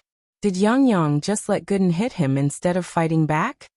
No, he was protecting his body the whole time. Gooden said, "You're really lucky." Lin Yi shook his head with a bitter smile, but he didn't feel guilty at all for injuring Pai Yangyang. So be it, it had nothing to do with him anyway. "Shield bro, you know him? He's your follower?" Yushu could tell from the conversation between Lin Yi and Gooden that they knew each other before, and they seemed to be quite close. "Yeah, we've known each other for a long time. We're from the same village. We grew up together," Lin Yi said. "Let me introduce you guys, Zhou Jiaming. His nickname is Gooden. Gooden, this is Mengyao, my employer, and this is her best friend Yushu." Chapter 1194. A Female Liar. "Oh, since you're Shield Bro's follower, then you're my follower too. Hello, I'm Shield Bro's small wife. You can call me sister-in-law." Yushu looked at Gooden curiously, Lin Yi's best friend from the same village. Small wife dash. Sister-in-law. Gooden's face was a little weird, but he didn't want to ask too much since they just met. "Hello. Sorry about before." "It's fine, we're a family now." Yushu waved her hand nonchalantly. "But since you're Shield Bro's follower, then that lion counts as your follower too. You wouldn't be asking your follower for an explanation, would you?" I won't." Gooden shook his head after some thought. If the lion was his follower, then asking the lion's boss for an explanation would be the same as asking himself for an explanation, right? Who would ask for an explanation from themselves? It seemed like he'd have to let it go. "Hello." Mingyao nodded to Gooden formally and reached out her hand. "I'm Mingyao, don't listen to Lin Yi's bullshit. I may have been Lin Yi's employer, but we're friends now. I'd like to ask Lin Yi to stay here and protect me and Shu." She didn't know why, but she didn't want to define herself as Lin Yi's employer. She liked this identity at first, and used it to lecture and order Lin Yi around, but as time went on, she started to dislike it more and more. My hands are dirty. Gooden blushed, embarrassed, not daring to shake Mingyao's hand. Mingyao didn't mind either. She smiled faintly and took her hand back, avoiding the awkwardness. Lin Yi, since that Yuan's mother got bitten by the lion, why don't you go take a look at her? Don't delay the treatment. Mingyao had heard Gooden's explanation of what had happened. Since Lin Yi was a really good doctor, he had to have a way to cure Yuan's mother. Yeah, sure. Let's go and have a look. Lin Yi nodded and said, Boss, there's no need to rush. Gooden was a little embarrassed. It wasn't that he wasn't worried about his mother's condition, but that Lin Yi had other things to do. He couldn't just let him do everything, could he? He hurriedly said, Boss, this is the medicinal liquid you asked me to bring. I have delivered it safely. You are in a hurry to save someone, aren't you? Let's treat the person who needs this medicine first. I lost your address when I went out, and I've already wasted a lot of time. With that, he took out a bottle of liquid and gave it to Lin Yi. Don't worry, there's no rush. After Lin Yi took the medicine, he pondered for a moment and said, They are all old injuries. It won't increase the pain if we take it easy for a while. Your friend's mother's injury should be very painful now, so it's better to go and see her first. Then, thank you, boss, Gooden said gratefully. You don't have to be so polite with me. Lin Yi patted Gooden's shoulder with a smile. Wait here for me. I'll go get some medicine and go with you. All right. Gooden nodded. Lin Yi went back to the villa to change, leaving Mingyao, Yushu and Gooden alone. Why didn't you kill that old woman Go Huli too? Yushu looked at Gooden regretfully. That old woman is so annoying. I can't just kill people like that. Gooden scratched his head, thinking that his boss's small wife was really ruthless. She was his boss's woman after all. Man, they really got off easy. Yushu shook her head. I wanted to ask, are you really my boss's small wife? Gooden looked at the pretty Yushu. He couldn't understand why such a pretty girl would be someone's small wife. Although the person was his wise boss Lin Yi, it was still quite surprising. Yeah. Yushu nodded seriously. Don't you see that I'm living with Shield, bro? Why are you asking such a simple question? Shu, don't talk nonsense. Mingyao interrupted helplessly, glaring at Yushu before turning to Gooden. Don't listen to her bullshit. Lin Yi has a girlfriend. Oh, Gooden didn't know who to believe. He thought about it and decided to ask Lin Yi about it. As they waited for Lin Yi, someone knocked on the door again. Mingyao, Yushu, and Gooden heard the knocking and turned their heads at the same time. It was a girl standing in front of the villa. Mingyao and Yushu didn't know this girl, but Gooden did. His eyes reddened when he saw who it was. As the saying goes, when enemies come face to face, their eyes will burn with hatred. It was Xiaoka. To tell the truth, Xiao didn't have the face to visit him, because she didn't have enough money to pay Gooden yet. She wanted to wait until the situation calmed down, or when she received a mission from the Steel Sect, and then pay him back. But the orphanage was in trouble again. It was even worse than the previous misfortune that never came alone. Xiaoyan, the orphan who was helping out in the kitchen, accidentally dropped her knife when she was cutting vegetables, cutting her foot. She didn't think much of it at the time, just bandaging it casually. After all, this kind of injury wasn't much for the kids in the orphanage. But after a few days, the wound started to fester, and she started to get scared.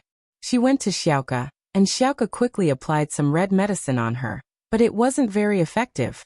The wound started to fester badly, and Xiaoyan started to have a fever. This scared Xiaoka. She was afraid that Xiaoyan would get tetanus, and the knife might have rust on it, causing the wound to get infected. Xiaoka panicked and wanted to take Xiaoyan to the hospital, but the orphanage didn't have a single cent left, and they'd been living frugally for the past few days. Where would they get the money to go to the hospital? Xiaoka didn't have a choice. She thought about the philanthropist she met that day at the train station, Gooden. This was a warm-hearted person. He had lent all his money to her. Xiaoka didn't think that it was appropriate to borrow money from him, but she really had nowhere to go. She had no choice but to go to the address Gooden gave her.